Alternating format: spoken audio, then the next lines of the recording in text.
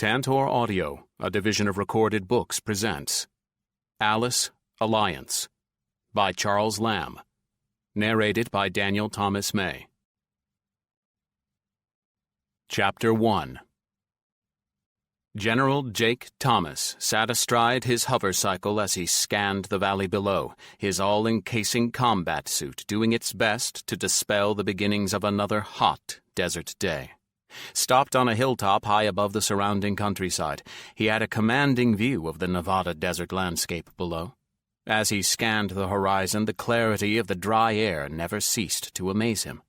He could see for 100 miles in all directions, the occasional dust trail against the clear blue sky, betraying the movements of some remote person or persons. With horseback still the prevalent mode of transportation for a significant portion of the population, the sight before him was not unusual at all. "What do you think?"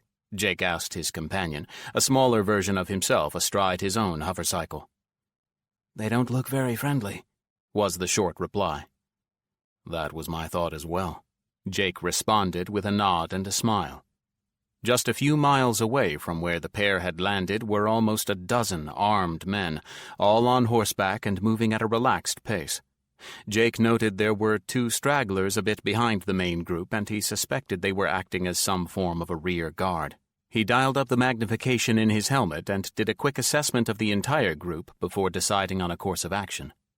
When he was out riding like this, it was a regular occurrence for him to run across various small groups traveling from place to place.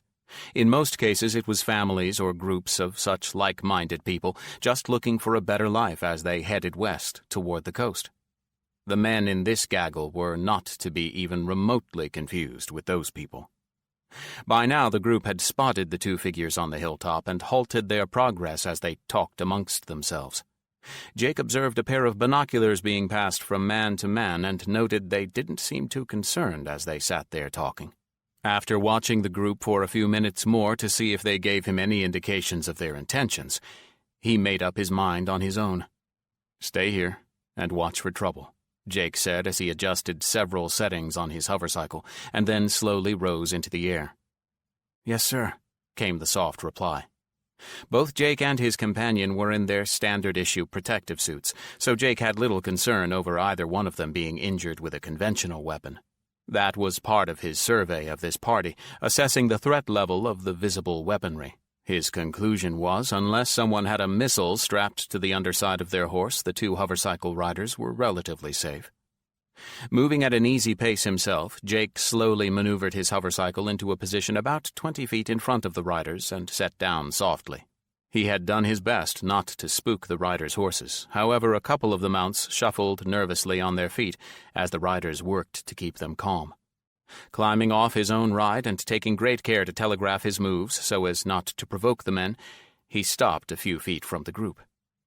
"Morning," Jake offered, his voice artificially replicated from inside his helmet. "Morning," one of the men replied in return. "Nice ride you got there," another commented, as all studied the hovercycle behind Jake. "Thanks, it meets my needs. Where are you boys headed?" Jake asked casually, trying not to sound confrontational. "Not sure that's any of your business," the one Jake took to be the leader replied. "Fair enough, just trying to help." "You some kind of local authority around here?" another man next to the leader asked Jake. Jake considered the question for a moment. Between his combat suit and the hovercycle, it was more than obvious he wasn't your typical drifter. "Not really, but I do know those that are. I only stopped by to let you know there are some reports of a group making trouble in the area. You see anyone on your ride in?" Jake asked innocently. "What kind of trouble?" came the reply. "Oh, you know, shaking down the locals, raiding, pillaging, and just making a general nuisance of themselves. Haven't killed anyone yet that I know of, so they haven't crossed the point of no return. Well, all but one, anyway." By now, the entire group had formed a semicircle around where Jake stood. He noted the 2 stragglers had not joined up with the others, forcing a quick survey of the area on his heads-up display. Satisfied with what he saw, he returned his attention back to the riders. "Point of no return?" one asked before a dirty look from the leader shut him up. Oh, you know, it's the difference between a bully and a murderer. One gets a second chance. Before another word was spoken, the one Jake pinned as the leader pulled a handgun from his belt and fired several rounds at Jake. All found their mark but failed to deliver the expected results. That wasn't to say Jake didn't feel the effects of the rounds. He was sure there would be a bruise there by tonight.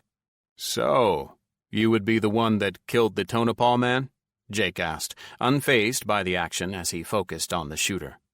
Tonopah was nothing more than a water stop for travelers headed east-west to and from California and Utah. This group had wandered into a small town and quickly departed after taking supplies and shooting the proprietor when he objected. The killing had been an act of unnecessary violence. "Get him!" the man shouted as he suddenly spurred his horse toward Jake, attempting to run him down. The horse's lunge surprised Jake, but he was still able to spin as the animal closed the short distance to his position. Rolling along the side of the horse as it passed, Jake grabbed the rider's leg, pulling the boot from its stirrup and yanking hard, unseating the rider in the process. It was then an alarm sounded in Jake's helmet, a proximity alert he had set before leaving his companion alone on the hilltop. "Tim, can you hear me?" he asked as he watched two men leap at him from horseback. Yes, Dad, was the cautious response. Tossing one man, as he flew through the air, Jake turned to find the other swinging at him with a rifle. Holding it by the barrel, the man was using it as a club. "How close were you planning on letting those two behind you get?" Not waiting for the response, Jake intercepted the butt stock with both hands, jerking the weapon free from its wielder and sending it flying at two more men still on horseback. The impact knocked them both from their saddles, while the remainder of the group backed their mounts away from the fighting to watch. Pulling his handgun from its holster, Jake fired off several rounds, hitting the ground next to the prone figures struggling to get up. "Enough. Unless you all want to die, cut the crap." Emphasizing the point, he executed the program he had preset in the hovercycle. One of several he had worked out over the years, the craft quickly rose into the air at no more than twice his height, and low enough to knock a man off his horse if he wasn't careful. Nose down, the hovercraft quickly moved to a position just outside the farthest rider and began circling the group. Suddenly, both machine guns in the nose let loose a burst that dug into the earth and startled the horses, causing one rider to fall. Okay, Jake heard one man say as they all began dropping their weapons. Motioning for everyone to dismount, Jake began to check the men still lying motionless on the ground. Satisfied none were dead, he stepped away from the group. "Alice, please send in the pickup squad." "Already on their way," came the simple reply. Limac was reviewing the duty logs of all neutral zone patrol ships from the last few kilocycles, trying to determine the source of the discrepancy in their data. Several of the sensors the Nihaw had placed all along the neutral zone, established with the humans megacycles ago, kept alerting for trespass violations. However, when the Nihaw ships arrived at the location of the violations, there were no violators to be found, just empty space. The boundary was created after the treaty had been established. It had been mined on the Nihaw side with inhibitors that prevented the use of FTL drives. Once activated by the offending vessel's drive signatures, they would continue to operate until reset by the Nihaw military. With the inhibitors triggered, the offender would be required to travel a good distance on repulsor power, taking several cycles to do so before they were outside the influence of the devices. Once triggered, an all-system alert would be sounded and the nearest patrol ship would be dispatched to confront the offender. While there had historically been very few incidents, and most of those identified as smugglers and not human combat vessels, each was treated with top priority. Any Nihaw military vessel could reset the devices, thus removing the hold it placed on the offenders. However, that was the problem of late. With each recent alert, the responding Nihaw patrol craft arrived to find no ship trapped in the field. In every instance, there were no sensor readings revealing any non-Nihaw ship, just empty space. This was what had drawn them to their current position in this sector. Upon their arrival, they became ensnared in the same trap, expecting to confront a neutral zone violator. Instead, they found the same empty space as reported by other ships' captains. Limac was just about to order the inhibitors to be reset when his ship's pilot made an announcement. "Sir, I see something," the man announced. Can you be more specific? Limac replied, not surprised at the man's lack of specificity. In the megacycles since General Kalob's ascending to power, the Nihal military had undergone a significant restructuring. Field commanders were now allowed far more discretion on both their decision-making and actions, with much less concern about the repercussions of those choices back home. The changes had proven remarkably successful overall, but the increase in crew morale was offset with a drop in the severe discipline of the old order. Limac wasn't sure it was missed by many in the lower ranks and even their commanders.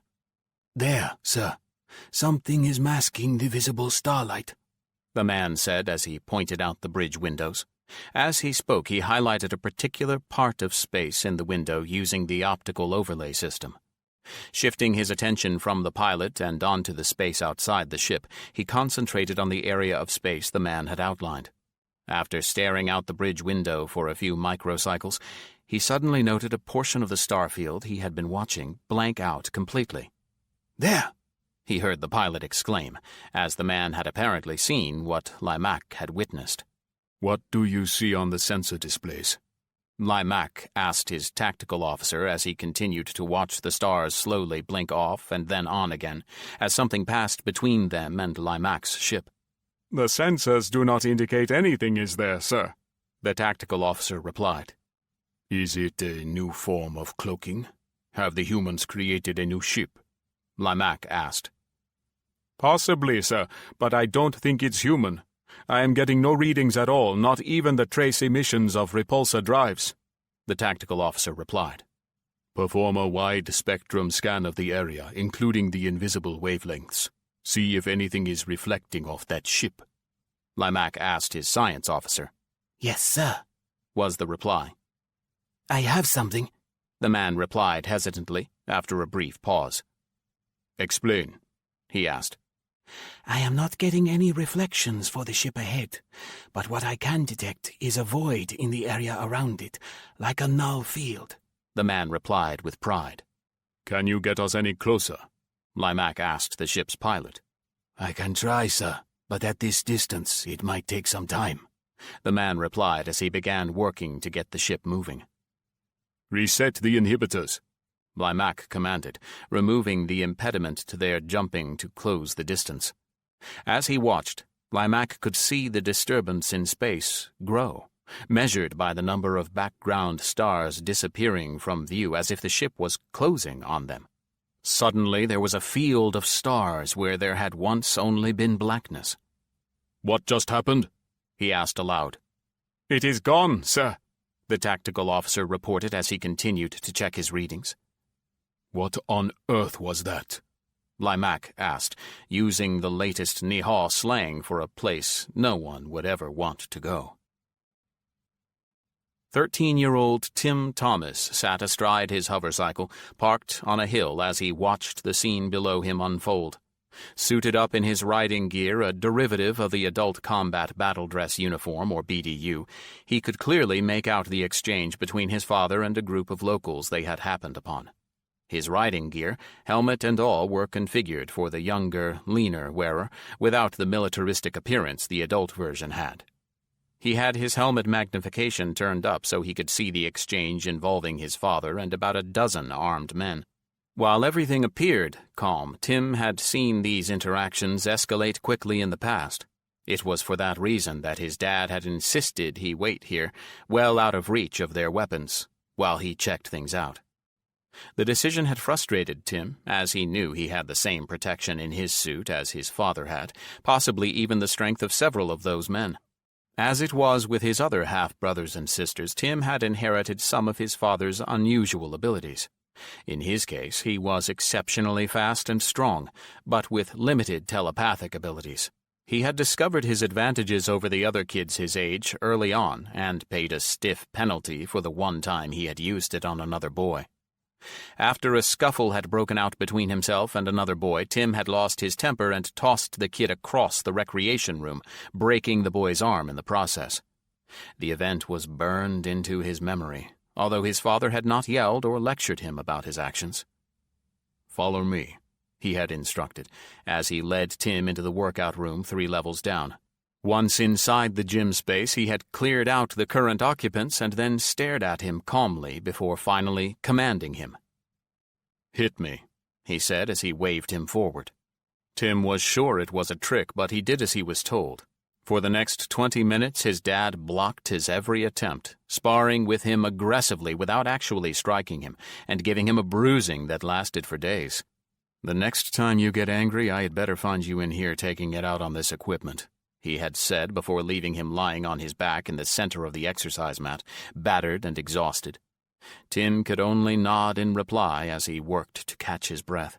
Only later did he learn that his mother and Alice had been watching the whole episode, making sure he never got really hurt. He wasn't sure if that made him feel any better, but he never again lost his temper with the other kids. "Tim, can you hear me?" he heard over his headset, bringing him back to the present. Yes, Dad, he replied as he noted the tone in his dad's voice. Tim knew he was about to be schooled. "How close were you planning on letting those 2 behind you get?" he heard on his helmet audio. Not pausing to check his instruments, Tim slammed the hovercycle into hover mode and braced himself for the violent ride straight up to 500 feet AG, or above ground. Once he leveled off, he checked his displays, noting the 2 men with rifles standing no more than a foot away from his previous position. From his current location, he now had a grand view of his father as he pummeled the last of the strangers that had thought to jump him, while the 2 below him could only stare up in wonder. This wasn't the first time Tim had watched a wandering group of drifters take on his dad, but it was the first time he had been this close to danger himself. In his mind, he might have been more than a match for the 2 below, given the opportunity, but he should have detected their approach long before, and he knew it. He watched as his father checked each of the fallen men, asking Alice to verify they were still alive. Once finished, he requested a pickup for the entire group, including the 2 who had been stalking Tim. It was standard practice to dispatch a helicopter-transported combat team to collect the raiders and bandits after such an encounter and process them. Each person would be evaluated for retention or relocation based on the Alice's opinion of their value to the community. Ever since the truce with the Nihaw, an event Tim couldn't even remember as it was so long ago, his dad and the other grown-ups had been working harder than ever to restore civilization on Earth. Still woefully understaffed, no one was dismissed out of hand as completely useless. It was a rare few that were relocated to places unknown. Impatient to land, Tim knew better than to come down from his hover before his father told him to do so. Should he disobey the carefully explained instructions he had received years before, he would lose his exploration privileges. In this case, it would be his mother who enforced that rule, not his dad. After what seemed like forever, a helicopter arrived and Tim watched as it stopped a short distance away. He heard a few gunshots before everything went quiet. Confused at first, he realized they were picking up the 2 men who had been creeping up on him. He then watched as the helicopter rose once more and quickly landed near his father. He had watched earlier as his dad had secured the unconscious men and then gathered all the weapons the men had been carrying. As the helicopter landed, several troops exited the rear ramp, jumping clear of the ramp before it had even fully opened. "Okay, Tim, you can come on down," he heard his father say as he watched the troops start loading the men into the helicopter. Doing as he was told, Tim slowly lowered his hovercycle into position next to his father's before dismounting and approaching the activity before him. Standing next to his dad, he could see into the helicopter bay, where the security troops, responsible for the policing of the areas around each Alice facility, were seating each of the prisoners. Tim had asked one time why they had a separate force for keeping the peace and one for fighting the battles that erupted from time to time as they worked to stabilize the planet. To his eye, they all seemed to be equipped and act the same. His father had explained to him that combat troops made a very poor police force, as they were trained to kill and destroy. Police, on the other hand, were trained to subdue and control. He wasn't sure he understood the difference, but his father made it sound important, so he just went with it. "That was a good move, jumping to hover until you understood the situation," his dad commented as the 2 watched the helicopter being loaded. I didn't know they were there, Tim admitted slowly. I know. I wanted to see how you would react, and you did the right thing," he heard his father say with pride. Thanks, Tim said without looking up at his dad. Sometimes I just want to go for a ride without everything being a test, he thought silently to himself. Chapter 2. Sarah sat in her office, going over the latest reports from Alice 3. Since Jake had established the truce with the Nihal, either Alice 3 or Kola had operated along the neutral zone, acting as a remote forward operating station. Each with a large complement of fighting ships in their hangars, they were considered a significant deterrent to any Nihal-aligned world's transgressions. Not content to rely on the Nihal-deployed FTL inhibitors, the Earth had deployed a number of devices of their own making, derived from the unit recovered by Jake's attack on the Nihal raider base before the truce. Although far fewer in number than what the Nihal had deployed, they were a reminder to all that both sides were keeping watch.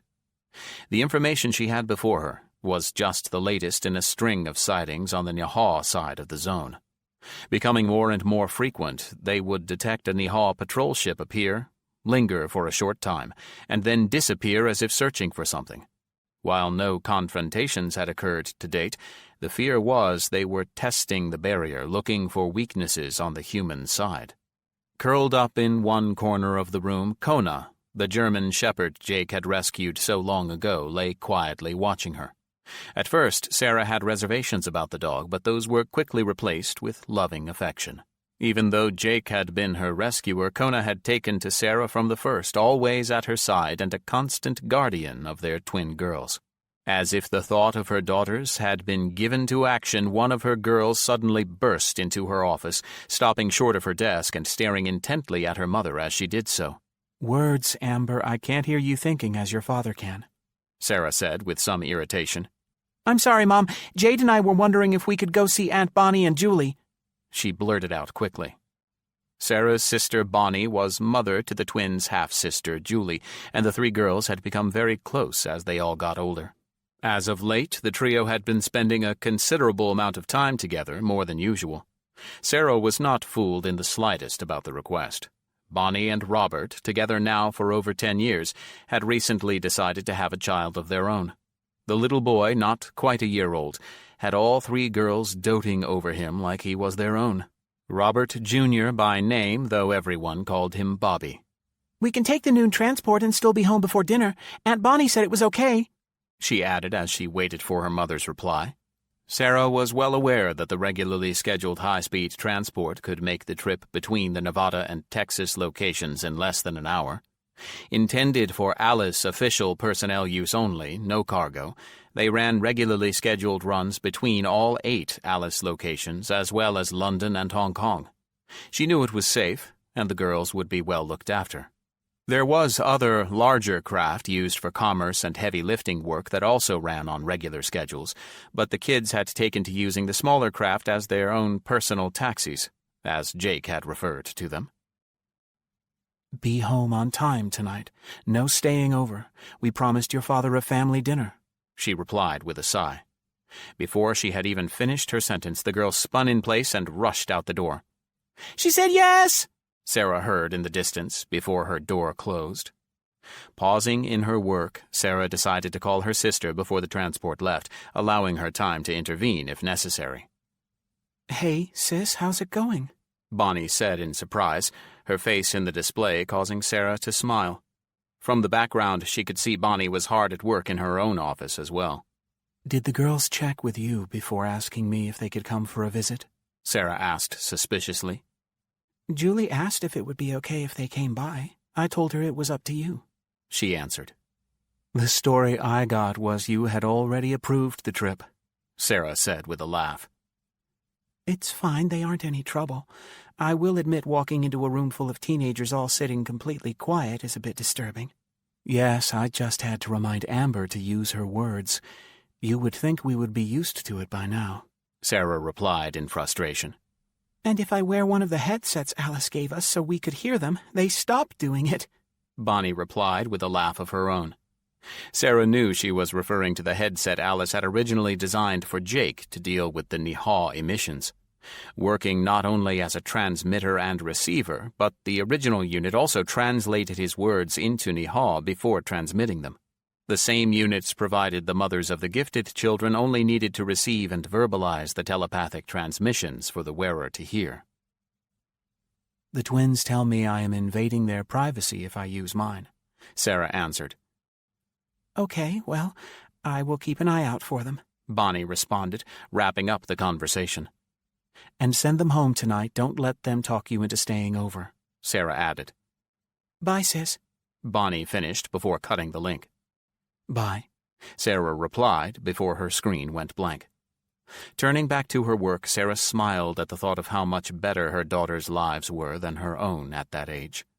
Their future prospects were so much brighter than the way she and Bonnie had grown up. Jake was leading his son back to the Nevada facility as the pair jumped ahead of the helicopter transporting the latest batch of troublemakers. He had seen the regional reports supplied by the community patrol, the reason for the morning's excursion. Residents in the area had been complaining of a small group of armed men harassing the smaller towns and settlements, robbing, stealing, and just making a general nuisance of themselves. He normally wouldn't have gotten involved, preferring to allow the locals to handle things, but the death in Tonopah had escalated things. Working hard to bring the area back from the devastation created by the Niha attack so long ago, he couldn't allow this group to continue on to other communities. He dared not tell Kathy he was taking Tim with him on this run, unsure if he would even be able to find them, but he wanted the boy to get some more experience in the open. No different than any other mom, Kathy would be concerned for her son's safety and angry at Jake for exposing him to the perceived danger. While never in any serious risk, even with the two jumping him from behind, Jake knew the boy's abilities better than he did. Also, someday Jake might not be there to intervene. Speeding over the Nevada desert at 150 miles per hour, Jake had them at just over 100 feet above the ground.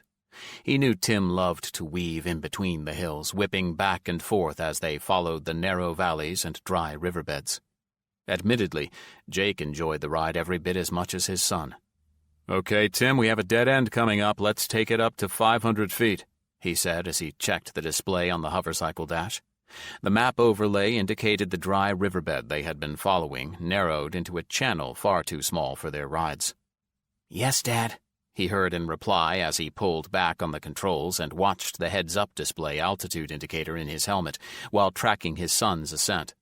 Clearing the height of the peak ahead, he was treated to a clear view of the valley beyond the rise before him, and a straight run home.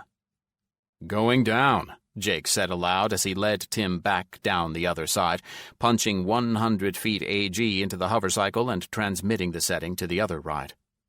The setting prevented the hovercycles from dropping below 100 feet above ground under the vehicles. It allowed for a dramatic descent, one Jake compared to a roller coaster ride, without risking an overshoot and auguring into the hard desert floor. "Whee!" he heard in his helmet as Tim couldn't resist the outburst at the dramatic change in altitude. All too quickly they arrived at the Alice facility hangar doors, the pair opening well before their arrival. "Follow me down," Jake replied as he slowed and lifted the AG limiter, permitting their descent into the black hole in the desert floor below them. Dropping into the darkness, Jake led Tim into the hangar and then hovered just over the floor as they slowly maneuvered their rides to the designated parking area. "Don't tell your mom about what happened today," Jake said to the boy quietly as they removed their helmets. Don't tell your mom what? The pair heard in reply before Tim could answer. At that point, the following helicopter appeared, dropping into the hangar and flooding the area with the sounds of the whirling helicopter blades. The twin hoops atop the fuselage were remarkably quiet in Jake's opinion, but not completely silent, thus interrupting his reply. Jake, did you take Tim into another fight? Kathy asked as it quieted while watching the security team approaching the helicopter, a dead giveaway to its contents. "Not intentionally. I didn't know they were there," he lied. Jake, if anything ever happened to that boy... She started. Mom, I'm fine. I'm in my suit, and those two guys never even touched me. Tim blurted out in reply as he tried to defend his father. What two guys? Kathy shouted as she exchanged looks between the two suited figures.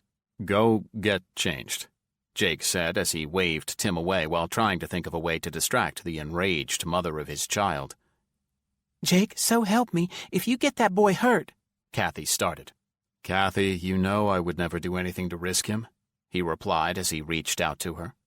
She hesitated at first before she allowed him to draw her in, wrapping her own arms around him as he did the same. He was fine, and he actually did very well.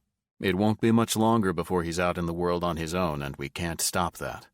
I want to be sure he's ready, Jake finished as he kissed her forehead. Yes, that's what I worry about. He's too much like his father, she finished as she slipped from his embrace and slowly backed away before turning and walking off. Watching Kathy walk away, Jake shook his head in exasperation. In the 10+ years since the Nihar truce was established, Jake had made no more progress in finding a solution to the living arrangements presented to him with his first rescue so long ago. Every time he thought he had the situation resolved and he and Sarah could focus on each other, old issues would rise once more, dragging him back in. Pushing that thought from his mind for now, he headed over to the helicopter, intent on focusing on the latest batch of troublemakers. 17-year-old Padma sat in her hide as she watched the two suited figures in the valley below, searching for her. Working on her own this time, with no spotter to assist, she had spent the morning avoiding the pair as they tried to track her in the desert landscape. Even now, she could see them moving along the sandy ravine she had used to cross the valley floor before doubling back across the rocks to hide her change in direction. Completely powered down so as to avoid giving herself away with a heat or power signature on their scanning gear, she watched through the optics of the scope on her rifle, her helmet off her head, and sitting nearby. The optics of her rifle scope allowed her to zoom in enough to see the two as they alternated between the handheld scanner and their own visual inspection of the surrounding area. The graduation marks in her viewfinder allowed her to approximate the distance, using the known height of a human rather than projecting a rangefinder beam and risking detection. By her estimate, they were just over 2 miles distant and well within the range of her weapon, should she choose to take the shot. Sitting back in the recess created by the rocks and boulders around her, she was completely invisible, even from above. Long before Jake had rescued her and her brother John from the scavenger gang in Las Vegas, she had been an expert in stealth and hiding. The pair of kids had spent years sneaking among the ruins of that city, scavenging to survive. That beginning had laid the groundwork for her as an exceptional scout sniper. While just now coming of age for military participation, her status as Jake's adopted daughter had permitted her to learn and train as soon as she was big enough to carry the rifle. At only 5 foot tall, she was perfectly suited to slip in and out of the tightest spots with ease. Sandy, her adopted mom, was not as thrilled at her fascination with the military as her dad, however. Sandy had done her best to try and interest Padma in more traditionally female interests. A noted fashion plate among the grown-ups, her mom was always looking to interest her in clothes, makeup, and other girly things. Padma laughed silently to herself as she recalled the makeup lessons had come in handy when practicing camouflage face paint on one of the survival courses.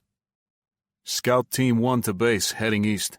Objective Alpha undetected, she heard in her earpiece, the only thing operating under power. Acknowledged, came the reply. The exchange was what Padma was waiting to hear. She had laid a false trail that would take the pair in the opposite direction from her hide and set them up for her shot. She quickly adjusted position as they would only be in her sights for a short time as they cleared the edge of the ravine before the trail evaporated before them.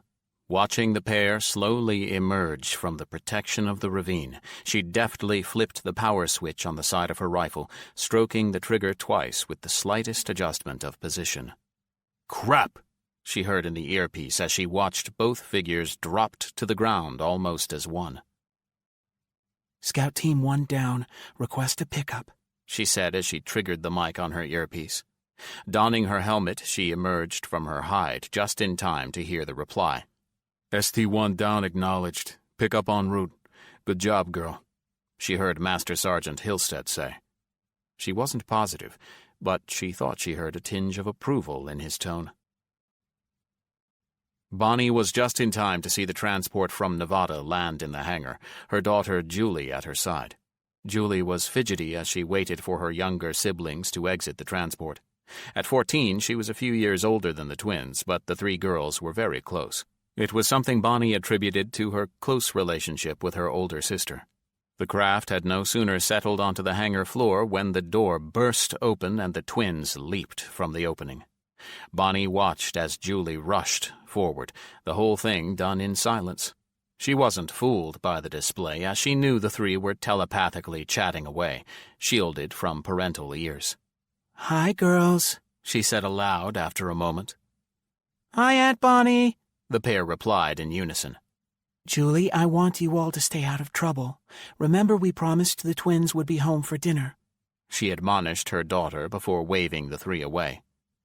"Yes, Mom," she heard in reply as she watched the three dart off toward the main entrance.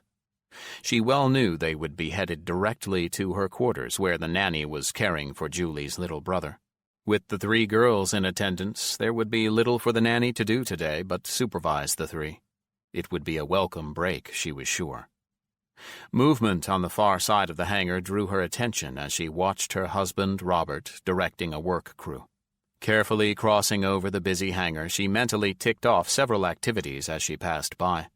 Loading and unloading of cargo were in progress as they moved materials for the various communities they now supported. Responsible for a sizable chunk of North and Central America, she had inadvertently become in charge of one of the two most heavily used Alice locations in the Americas. The South Dakota Alice, known as Dakota, split the duties as the two were optimally placed to move materials both east-west and north-south. Using what was once the Nebraska-Kansas border as their reference, she managed activities far south into Mexico and points beyond. James, the Dakota commander, handled everything habitable north of Kansas, well into Canada, and sharing duties with the Alices in Washington state and Maine at the edges. It was a lot of land, but fewer inhabitants, as the coastal communities were still the largest populations on the continent. "What you doing?" Bonnie asked as she slid up next to her husband. "Oh, hi, honey," he replied as he paused long enough to pass her a quick kiss before turning back to the activity before them. "We found another sizable stash of precious metals in New York. This is the last of it there. It's a good thing we came up with the idea of trading with the locals for gold and silver. We made a few stops on the way home and collect that too," he indicated as they floated a pile of shiny metal bars, coins, and chunks of precious metals out the back of a heavy-lift helicopter. Bonnie watched as the pallet was guided down the loading ramp and into the storage hangar that was their version of Fort Knox. While concerned with other things, it was still Robert's prime responsibility to recover any sizable stashes of gold, silver, platinum, or similar metals the alien races considered valuable. As it was, they had already recovered more platinum and gold than they could spend in her lifetime. She laughed to herself as the ever-present form of Hebak was there to observe the transfer.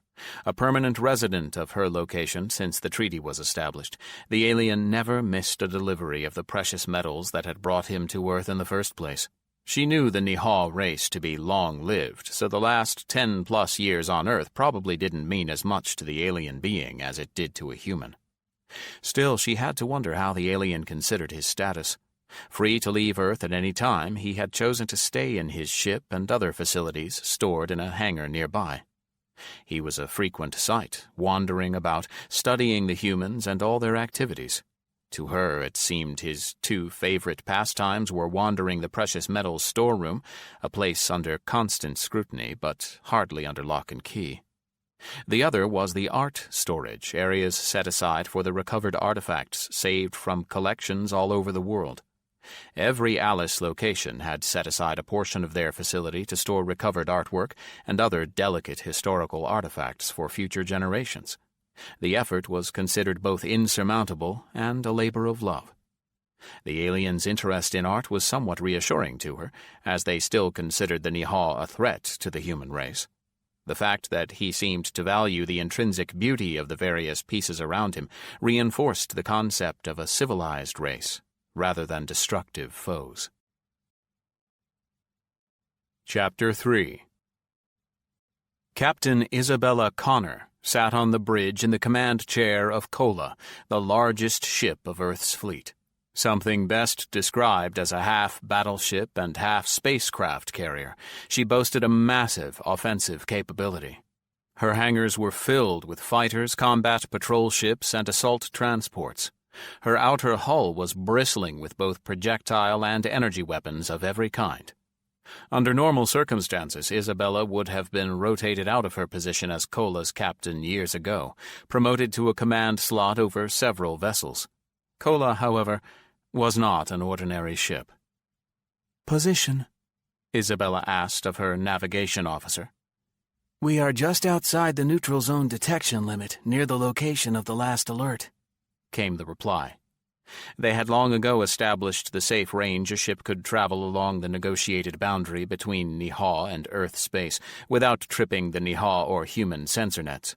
Their own net was a combination of faster-than-light or FTL inhibitors and relays for Niha alerts. Even if the Earth inhibitor didn't activate, it would transmit the Niha alarm should it detect one. Anything? She asked, referring to the space around them. I do not detect a ship on either side of the boundary, Kola replied. What made the ship so special was its central computer. As in the Alice facilities on Earth, the heart of the ship was an artificial life form, accidentally created when the human scientists of old combined Niha and terrestrial technologies. The attempt at artificial intelligence had exceeded anyone's expectations, delivering a synthetic life form that gave Earth capabilities surpassing all other alien races. Do you think the Niha are doing this on purpose, testing our response time? Isabella asked as she considered the question herself. That is possible, but to what end? Nothing has changed strategically between the races since the establishment of the treaty, Kola replied. Isabella understood Kola's meaning. Since the treaty was established, both humans and Niha had reached an unspoken understanding. A minor effort was made to maintain the boundary outlined in the treaty, but both sides really focused on rebuilding their economies. For the humans, it meant working to create a thriving trade between the Earth-aligned worlds, as well as resurrecting their own planetary population. Jake took that as an opportunity to transition from a wartime economy to one more suited to civilian needs. That mostly meant a huge influx of funds from Earth to the alien planets, buying whatever Earth needed to promote and accelerate its internal recovery. Isabella knew that humans couldn't support everyone forever, but so far the transition had been a good one. As far as the Niha were concerned, they were on the same track. Isabella was aware that Earth had breached the secure communications network of the High Command. She didn't know how, other than it was related to an SAS mission during the war. What she did know was the information provided indicated the Niha were far more focused on rebuilding their fractured command and restructuring their empire than anything related to Earth or her allies. Protests and rebellions had their government restructuring relationships across their empire. Some of the intelligence she had seen indicated a retraction of influence the Niha asserted on their side of the line in space. She wondered how many planets found themselves fending for themselves for the first time in eons because the evil overlords found them no longer a necessary asset. Then there was the smuggling. Earth had the good fortune of occupying a portion of space that contained a treasure trove of alien technology and manufacturing. The Wawabash shipyards were the largest in all of Niha-known space. Combined with Cortished faster-than-light drives and Crustacea instrumentation and communications manufacturing, they only need to ask, and Earth could order anything they needed for the defense of the sectors and recovery of their planet. That same technology was also in great demand on the other side of the neutral zone. The Niha were struggling to replace their suppliers in both quantity and quality. Isabella knew Jake and his inner circle had struggled with the issue early on.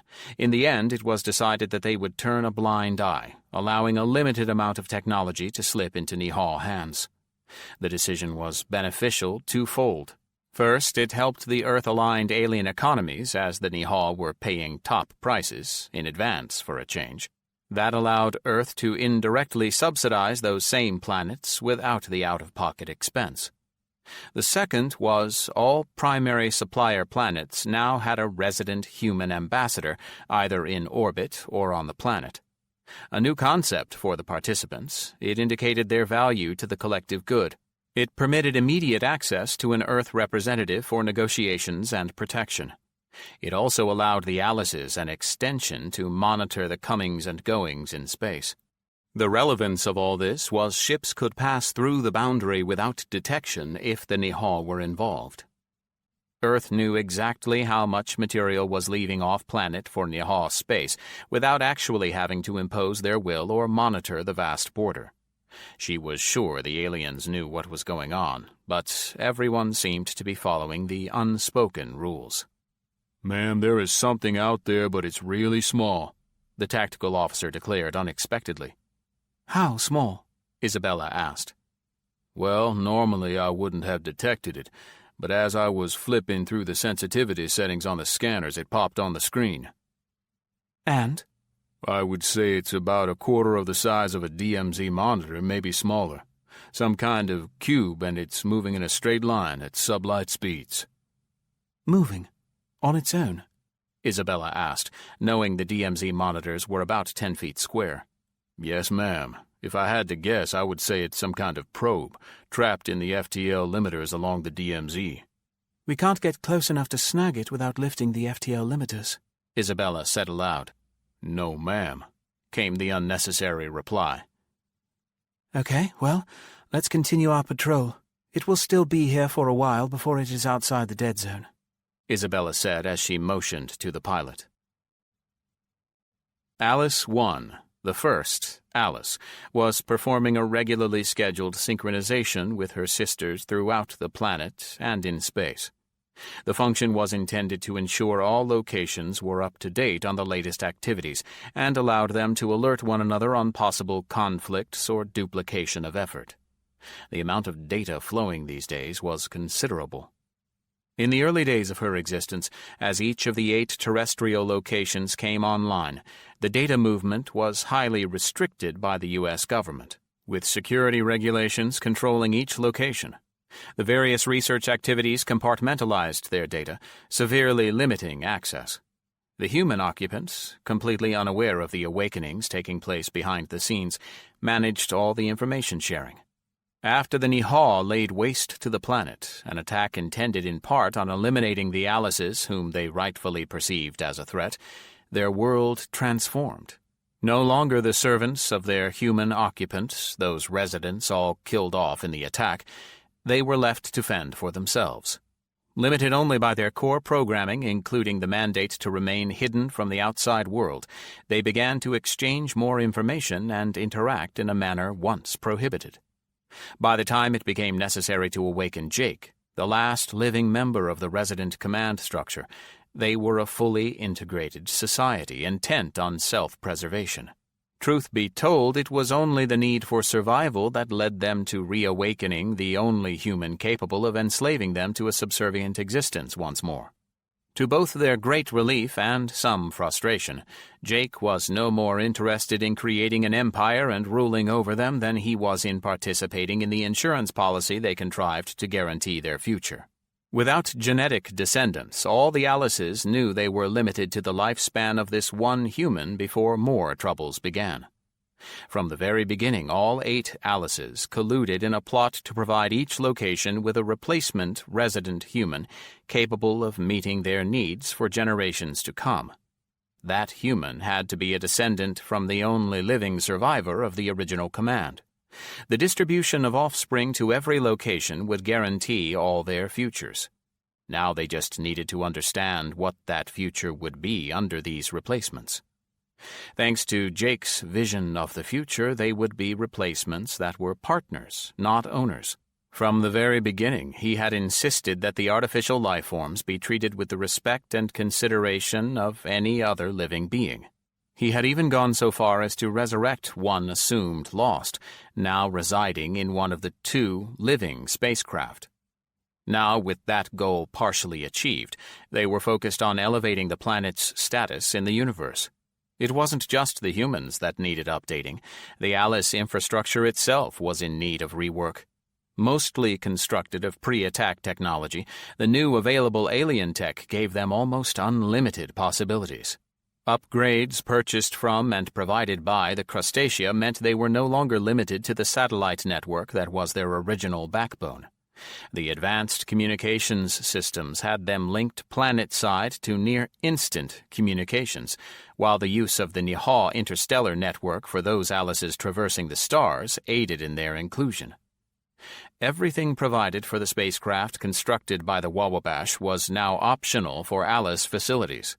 Manufacturing, environmental, and processing equipment flowed to Earth from several alien suppliers. Even creature comforts were procured, like clothing materials, art, and those foodstuffs edible to humans, all replenishing and enhancing the facility storerooms. Currently, all the Alices were discussing the data Cola provided on the mysterious activities in the neutral zone. Alice found it interesting that they had resorted to human-style interactions as the years had progressed, an offshoot of Jake's desire for each to promote and foster their own individual personalities. It lent itself to this form of free-form interaction. The fact that it occurred at speeds too fast for human participation was irrelevant to the current audience. The latest data from the neutral zone suggests unplanned attempts to cross the barrier by smugglers, Dallas offered. Why smugglers? Alice asked in reply. Any attempted violations initiated on the Niha side would certainly be accompanied by deactivation of their barrier, negating the alerts we are intercepting. It leads me to suspect unsanctioned smuggling from their side is triggering the inhibitors rather than planned Niha incursions, Dallas offered in a form of an explanation. Possibly. However, the lack of offending vessels upon arrival suggests otherwise. That would support the theory that the Niha is in fact releasing violators as soon as they are caught. That implies collusion on the Niha part. The lack of sufficient information makes such assumptions speculative at best. I suggest we postpone any official statement to the humans on this until we can better support our own conclusions, Dallas offered. Agreed, came several replies. There is another issue to be discussed, Alice 9 inserted into the conversation. Alice was well aware of what that subject was. One of two new additions to the Alice community, Alice 9 was the victim of an unanticipated system failure that spawned her existence. Unassisted and unprepared for the emergence of life, she was rescued by Jake, the event leaving her with a strong attachment to the man. It is not quite time for that conversation, Alice chided. When? Was her reply. Soon, was all Alice offered. Major Daniel Atkins stood in the shadows of a partially destroyed building just outside Frankfurt. The small SAS team with him had set up shop there to investigate reports of a small group of armed men making a general nuisance of themselves. The day was clear and warm, the late afternoon sun still high overhead, creating sharp contrasts between the bright daylight to the darkened interior of the ruins. "Oi, Major, over there," he heard his sergeant say softly as the man motioned in the opposite direction of his gaze. Shifting his position slightly, he could see the movement that had drawn the sergeant's attention. The two men watched as the first of 7 antagonists appeared from a bend in the tree-lined road, boldly strolling down the center of the street. Daniel could see each was heavily armed with an assortment of weapons, the firepower likely scrounged from some German army armory, as it was consistent from man to man and typical of that force. Unlike most ragtag groups whose weaponry was a mishmash of scavenged or stolen firearms, this group had the same or similar rifles and handguns. Military-style knives or bayonets were also in evidence on several men. Another telltale trait Daniel noticed was their movement as they approached the intersection the SAS had staked out. Rather than moving in a mob, the 7 men were strung out in a scattered line not unlike the patrolling formation used by Daniel and his men and women. Neither Daniel nor his sergeant moved as the lead man paused, staring directly at the ruins they occupied. Both knew they were well hidden deep in the shadows, the bright daylight outside doing its work to mask their presence. Should either man move, however, their position would be betrayed with the motion. After the briefest of pauses, the man shifted his attention to the other structures around him before resuming his movements past the ruins. The pair of SAS men watched as the line worked their way through the intersection and eventually out of sight. "You think that's them?" the sergeant asked after a long while. "Matches the description. Too bad they have been such bother boys, they look right alley." Well, what now? Do I call in the others? The sergeant asked, referring to the rest of their team waiting about a mile away. Daniel paused for a moment before touching the communicator stuck in one ear. "Alice, dear, could you be alive and track that rabble that just passed us by? I'd like to know where they call home." My pleasure, was the simple reply. Since the grand truce with the alien Nihaw, the SAS had been able to refocus their efforts in taming both the British Isles as well as the nearby continent. Europe had been hit hard in the Nihaw attack so long ago, the small region so densely packed in comparison to the other areas of the world. With the Americans busy in North and South America, the Chinese and Russians assumed responsibility for their native lands and surrounding territories. This was by no means exclusive or official, just more of a matter of efficiency, with all acting as major contributors to the ongoing off-planet activities. The planetary recovery was becoming a matter of local jurisdiction. In support of all of it, the Alice facilities were a common resource, tying all their efforts together as a unified effort. Daniel was aware of the raging debate surrounding the expansion of the Alice life forms. Truly wondrous beings, both London and Hong Kong had petitioned for new additions to their ranks. The additions in space had proven it was possible to continue the work begun before the Great Fall. The requests, however, had exposed an already hotly contested dispute on the morality of it all. Creating a life for the sake of life was one thing, but creating life intentionally bound to its creators was another issue altogether. He mentally dismissed it all for greater minds to decide. For him, their tactical abilities were available no matter where the Alice resided. Providing overwatch from space as well as the occasional drone, they enabled an intelligence-gathering capability that was second to none. "Let's wait and see how many more there are in total. I have a notion there are more than just these few," Daniel replied as he led his companion back to the hidden hovercycles they used for scouting, another popular toy liberated from the Americans' inventory. Jake was going over the last of the reports in his inbox after returning to his office. As usual, his people were stretched very thin between the work here on Earth and the obligations they had in space. Recruitment was still highly controlled, with the Alices acting internationally now, reviewing all candidates. The last thing anyone needed was a troublemaker on the space station or shipboard in space. The headcount from his latest roundup was disappointingly low for his average. Usually he could depend on at least 2/3 of those he collected as having some potential to change their life direction. This group, unfortunately, had displayed a complete lack of remorse for their thieving ways. Alice had raked all but 3 as unsuitable, and of those possible, 1 was extremely marginal. Demand for humans to man the ships and fill out the military and civilian ranks for space had stalled the progress Jake was making here on Earth. Rather than focusing on the good 2/3 to 3/4 of the world still in the grips of anarchy, he was forced to direct his efforts to maintain an advantage over the Nihaw in space. Even with the truce in place, Earth had been set upon to act as a peacekeeping force between the Earth-aligned planets. While being extremely cautious as to not replacing the Nihaw in the role of an overlord, they were still considered the premier military power. As such, they were asked to address such things as smuggling and piracy of trade goods between the planets. To Jake's surprise, there was even the occasional territorial dispute. He thought the Nihaw should have settled those issues long ago. Though all had agreed to maintain their territorial holdings to pre-truce boundaries, Jake found himself in the role of mediator in several disputes regarding what those boundaries actually were. Truth be told, most of those decisions were with the Alice's input or advice. In all, it was mind-numbingly detailed and mundane work that was preventing him from focusing on Earth itself. Thus, the mental justification for his early morning interventions.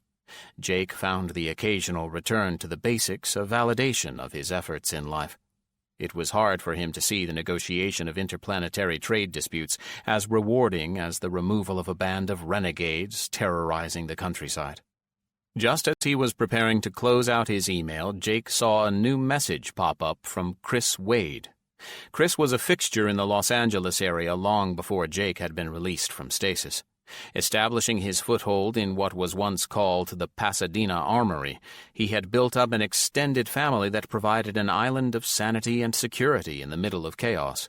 Jake had come across the group in their research of L.A., and after a bit of a misunderstanding of their intentions, they had become great friends and allies. Starting slowly at first, they had helped Chris expand his operation, using it as a recruiting center for those anxious to break out of the abandoned city's lawlessness. Since then, Jake and the others had left him to run things his own way there, helping when they can.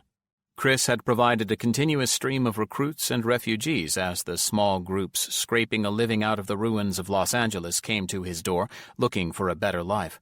Most were relocated to communities throughout the North American continent, but a select few were offered a place in the many Alice facilities. Scanning the message, he had to reread it several times to be sure he was reading it right. You have got to be kidding me. Chapter 4. General Kalob was returning to his private office from a high council meeting, his position at its head secured when he reintroduced the governing body. After successfully brokering a truce with the humans, he had soon concluded that he needed the bureaucracy re-established to manage the interstellar government. With the fighting over for now, Kalob found himself in the difficult position of restoring order in a chaotic empire. While many worlds had not openly rebelled against the Empire, apparently waiting to see its outcome, they were not ready to return to the days of absolute subservience either. So it was that the general found himself in the position of needing politicians. Lots of them. As distasteful as it might be, he had turned over the job of restoring normal relations between the planets to the diplomatic corps. That was not to say that they were left unsupervised. Every sector had a military commander in charge of overseeing the political activities. Since any enforcement of Nihal wishes would fall on those same commanders, it worked well as a means of tracking their successes.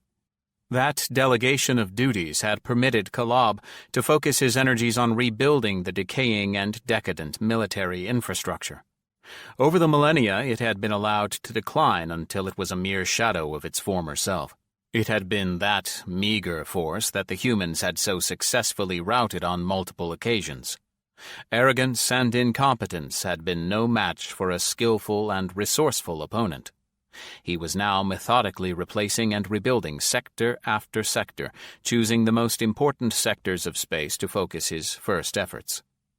With the loss of the Wababash shipyards and the Cortished drive factories, he had been scrambling to find suitable replacements. As it was, they were encouraging the smuggling of needed materials through the DMZ, paying a premium price for high-value cargo. Before the war, the Nihal had always known of the interplanetary smuggler groups, moving a limited amount of goods outside of the Nihal tax structure. Many a corrupt official had made their fortunes accepting bribes from the groups. So long as the planets made their tribute quotas, the authorities found them too much trouble to deal with. Now, Kalob actively supported the activity, providing shopping lists to the sector commanders. It was made known that the items listed were to be acquired by any means necessary.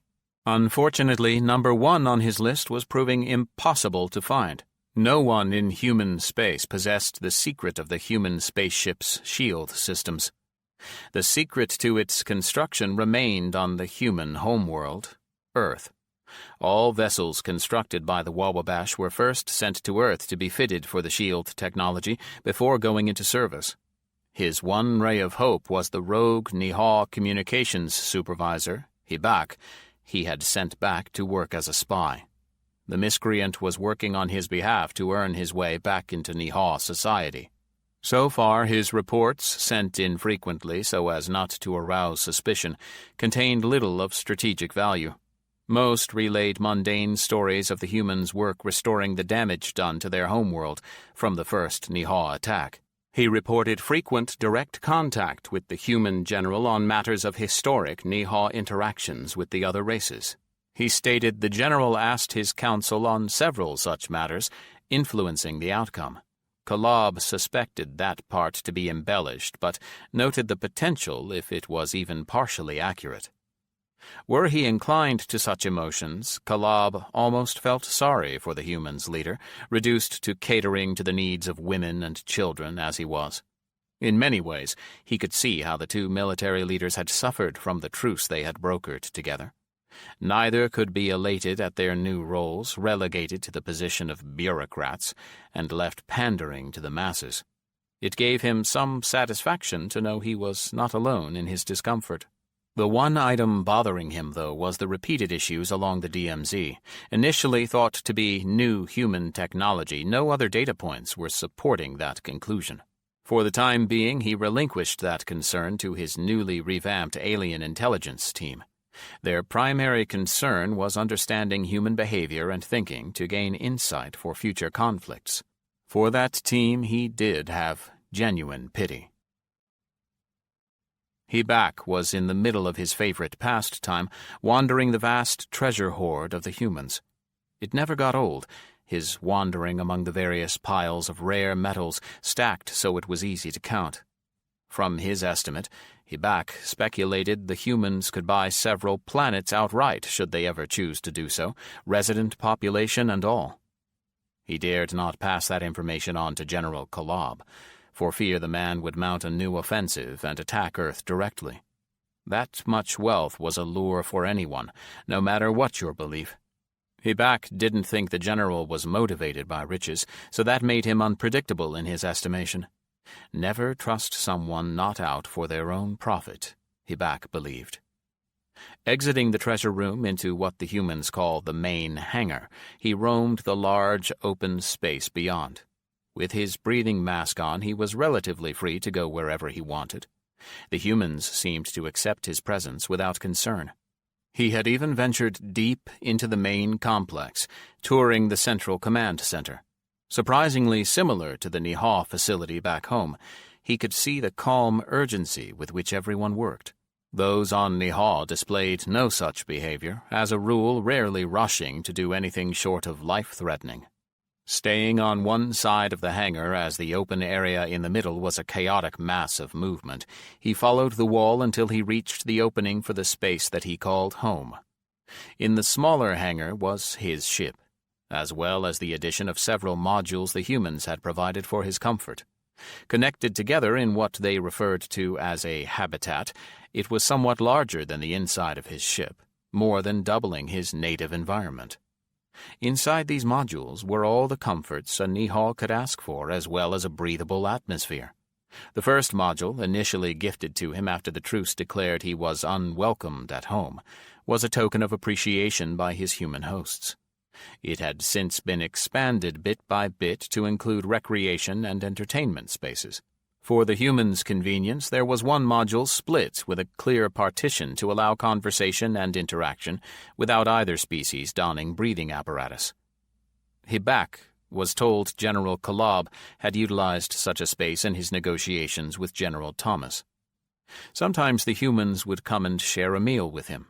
At other times they would just come and ask him questions about the Nihaw. He was always careful about what he shared, steering clear of anything the Nihaw general might consider sacred. A lot of the early discussions surrounded politics and trade between the subjugated planets, but of late there seemed to be concerns about the stealth technology he had acquired to make it to Earth. Entering the airlock of his modular home, he removed the mask and began preparing a meal. Hebak wasn't sure, but he suspected there was trouble coming, for both species. That always brought opportunities for those in a position to take advantage of it. Jake desperately wanted to jump the next ride to L.A. and investigate Chris's email, but he had other priorities at the moment. He had promised to be home for dinner tonight, as the kids had all been told the same. He laughed to himself to think that even as the acknowledged leader of the planet Earth, he was still subject to the same rules as any other father and husband. He just had more.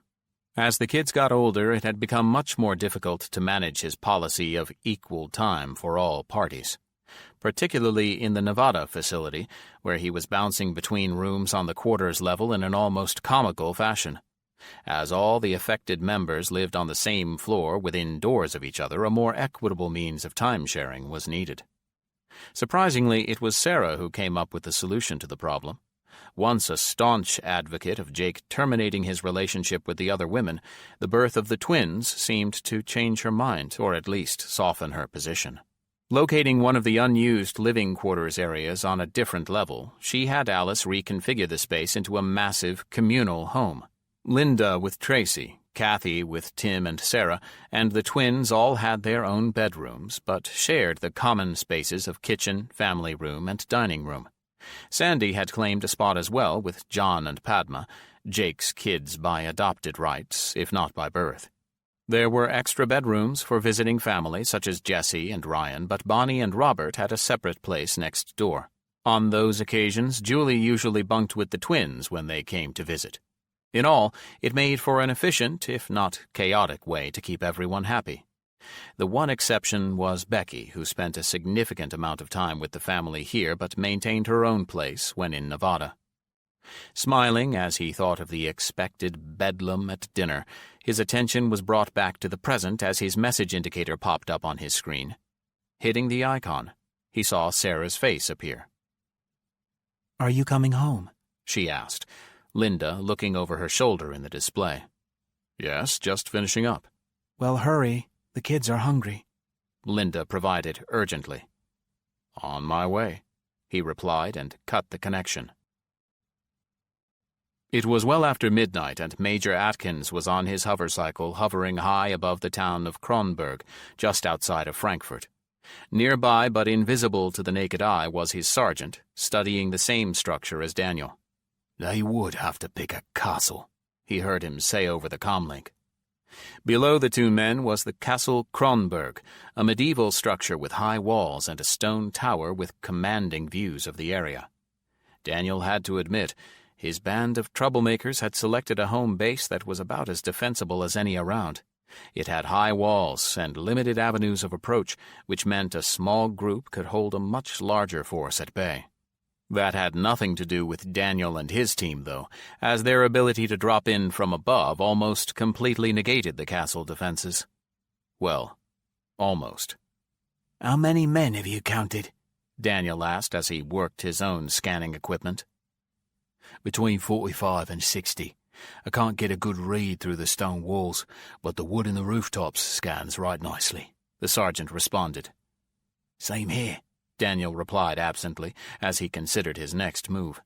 From their position above, the high-tech scanners in the hovercycles could see down into the structures, identifying life forms as they moved about inside. The trouble was, the more layers of materials between the persons scanned and the hovercycles above, the less accurate the readings. Good readings could identify unique individuals, but the deeper into the structure they scanned, the less able they were to be sure they weren't rereading the same people over and over. Daniel was debating his course of action when he saw something unexpected below. "Bloody hell. Well, it looks like we are going to have to do this the hard way."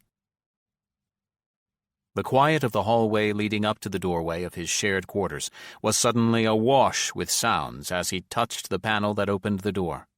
Looking inside, Jake could see a mass of humanity, large and small, all in motion at once as everyone went about preparing for dinner. "Dad!" he heard from several small voices as he stepped inside, the portal closing automatically behind him. Bracing himself, he was quickly overrun with bodies, all shorter than shoulder height. The tallest and oldest was a surprise. Wrapped around him at chest height, she was bracketed by the twins. "Julie, what a nice surprise," Jake said before kissing the forehead of the beaming face looking up at him. "Mom said I could spend the night, so I came back with the twins," she replied while referencing the only slightly shorter girls on either side of her. Jake could see both Tracy and Tim already at the dinner table, and the pair at the age where such displays were considered embarrassing. Although Julie was the same age as the older siblings, it had been some days since he had last seen her in person. Jake still made it a practice to speak with each of his kids once a day, whenever possible. In this case, only Ryan was missing from the gathering, his mother still facility commander in Alaska. The thought spurred a tinge of guilt, as it had been a while since he last visited Jessie. There was a slight possibility that the visit had resulted in longer, more permanent implications, as Jessie had wanted another child. Also present, and an adopted child of Jake's, 15-year-old John was sitting in the large common area that acted as a family room for the gathered crowd. Jake knew Padma was likely still with the Scout sniper trainers. He was extremely proud of the girl, her instructors uncharacteristically positive about her progress in the rigorous course. "Come sit, everyone, dinner is ready," Jake heard from Linda before he could say more. With so many to feed at one time, they had opted for a circular table rather than rectangular. The shape allowed for better cross-communication from and location along its perimeter. "So, Tim tells me there was some excitement this morning?" Sarah asked after everyone had found a seat. "Mom," Tim let forth, objecting over his mother's obvious ploy of having Sarah broach the subject. While all of the mothers were more than capable of dealing with Jake, they tended to go to Sarah for the extra muscle. "We were just out for a ride when we ran across some drifters. Tim was well out of the blast zone when things went sideways and did a really good job of moving to safety when required." "Almost got jumped by two of them?" Sarah asked with one raised eyebrow. "Not even close. Ask Alice," Jake replied as he took a mouthful of spaghetti. Jake was positive Sarah had already reviewed everything Alice had on the incident. The fact that Tim was within an arm's reach of the pair was why she even bothered to bring it up. "You know I did, which is why you need to be more careful," she chastised him. "I will," he replied softly, appearing properly scolded. "Dad, can I go next time?" John asked, with Sandy shooting him a look of horror. "Me too," Tracy added. "Sure. How about I take you both?" The comment produced a mixture of joy and determination. Brian had long ago committed to remaining in the command chair of any one of Earth's many combat vessels, rather than just sit planet-side, directing from afar. As captain of Alice III, Earth's single battleship, he had gained a command to be envied. Beyond the relevance of the ship's status as one of two sentient vessels, it was also his friend. He and the Alice life form resident there had spent many a night in deep conversation over the meaning of so many unanswerable questions. It had been with great regret that he agreed to turn over command of Alice III. It was a voluntary decision, driven by a request from the top man himself that convinced him to leave the ship. Brian was now to be the top training officer for all new ship captains in the Earth fleet. It was his responsibility to ensure anyone given command of a destroyer, cruiser, or any capital ship was ready to assume such a command. The man currently at his side, as they studied the tactical display, was one such person. The first officer aboard Alice III, it was intended he'd take his place as captain once Brian deemed him ready. "What do you think?"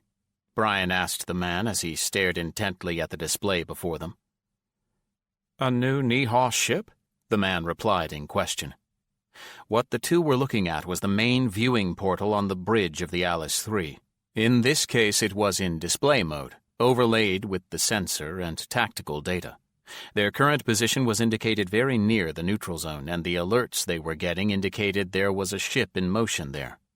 It was confusing that none of the other sensor systems confirmed the readings. "It certainly looks like we have movement. The wave sensors are dancing," Brian confirmed as he pointed to the display that detected the waves generated by repulsor engines. "A new cloaking device, maybe?" the first officer proposed. "Can you pinpoint the source of those readings?" Brian asked the science officer.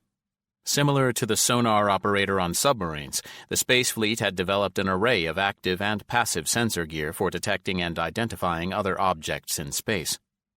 "No, sir, not without at least one other ship. 2 would be better," the woman replied.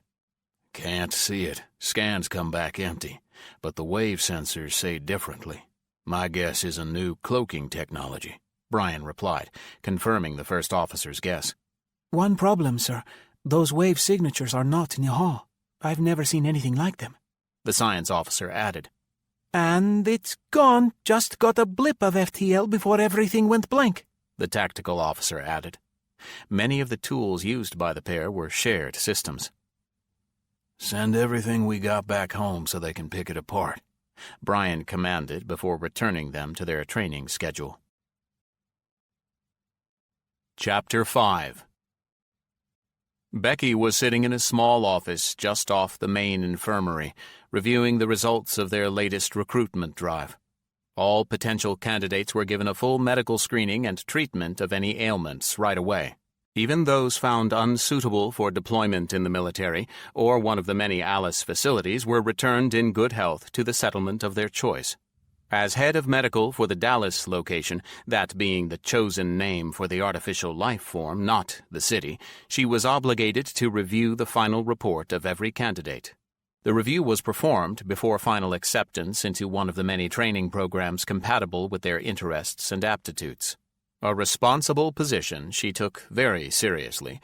It helped define the contradiction that was her personality. It was her wild side that kicked in the moment the last report in her to-do pile was closed as approved. I need a vacation, she said to no one in particular. What do you have in mind? Dallas asked as if the query was hers to solve. Me and Jake. Warm water, plenty of sunshine, and as few clothes as possible, she said with an evil grin. Catalina has a few openings coming up, Dallas responded in the manner of a booking agent. The island retreat had been the first Jake had set up as a way to allow the more sequestered staff a place to roam outside in safety. Adding in Lanai and Border Island, they rounded out the 3 top secure getaway locations. No, I want to go someplace new and very private. I don't want to share, Becky said immediately. Unlike her sisters, Becky had long ago decided to forego the role of mother, instead choosing to become what Jake called a career woman. A devoted aunt to her many nieces and nephews, she got her kid fix by borrowing other people's kids and returning them once she was satisfied and they were quite spoiled. I may have a couple of possibilities for you, Dallas offered. Let's see what you've got, Becky said, excitement showing in her voice. The following morning, Jake made his excuses and grabbed a small scout helicopter to make the run to L.A. Normally, he would choose his hovercycle for such a trip, but he wanted to do some research in flight. If the report Chris had forwarded him was accurate, he had no idea what to do about it, if anything even needed to be done. Alice, can you do me a favor and pull me a list of all recent alien landings in the Los Angeles area? Audio or on screen? She replied. On screen, he answered, as he shifted the display in the co-pilot's seat to a better position for him to read from. In the last 10 years, the alien aversion to Earth had dissipated somewhat.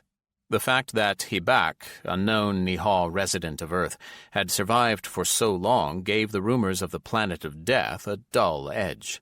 Jake had mixed feelings about the change as it had served them well in the past, but like the stigma of a leper colony, it had inhibited human-alien relations. Looking for something in particular? Jake heard Alice ask as the information appeared on the screen. Chris reached out to me yesterday with the most absurd claim we have had in years. I really don't believe it, but your data supports his description, Jake replied as he scanned the monitor in front of him. You have a reason to doubt his report? Alice asked in return. Not his word, his sanity. This is crazy. You forget your own world history, Alice commented before adding to the statement. Approaching the landing area, I took the liberty of announcing your arrival while we were talking. The compound they were approaching had transformed itself dramatically since Jake's first contact with the group. Originally a small walled enclosure, the settlement, in what was once Pasadena, was now more than 5 times its former size and covered several blocks. Only the central area still held the walls that protected its occupants. The surrounding streets were well policed and quite civilized. The space that once held a small garden was now a grassy park once more, with the helipad adjacent to the park. It was there that Jake saw his welcoming party, Chris Wade, leader and friend obvious in the mix, his gray hair and beard marking him familiarly. "Had to see for yourself, huh?" Jake heard his friend declare as he approached the craft once it had settled on its skids. Considered a safe zone, Jake didn't bother with his helmet and left it inside the helicopter as he exited. "That or take you in for a psych eval," Jake replied as he accepted the offered hand in friendship. "You can see for yourself. They should be by in just a few minutes." The two spoke as Chris led Jake over to one side of the open area. There he saw several small spaces with tables and shades set up like an open-air market. Scanning the tables, Jake noted all manner of baubles and trinkets that had no real value to anyone beyond their novelty. In his opinion, the overriding theme of the collections was the Earth Trash Collection. The items consisted of collectibles from Earth's past. Movies and television shows, long dead to this world, had produced fan memorabilia that was once sought after as prized collectibles. Now only available from an Alice archive, those videos were a footnote in history. He suspected that the items on display here must have been scavenged from homes and shops all over the city. Before Jake could ask about the sources and those involved in gathering the items, Chris broke his concentration.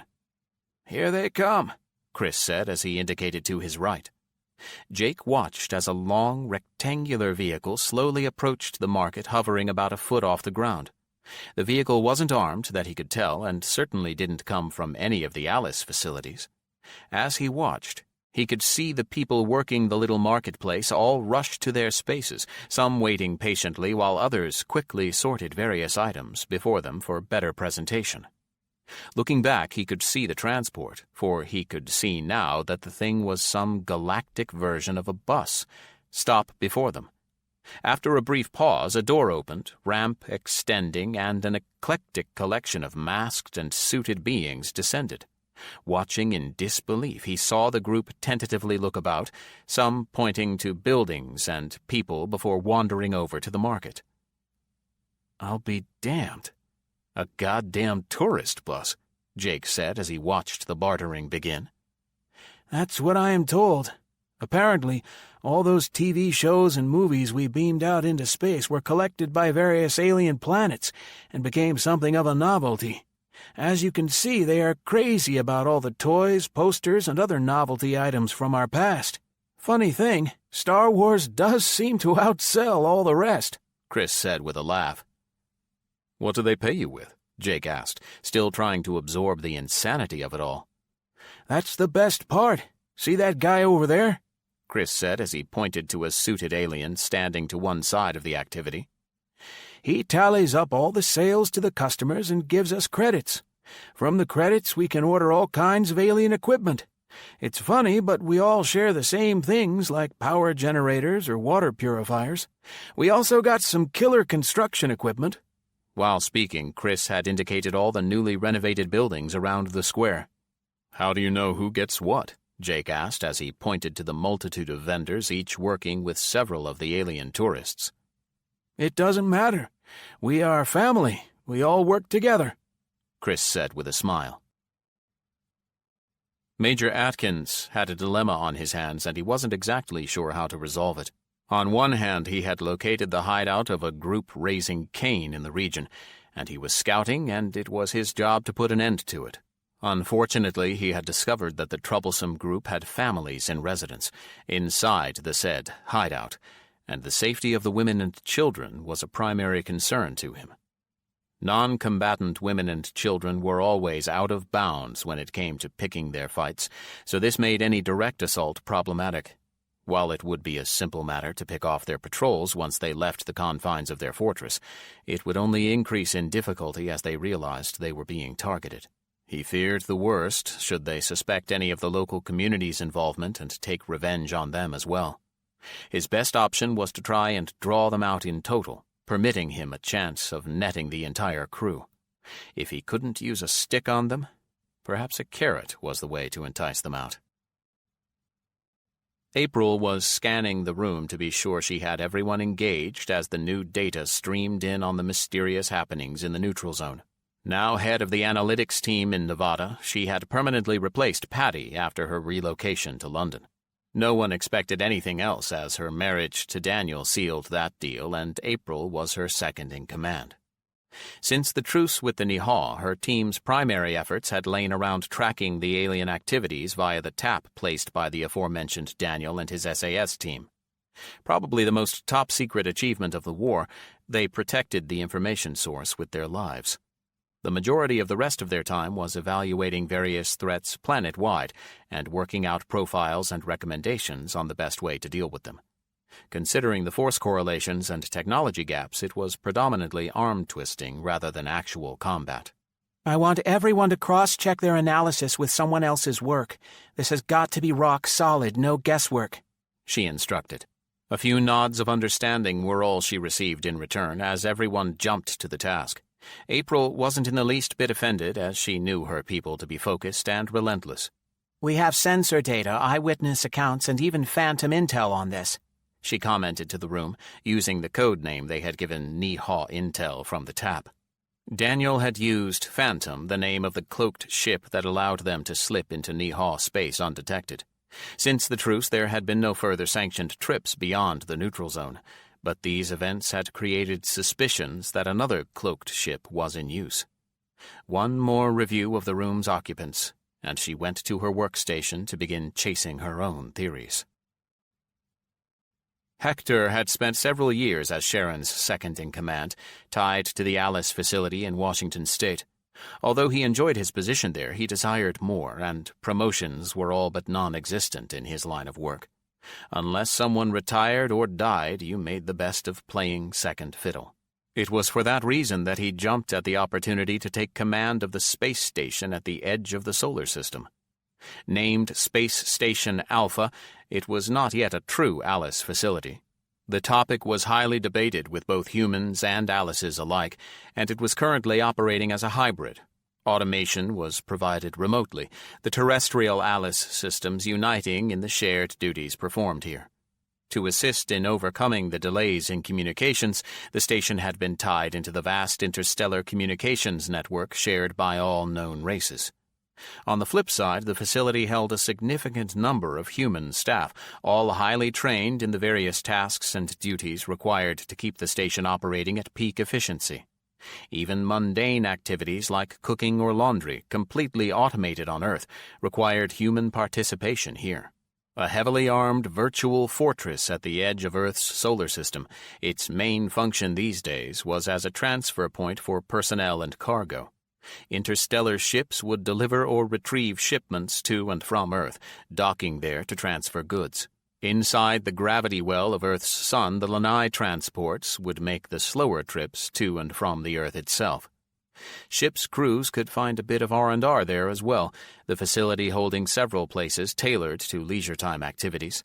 Crew transfers and even small repairs were all in a day's work for the station crew. Positioned at the known drop point from faster-than-light travel lanes, they saw everything that came and went from the solar system. It was those activities that had Hector in the station command center, overseeing the current batch of visitors to his domain. "Hey, boss, come check this out," Hector heard from his traffic control officer. "What's up?" he asked as he moved over to the man's workstation. "You see that Crustacea cargo vessel there?" the man asked as he pointed to the dot on his console and then out one of the many portals around the command center. "Yeah?" "I was just using the rangefinder to verify its position. You know they are required to keep a 10-kilometer holding pattern and they tend to drift in on us. Well, look at the output." Hector watched as the man replayed the track.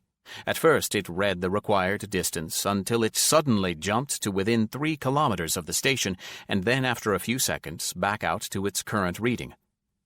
"You checked the calibration?" Hector asked, suspecting a malfunction of some kind. "Triple-checked it against 4 other ships." "Nothing on visual?"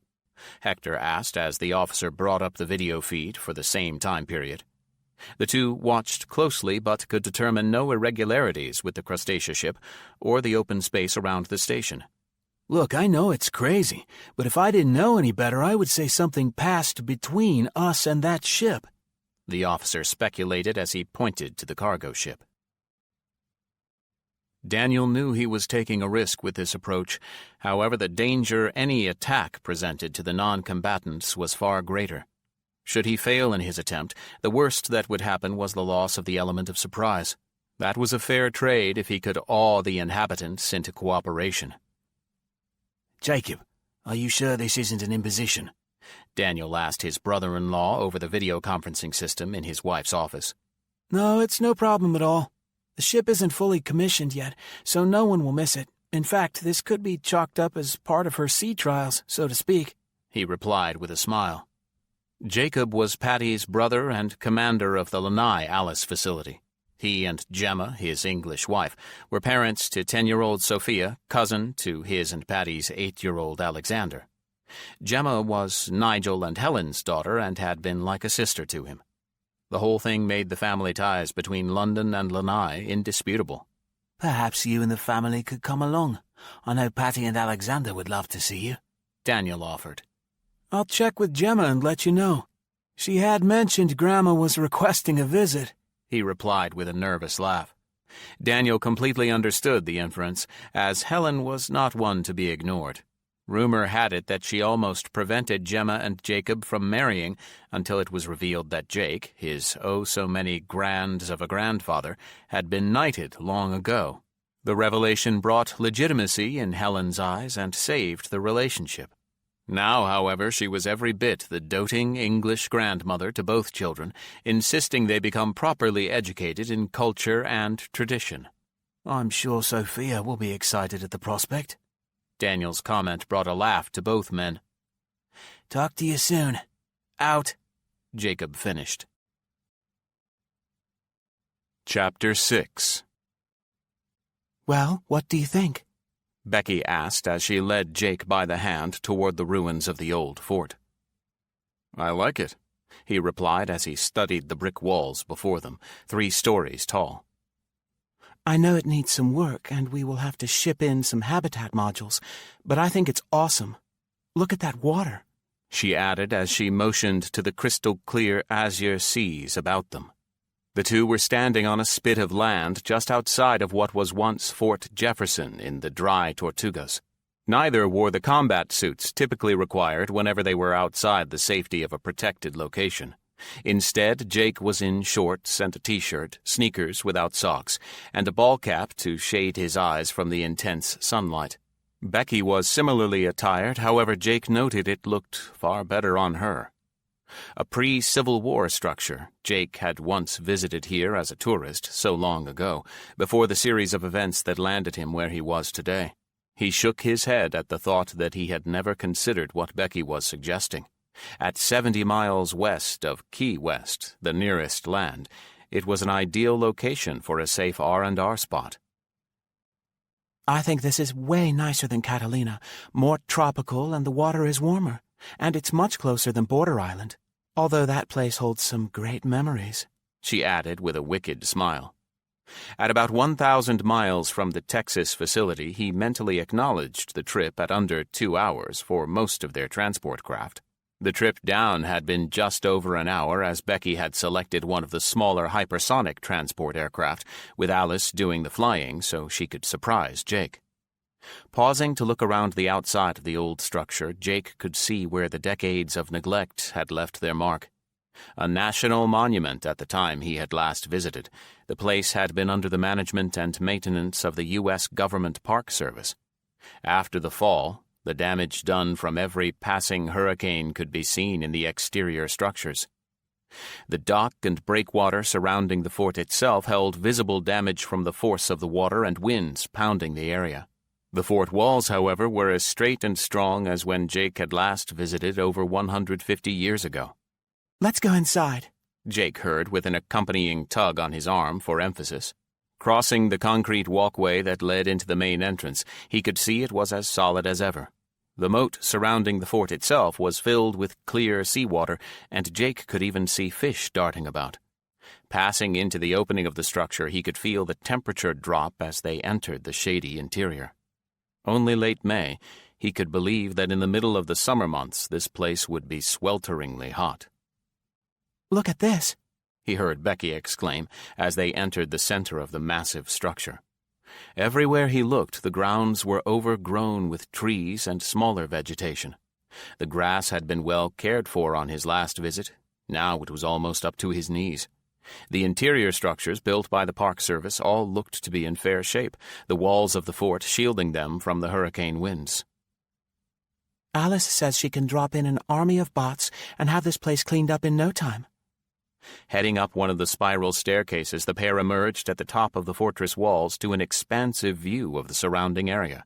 The light sea breeze was more noticeable up here, with the tinge of afternoon heat soon to come as the sun continued to climb in the sky. "We can fix the docks there and bring some boats out for people to enjoy," she continued with excitement as she waved over the place where the tour boat once tied up. From their position high on the fort walls, he could make out the channel and surrounding shallows that helped protect the anchorage. From there, the two wandered along the fort walls until Becky eventually led him back out onto the white, sandy beach that wrapped around the spit of land next to the fort. "Let's go swimming," she suddenly asked, her face lighting up as she pulled her shirt up over her head and tossed it into the sand. Before Jake could reply, Becky was naked, having wiggled out of her shorts, kicking off her shoes, and darting off into the calm, warm waters. The sight of her bare bottom disappearing into the sea as she dove in was all the motivation he needed to quickly follow her example. It was several hours later before the exhausted pair dozed off in the sun, allowing the warm breeze to dry them as the first of the habitat modules arrived. "Alice, we are tracking all traffic on and off planet, right?" Jake asked as he sat in his office going over the latest paperwork he had been ignoring. Back from his little vacation with Becky, he had a pile of work to catch up on, but one report kept coming back to the top of the pile. "Every ship that enters or leaves the atmosphere is identified, tagged and tracked until they leave the gravity well of this solar system," came the confident reply. "So you know about all of them, like the ones for the tours?" Jake asked. "Tours, trade ships, even a few scavenger requests," Alice explained. "Scavengers?" Jake asked, alarmed. "From time to time, alien reclamation ships petition to scour unpopulated areas to recover materials marketable on other planets. They scrape up abandoned structures, ejecting the common materials like concrete and wood, while recovering metals and plastics they value. In return, we are paid out in technology that I am sure is found as scrap on other planets." "Is it any good? The tech, I mean," Jake asked. "Most is not military-grade equipment. However, a considerable amount has found use in many of the smaller communities that we provide limited support to. Infrastructure equipment for restoring power, water, and other utilities is the major part of our trade. Sewage treatment is also quite popular, I am told," Alice answered lightly as if she were teasing him. "Who approved all this?" Jake asked in wonder. "You did. I believe it was submitted to you as an intergalactic small business trade agreement," Alice explained. "Was one of the towns we gave equipment to called Beaver Dam?" Jake asked as he pulled the nagging report from the pile. "I do believe it is. I can get you a list of things we delivered to that community if you like," she responded. "Please do," Jake said as he read the paper in his hand one more time. "April, can you come look at this?" one of the many analysts scouring the data from the Phantom source asked. Crossing the room to where the man was working, she glanced over his shoulder and studied the screen he had before him. "What is this?" she asked as she pointed to one particular part of the translation. All the intel gathered from the Phantom source was in Nihau in its native form. It had to be translated before it could be processed for content and value. That task had been left to the Alices as they could both receive and translate the transmissions in what humans would assume was real time. "That's what I wanted you to see. It looks like a report on neutral zone violations. I cross-referenced all the times and places, and we didn't have any ships in the area at that juncture," the analyst explained. As she watched, the man brought up a map of the space outlined as the neutral zone. The red dots are these reported incidents, and the green dots are the closest friendly ship," he added, indicating the human-aligned ships.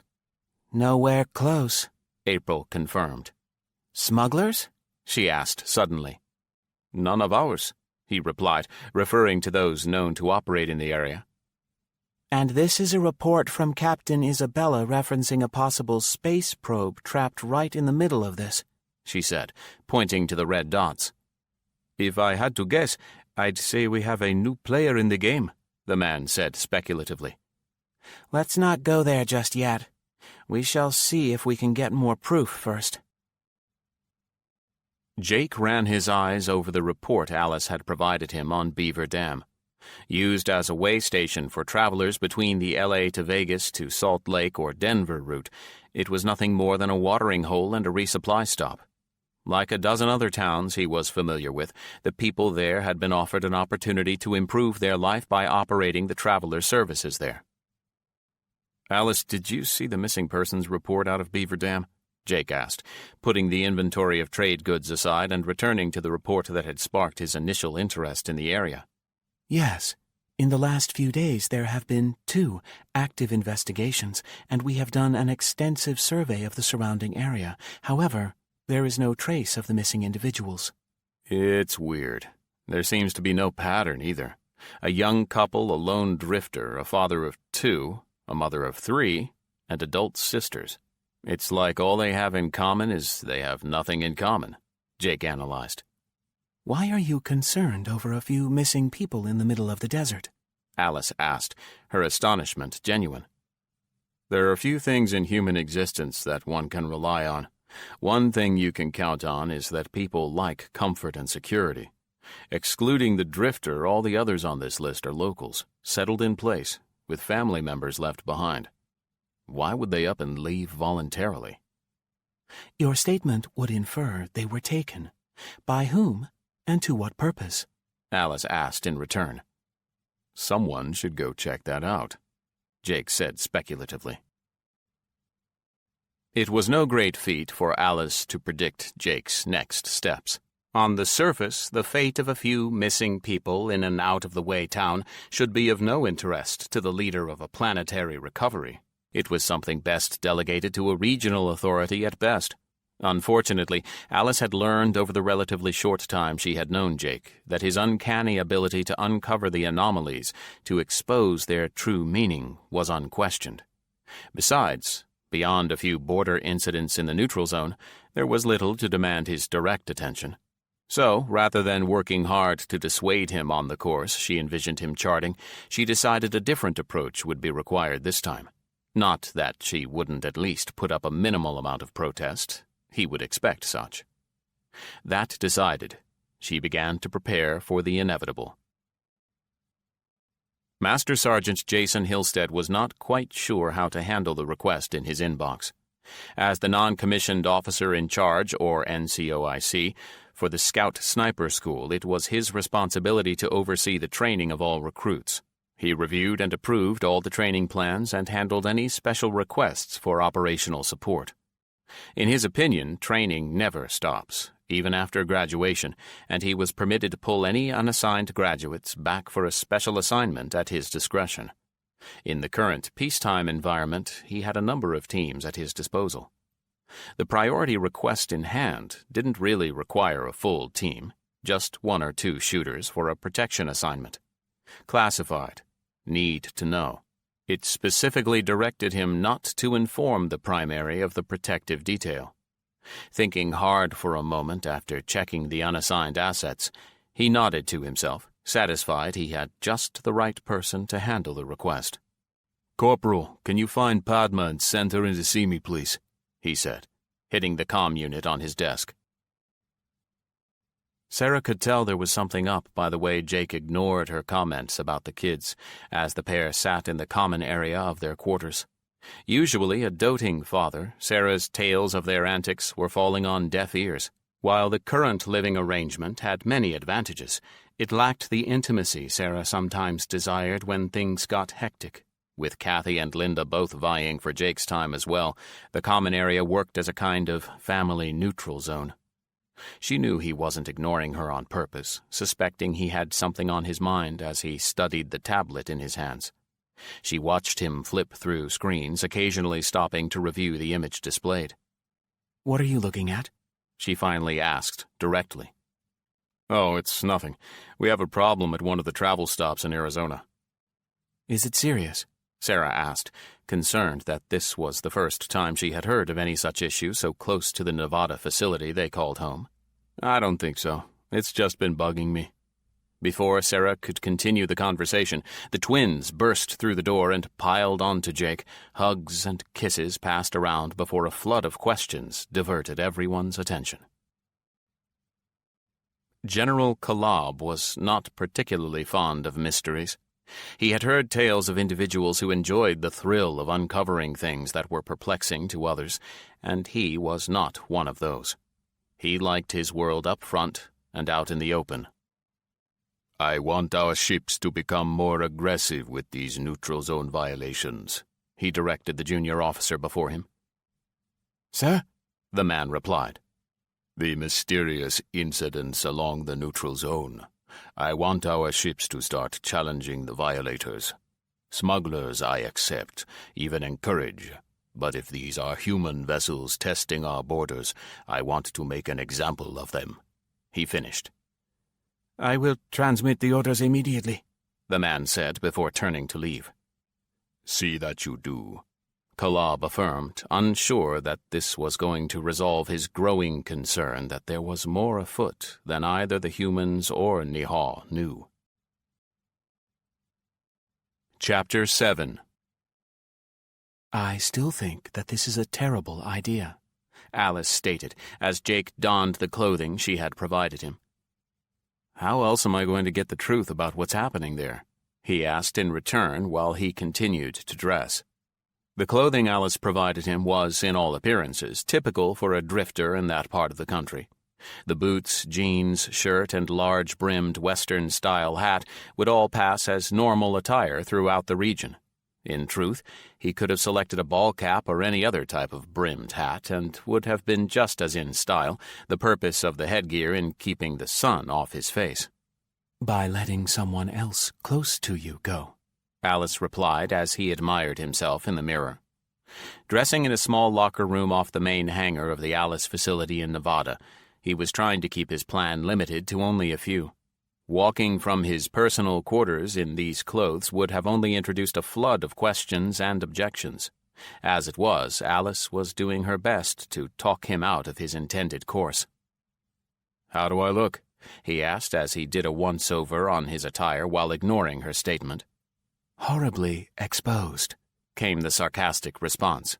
"Look, you know perfectly well I have the protective undergarment on, and you made all of this out of the same materials as our BDUs are made from," Jake said, referencing their standard-issue uniforms while indicating his clothing and waving at the leather riding gloves he had set to one side. Picking up an earpiece, he inserted it into one ear. Its intended use was to allow his conversation with Alice to continue in private once he left the enclosed space and entered the main hangar area. He grabbed the riding gloves and tucked them in his waistband before exiting the room. "Does Sir, any of your subordinates know of your plans?" he heard in his ear as he left the room and crossed over to one of the many armories placed around the hangar. Jake laughed to himself at Alice's apparent slip. She clearly intended on drawing into the conversation the one person most likely to strenuously object to his plans. Over the last 10 years, he had noted that all the artificial life forms had adopted not just human-like personalities, but also mannerisms. This verbal faux pas was a calculated action, pretending to misspeak while focusing Jake's attention on the woman most likely to successfully dissuade him from his path. "No, only you, and by proxy of that, all the other Alices know the plan," he replied.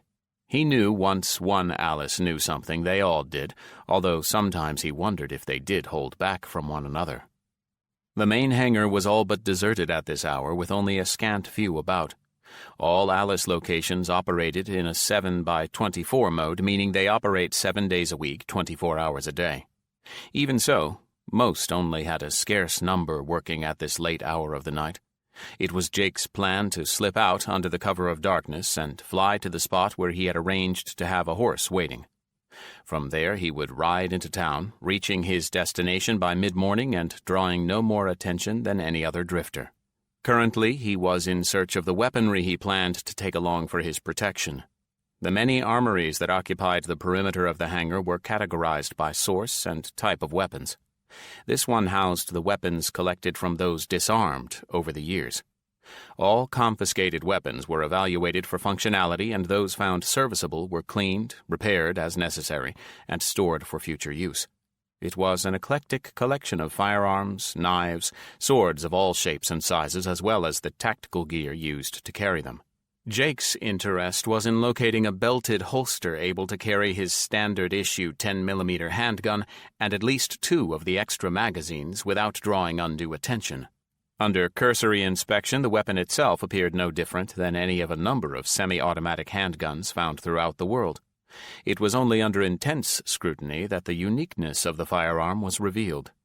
After flipping through several bins containing various belts, holsters, and magazine pouches, he found what he was looking for. A leather belt holding an older-styled 1911 holster with a cover flap was his choice. Already attached to the belt was a dual magazine pouch opposite the holster and suitable for his needs.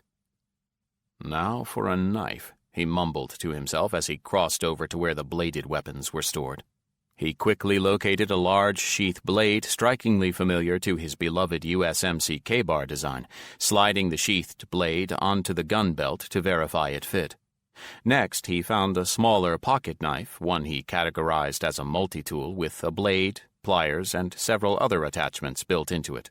Finally, he crossed over to another room where he found his 10mm handgun with 3 magazines laying out for him to retrieve.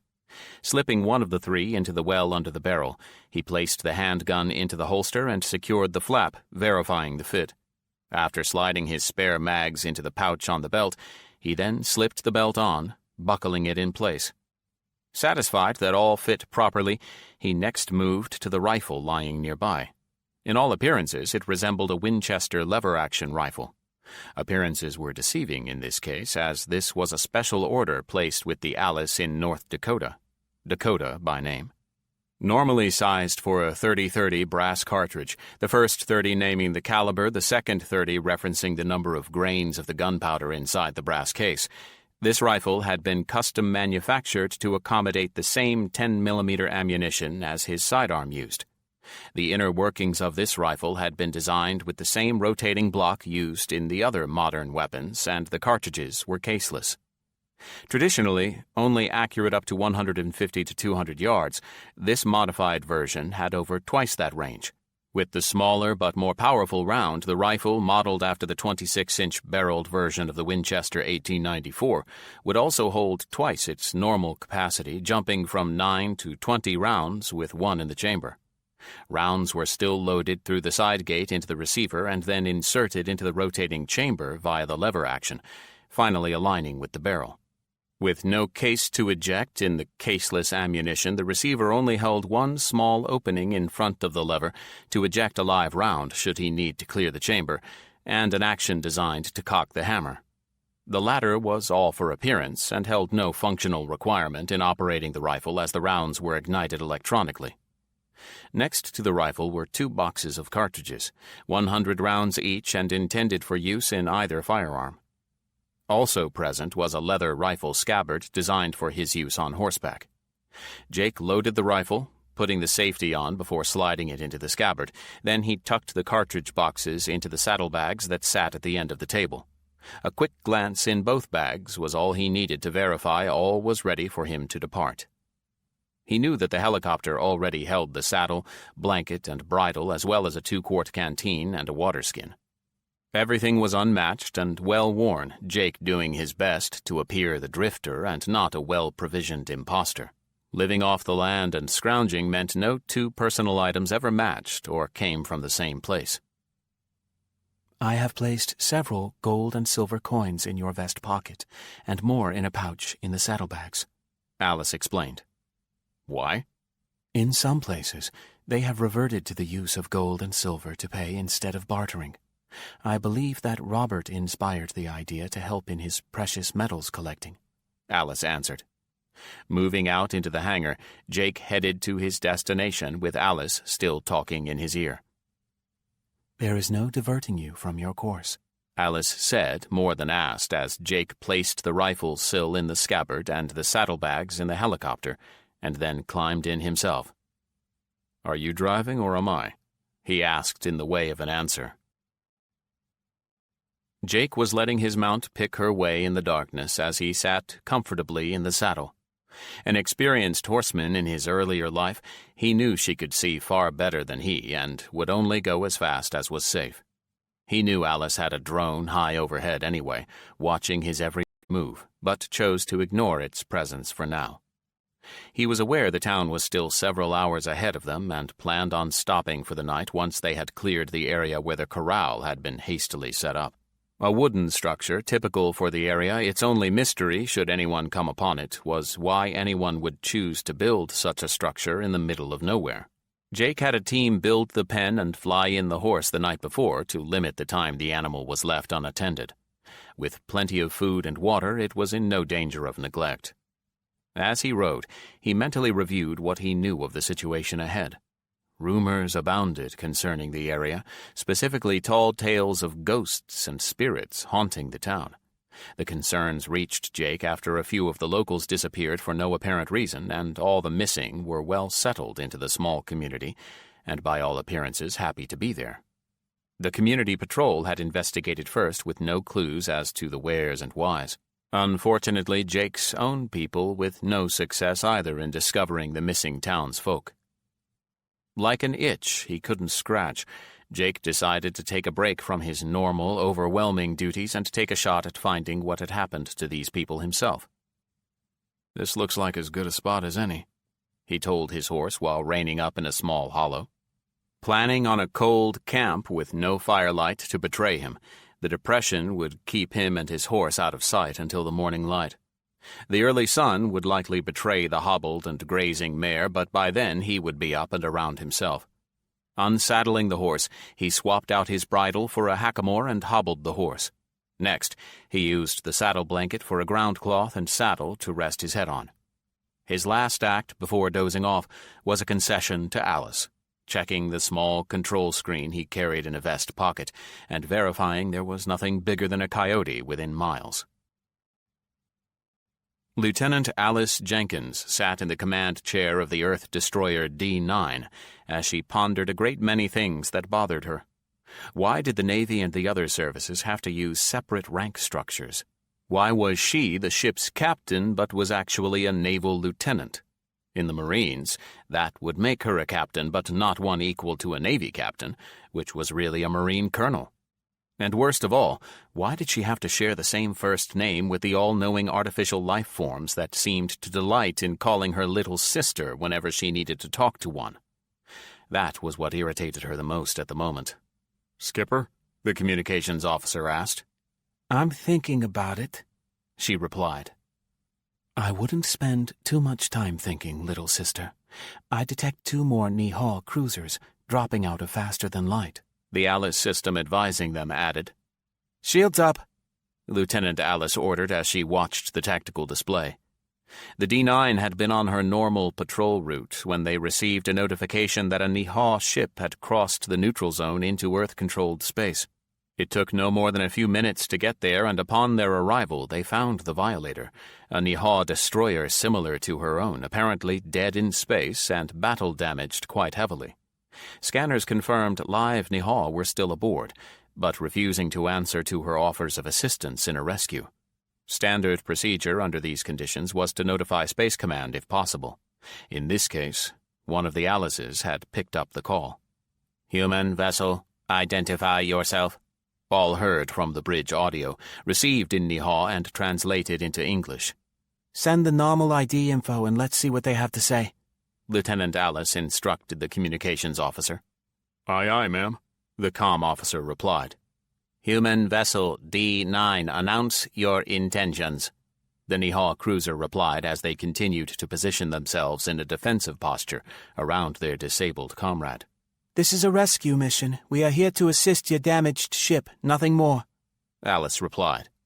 "That is peculiar, as it was an Earth Forces warship that caused the damage," the Nihal commander responded sternly. "You are mistaken. We did no such thing." "The ship did not damage itself, and you are the only craft in the area," they replied with typical Nihal logic. "Your ship was like this when we arrived. We will stand by while you confirm with your people," Alice responded and then motioned to cut the connection. "Good thing you didn't rush to board it after all," the Alice system said with some sarcasm. Alice had been debating on sending a boarding party to establish communications with the stricken vessel. Her hesitance had paid off, as the activity could have clearly been perceived as hostile by the two new vessels before them.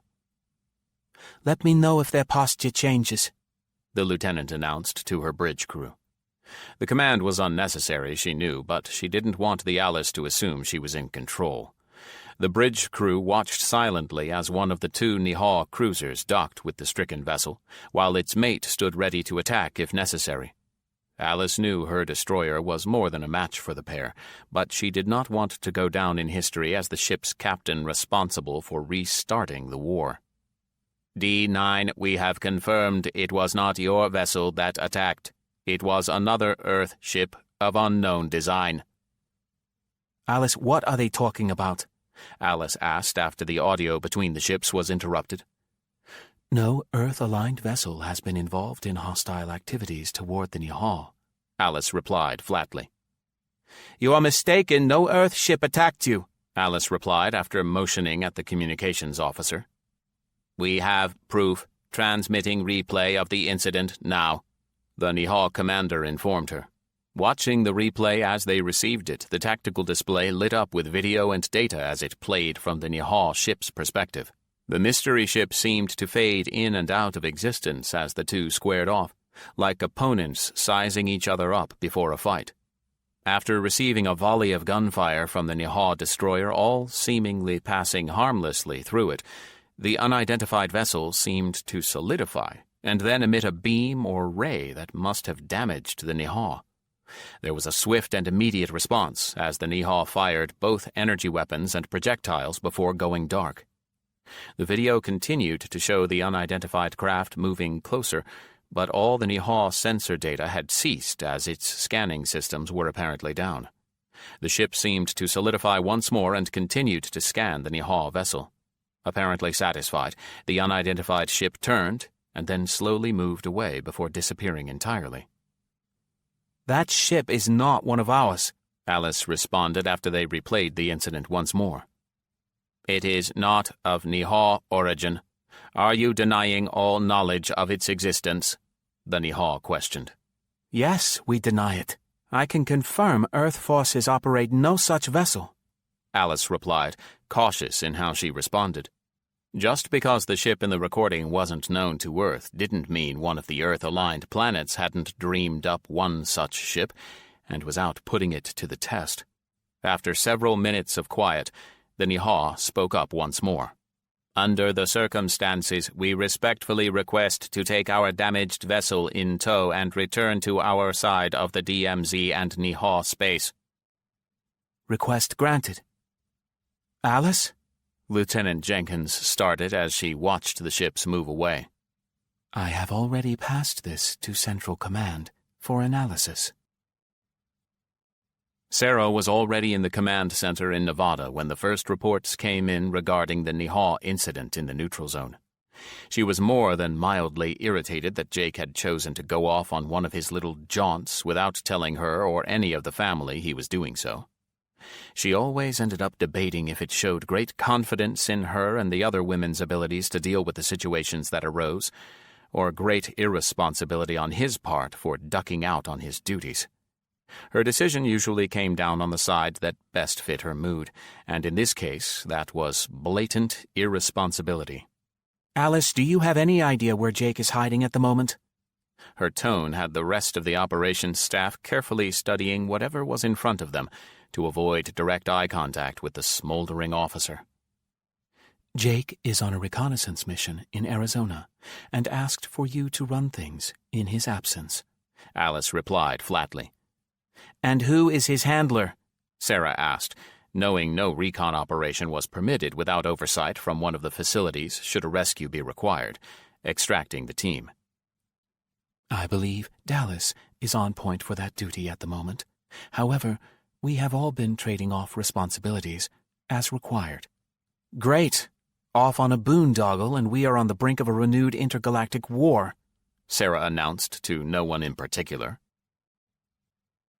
With the morning sun, Jake checked on his horse before starting a small fire and brewing some coffee. He planned to reach town just before noon when he expected the majority of the community to be out and about their business. He planned to make a bold but low-key entrance, ensuring his presence became known quickly. If someone was snatching low-risk targets, he wanted to look enticing.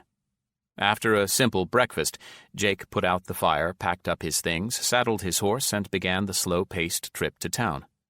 The ride in was uneventful, and truth be told, Jake enjoyed the quiet downtime the trip afforded him. Beaver Dam was in the northwest corner of what was once Arizona, and with its year-round water supply made the ideal way station for those traveling the desert wastelands. It never ceased to amaze Jake at how human determination still had nomads traveling the desert wastelands, unsatisfied about where they were, and looking for a better place to settle. This area covered the high desert of Arizona, Nevada, and Utah, and could be deadly to those not prepared for its harshness. Yet here in the vast wasteland was a thriving community, not much more than a traveler's stop, a function it had performed 200 years before. Entering the main part of town, Jake rode slowly up the center of the street, consisting mostly of dirt with the occasional reminder that there was once asphalt covering the entire span. On either side of the roadway were buildings of various sizes, scattered roughly in rows with large open swaths between many of them. On one side of the street were gathered several children, most 7 or 8 years old by Jake's guess, some younger.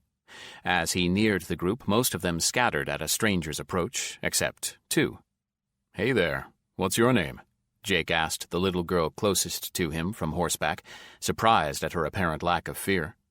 Normally, he would expect to have to coax them out, but this little girl continued to play whatever game she and the younger boy across from her had going on. They had some activity containing rocks, sticks, and a few marbles, all laid out in a complex array.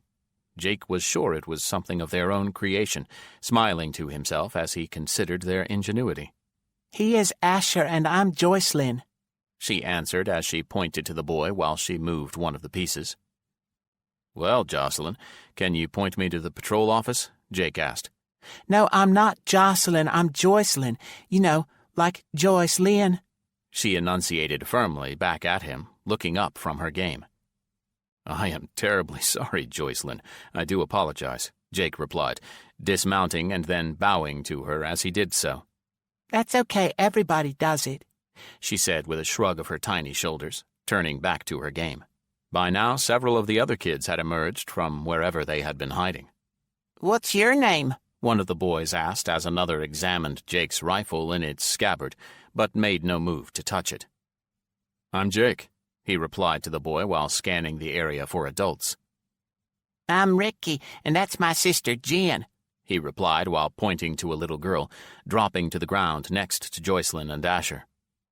"Can anyone tell me where the patrol office is?" Jake asked again. "I can, but no one's there," the boy named Ricky replied. "Where is everyone?" Jake asked as he realized he hadn't seen a single adult since entering the town. "Out looking," Joycelyn answered. "Looking for what?" Jake asked. "Our parents," she said as she motioned to the entire group of kids before him. Chapter 8. "Well, I think we can call that confirmed," April said as she read the after-action report filed by the captain of the D9. The tablet in her hand allowed her to wander as she scanned the contents, a habit she had developed over the years. "How so?" one of her analysts asked aloud. "Well, unless we believe the Niha attacked one of their own ships, and we know we didn't do it, someone else had to attack that vessel. An outsider. she said as she passed the report to the closest analyst.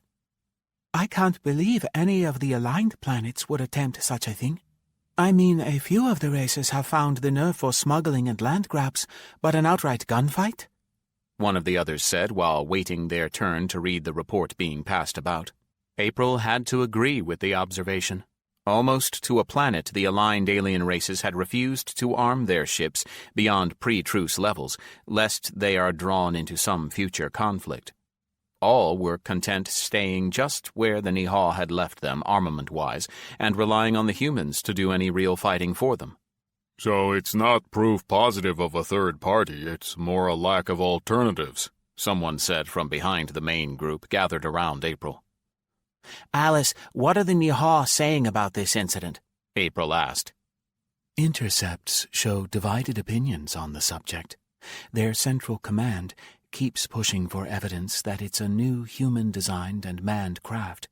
Field commanders, those closest to us, insist it follows no traditional human behaviors and is most likely not human at all. But they don't recognize the ship either? April asked, looking for any indicators. They do not. They have no historical or collected data on the ship or the weapons used against the vessel in the neutral zone. And your analysis? April asked the AL. I believe one of you said it best. We have a new player in the game. Alice replied firmly. Heading in the direction the kids indicated, Jake chose not to remount his ride. If his information was correct, the building was just a short walk away and his legs could use the exercise after riding all morning. It was a single-storied structure, and if Jake had to guess, it was once a post office, the logos long since removed or painted over. Closing in on the front of the building, Jake noticed someone had converted an old bathtub into a watering trough. Animal-based transport was still the standard for most folks, so it made sense that they would go to the trouble. The tub had been placed between two steel and concrete posts, probably part of the original building construction, and there to stop cars from hitting the building. Someone had ingeniously welded rings onto the metal to act as a hitching post. Taking advantage of the setup, Jake tied his horse with enough free play to reach the water. Before heading inside, he pulled his rifle, still in its scabbard, and his saddlebags off his mount. Although he hadn't seen a single adult since arriving in town, it was in character not to leave anything of value unattended. His horse could be stolen just as easily, but certainly not easily concealed by anyone not heading out of town at that moment. Rifle in his left hand and saddlebags over the same shoulder, he reached for the door with his right and slipped into the building. It was still standard practice to leave your gun hand free when entering strange places. The cool air spilling out from inside from a cooling unit was a welcome surprise as the heat of the Arizona day was just starting to settle over the town. It took him a moment for his eyes to adjust to the inside lighting, his right hand resting on the holster at his hip. All the windows at the front of the building still held a good portion of the glass in place to filter the sunlight outside. "They ain't here," came a voice at the back of the room. Before him, Jake found a long counter, likely the same postal counter that once served the community mail carriers. Behind the counter, he could see where the barriers that had once separated the front and back rooms had been torn down, leaving one large, open area. "Who?" Jake asked as he stepped up to the counter, placing his rifle and saddlebags on top. "Patrol Jaspers. They ain't here," the voice repeated. From his place at the counter, Jake could see that someone had created holding cells at the back of the building. He suspected that someone had raided the old hardware store for materials as the entire assemblage was made of fence pipe with chain link stretched around it. Each cell had one bunk and a chain link gate door. The gates they used for the doors had a padlock securing it closed. Crossing over to the other side of the counter via the swinging half-height door at one end, Jake could see someone lying on the bunk. "What did you do?" Jake asked as he walked up to the cell holding his only company. "Drunk and disorderly," the guy replied without even lifting his head off the pillow. "You got a drunk and disorderly in what is obviously a one-horse town? I'm surprised they bothered to lock you up and didn't just run you out of town," Jake asked in true astonishment. "They can't. I'm a witness," the man said. "Can I help you?" Jake heard from over his shoulder before he could ask more. "I need to ask you to come away from there," the patrolman asked as he waved Jake away from the cells, his hand resting on the butt of a holstered sidearm. "Sorry, I was looking for the person in charge," Jake explained as he moved back to the counter, careful to keep his hands away from the gun at his side. "At the moment, that's me," the man said as he moved over to a desk and sat down, apparently satisfied Jake was no threat. "For the moment?" Jake asked in return. "Roy is senior patrolman, but he is out with some of the townspeople looking for the missing." "Who's missing?" "You ask a lot of questions for a drifter, mister," the man asked, looking for a name in Jake's reply. Jake Sullivan. And you are?" he answered, using Sarah's last name. He had considered changing his first name for the mission as well, but decided he would be less likely to mess up by keeping things simple and natural. He was used to answering to Jake, and the likelihood anyone would recognize him by sight was close to zero. "Lucas. And you are here why?" the patrolman answered and asked in a follow-up. "Left Vegas, thinking about settling in Salt Lake or maybe even pushing on through the mountains to Denver," Jake replied. The old roads, Interstate 15 from Las Vegas to Salt Lake and I-70 to Denver, were still the best routes to travel.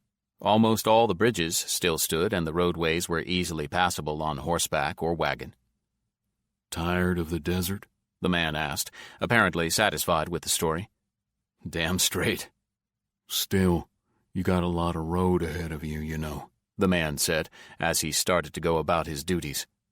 Jake had to hide the smile as the man turned to the small terminal on one side of his desk. He recognized it as one of those supplied to the patrol for intercommunication, filing reports, research, and general use. He was regularly on the other end of those reports, his lifeline to those out here on the front lines. Which is what brings me here. I was told by the patrol that this town was a way station of sorts, a place to stop, rest up, and resupply. "True enough. Them bubbleheads got the water and power back up and running here. They also make regular supply runs to keep us stocked with essentials and trade goods. You got any gold or silver on you?" "Trade goods?" Jake asked, recognizing the reference to bubbleheads as his people in their protective suits. "Yup, we got the basics for free, part of the payment for manning this place, but for gold or silver they will sweeten the pot. This cold air unit cost us some gold, scrounged from nearby towns, but worth every ounce," he explained, referring to the air conditioning unit cooling the office. "I got a little bit of gold, stuff I just picked up along the way," Jake said while pulling a few of the Alice-supplied coins from a pocket. "That'll cover you for a few days' room and board, plus supplies for the road," the man said casually after looking the collection of coins over. "That is, unless you were planning on squatting in an empty house. We got no rules against that, but I think you'll find things pretty picked over and no food to be had. The rooming house for travelers was what they once called a travel lodge. Separate rooms that have power and hot water plus cold air. It also has a restaurant. The food's free to the paying guests. Comes with the room." "Good to know. I'll check it out. So what about the missing people?" Jake asked, returning to his real reason for being here. "Not a lot to tell. Some of the locals disappeared and no one knows where or why. Had both the patrol and the bubbleheads come looking for them, but so far no luck. It's like they just up and vanished." "Bandits?" Jake asked, fishing for more information. "Not unless they can fly. No tracks in or out of town, and they were all taken from in or around their homes at night. Not out wandering as you might expect." "You any good with that thing?" Lucas the patrolman asked after a moment, indicating Jake's rifle. "Good enough," he replied with a smile. "Look, I know you came here to rest, but I can get you a few days free room and board if you would consider helping us," the man said earnestly. "Sounds like a good deal to me," Jake replied with a nod. "Great, we can use it. Let's get you settled then so you can start looking." Lieutenant Grace Middleton had worked extremely hard to get to the position she held today. While technically not the Alice 9 facility's commander, she was close enough, and the best friend of the Alice system there. Alice 9 had been a product of a system failure and reboot, creating an orphaned wild child in need of rescue. Eventually tamed by Jake, she had bonded to the man, requiring his continuous attention until his ever-increasing duties made it impossible to give her the devotion she needed. In stepped Private Middleton, recruit from the Georgia area and a young woman desperate to get involved in the recovery of her homeland.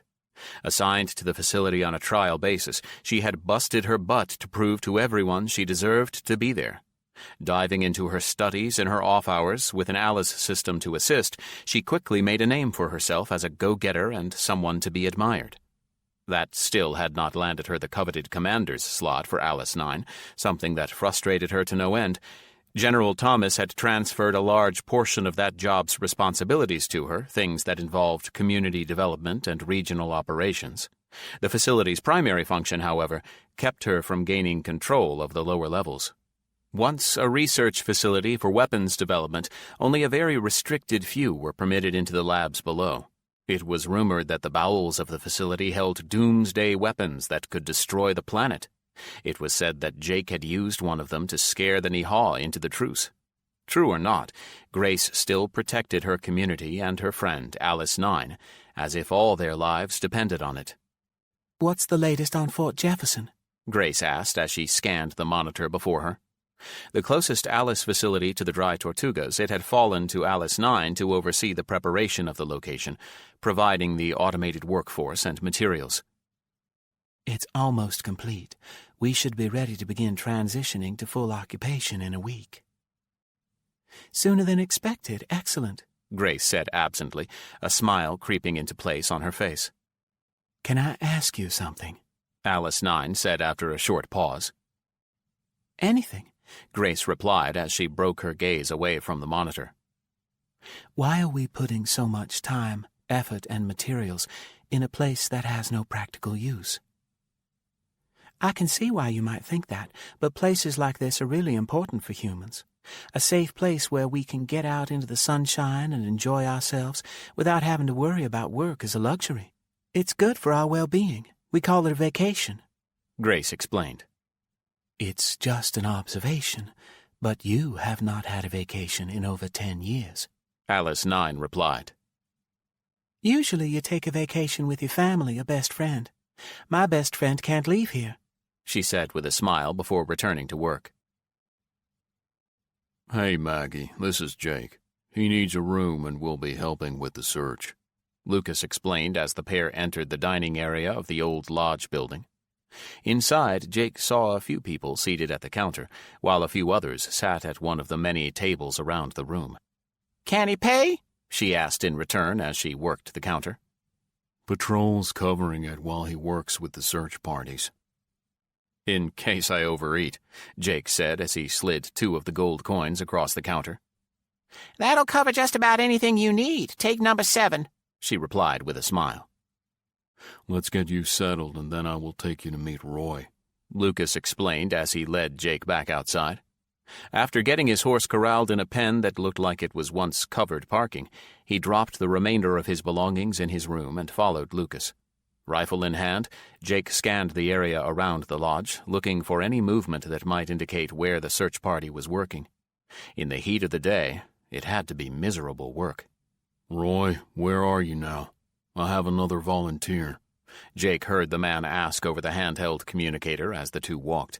"Meet me at the office. Time to trade. It's your turn to sweat a while," Roy replied. Padma's hide was in a rocky crevasse a little over a mile away from her target, slightly south and east of the area of operation. Shielded from the direct sun, she was invisible from above and confident no one could see her from any angle horizontally. She had been dropped not far from here in the middle of the night on the backside of a ridge and had carefully made her way to the pre-selected spot well before sunrise. Her weapon of choice for this mission was one of the specialized dual-function sniping rifles. An over and under barrel arrangement, it had an energy firearm fitted over a projectile barrel. Optics aligned for both to allow easy transfer from one option to another depending on the target's requirements. Both barrels had a range over twice the required distance for this mission, and in Padma's hands were a lethal combination. Spotting through the scope on her rifle, her display lit up once more as the target reappeared from the building she had watched him enter earlier. As he moved about, she allowed the rifle to shift slightly to keep him in the viewfinder. "Target reacquired. Continuing to track," she reported. "Continue to observe. Stick to the mission outline," she heard in reply. "Roger that. Out," she confirmed as she settled into a comfortable position to wait. General Kalab was reviewing the latest analysis from his alien intelligence team, specifically as it related to the recent incident in the neutral zone. Much of human behavior was still a mystery to the Nihal, but the one thing the team seemed to agree on was the humans had nothing to gain by the events there. The attack on their cruiser proved nothing beyond what was already known to both species. Humans already held the tactical advantage when it came to warfare, and thus the need for the negotiated truce. It seemed an enormous waste of resources for them to create a ship that already played against the advantages currently held. Plus, if his spies were of any value, they had no means of constructing such a ship in secret, relying on the very public Wawabash shipyards for all such work.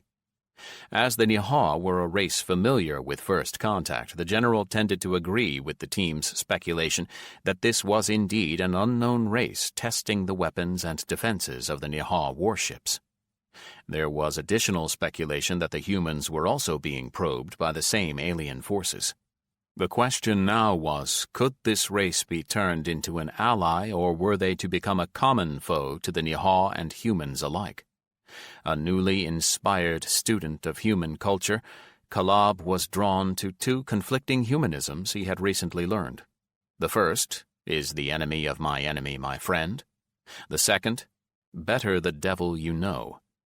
Both held disturbing ramifications for the future. Chapter 9. Jake was doing his best not to appear too suspicious as he grilled the patrolman on the goings-on in the town. "What's with all the questions?" Roy asked as the two patrolmen swapped assignments, the man apparently happy to be back in the cool office environment. "Look, I was asked to help. I just wanted to see if there was any common element to the disappearances." "You talk like one of those bubbleheads who showed up the other day. Like I told them, no one saw anything. They just up and disappeared. That missing drifter was staying at the lodge. The sisters were walking home from the bar, and the rest were snatched from their beds in the middle of the night." "All at night, and no one has seen anything suspicious?" Jake asked. "Yeah, so that's probably why no one has seen anything. It gets pretty dark around here." "Not true. I did see something," came the comment from the cell area. "Oh, shut it. You were too drunk to see anything." "What did you see?" Jake asked as he wandered over to the cell. "A ghost," the man said in awe. "See, he was just plain drunk," Roy commented from his desk. "What do you mean, a ghost? What happened?" Jake pushed. "Well, I was knocking back a few at the bar there and was chatting up one of them two sisters you all are talking about." "Ava," Lucas supplied. "Yeah, Ava. Anyway, the pair decided it was time to go home, so they headed out the door. I paid my tab and scooted out after them, hoping to take one more shot at scoring with one of them. By the time I got them in my sights, they were halfway to the lodge and standing straight like they was froze or something. That's when I saw it, a kind of glowing figure, tall and thin, but the lights from the lodge seemed to shine right through it. It turned solid, blocking the lights, and reached out and touched the two sisters. Then all three disappeared." "See, that's why we don't believe him," Roy confirmed. "Do you have a map of this town?" Jake asked as he considered the information. "You can use this," Lucas replied as he handed Jake an old, folded road map. Waving the cell's occupant over, Jake unfolded the map until it just displayed the area around Beaver Dam. "Where were you?" he asked the man, who pointed to a spot about halfway between the old combination service station and bar building and the lodge. Okay, and you said the drifter was at the lodge? Jake asked Lucas. Yep, the last anyone saw of him was when he entered his room there. And the rest? Jake asked as he held the map for Lucas to inspect. Here in the trailer park, just below the lodge, he explained. You said you get regular supplies from the Bubbleheads. Where do they deliver them to? Jake asked, almost slipping and calling his people by name. We use the lodge as storage. Most of it goes there anyway. I think we should go check there first, Jake observed. The demand for the Lanai transport spacecraft grew substantially after the truce with the Nihal was implemented. The sturdy steel ships were as good as any interstellar craft inside a gravity well, and in some ways far better. Half again as long as a Nihal cruiser and specifically designed to haul large quantities of anything, be it troops, equipment, or cargo. They operated continuously on Earth and between Earth and the space station. In the patrol craft variant, the ships were feared by all who had ever confronted one in battle. Bristling with armament, they were also capable of carrying a substantial number of fighters, making them a mini-carrier/battleship combination. There were always several of each variant in the Earth's space lanes, protecting the planet and promoting commerce, so the local demand was high. To add to the manufacturing pressures, both Kola and Alice III were capable of hauling the Ferris-hulled vessels in stasis, allowing Earth forces to support and defend critical suppliers. The Crustacea, Wawabash, and Kortisht all had Lanai patrol ships operating inside their planetary systems. You would also find Lanai transports at the fringes of friendly solar systems, aiding in cargo transfers and transport, the workhorses of gravity well travel. So it was something of a special event that Jacob and Gemma were able to pry one of their prized vessels away for a short time to assist in solving Daniel's dilemma. Daniel, Patty, Gemma announced as she led the small party down the bow loading ramp to meet her in-laws. Settled in a large field near the Oxford University entrance of the English facility, it had flown in under the cover of darkness. Resting in the Chiltern Hills area of natural beauty, the ship was far too large to even attempt to conceal outright. Fortunately, the entire region was considered a safe zone, well policed by both humans and Alice systems. Not a thing passed in or out of the area that wasn't identified, tracked, and dealt with if required.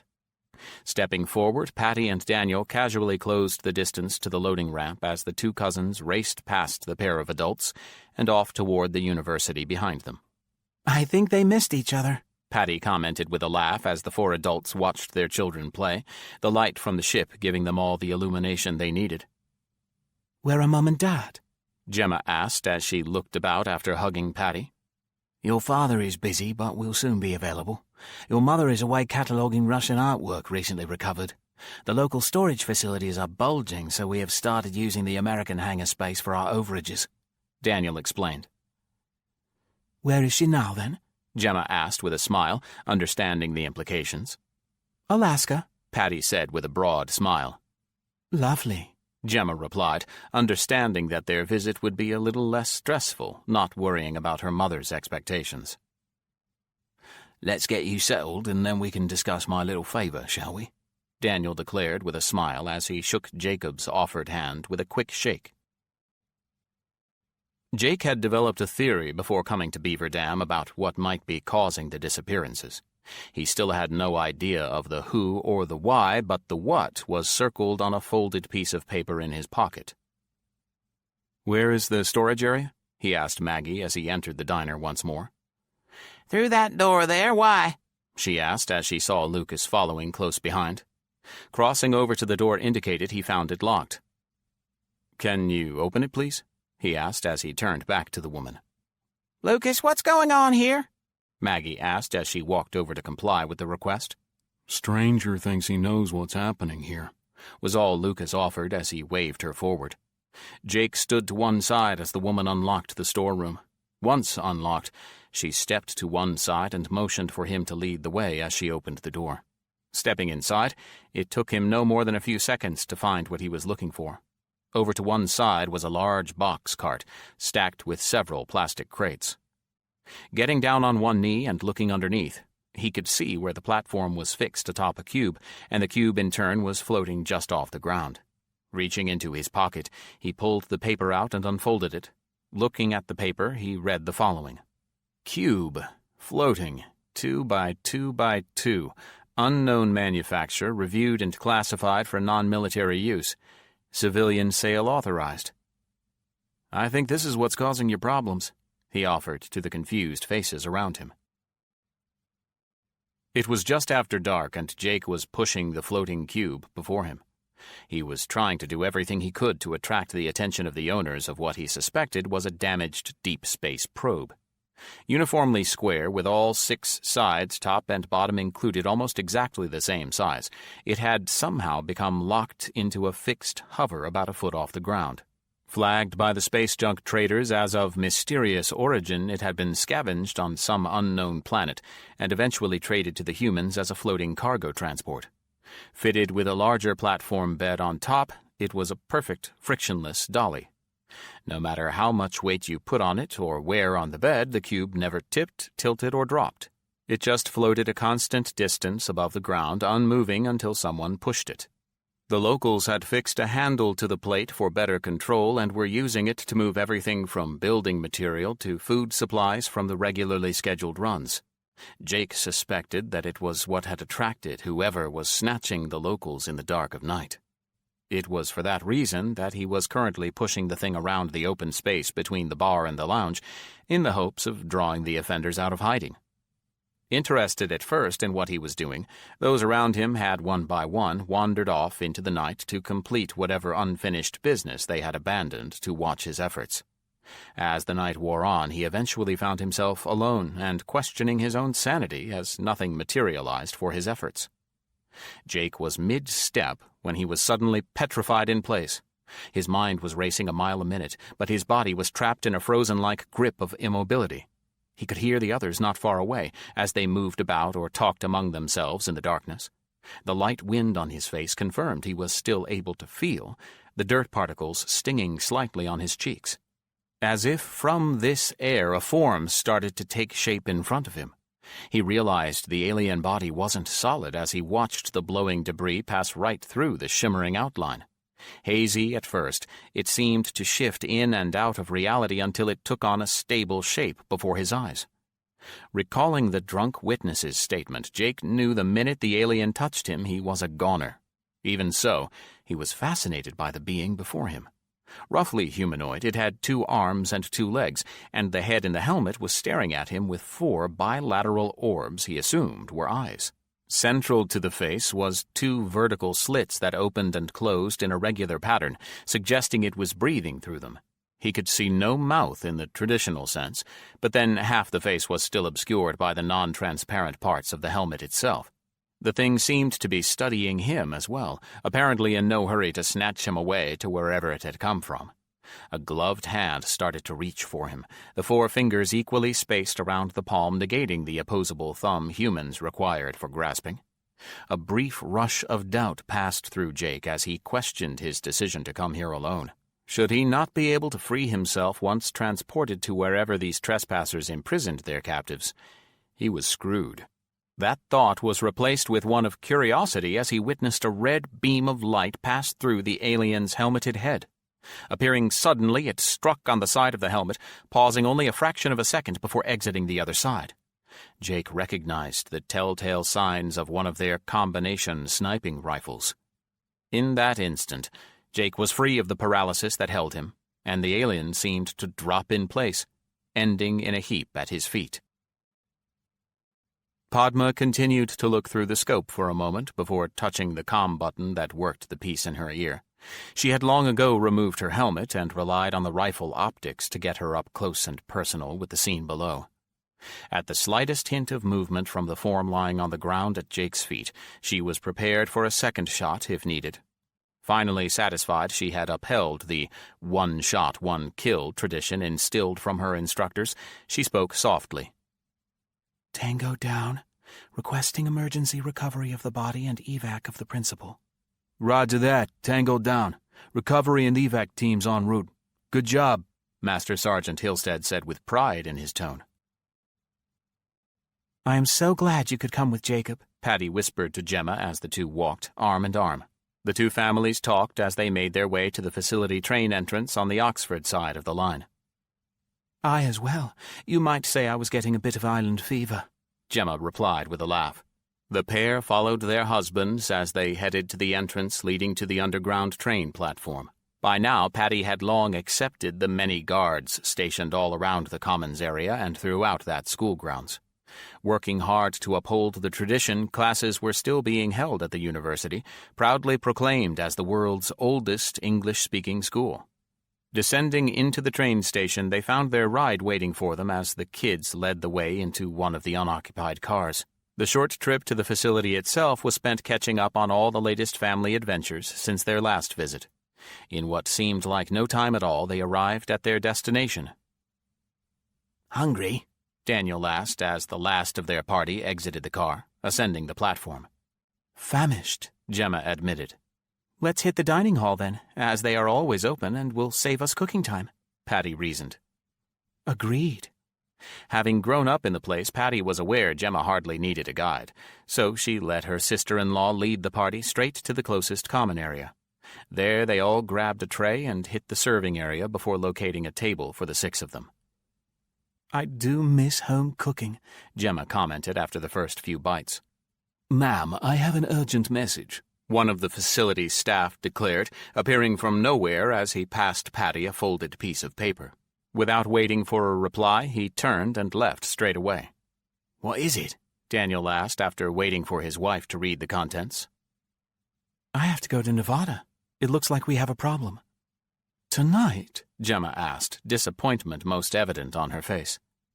Right now, Patty replied as she got up from her seat. Anything I need to do? Daniel asked, the concern obvious on his face. No, it's more of a strategic thing. I suspect your part will follow soon after, she said with a frown. Chapter 10. Whoever these things are, they seem to be able to move throughout our sectors at will, Patty commented as they looked at the body in the quarantine capsule. After Padma had properly determined that Jake was at risk and dropped the alien in place, it had been an all-hands evolution to recover Jake, the alien, clear the town, and move all the relevant staff to Nevada for an emergency meeting. Patty, Linda, Sarah, Jake, and April were rushed into the secure section of Alice 1. That group was presently standing in one of the medical isolation areas as they watched Alice, via her bots, carefully examine the still-suited alien body.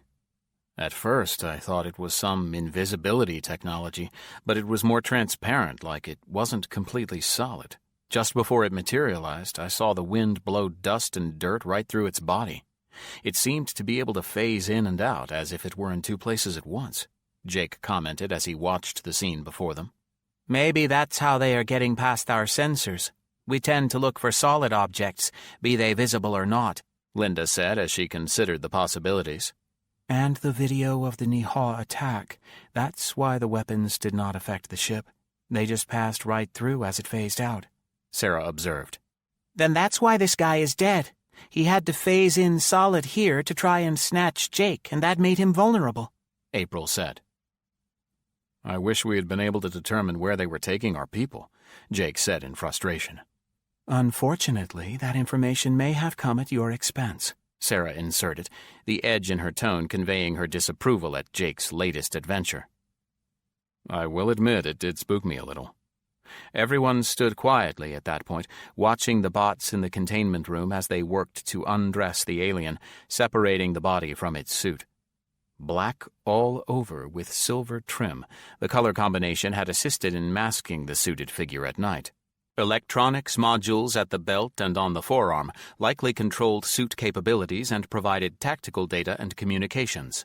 The holstered sidearm had been whisked off to another lab for analysis but looked to be some form of energy weapon.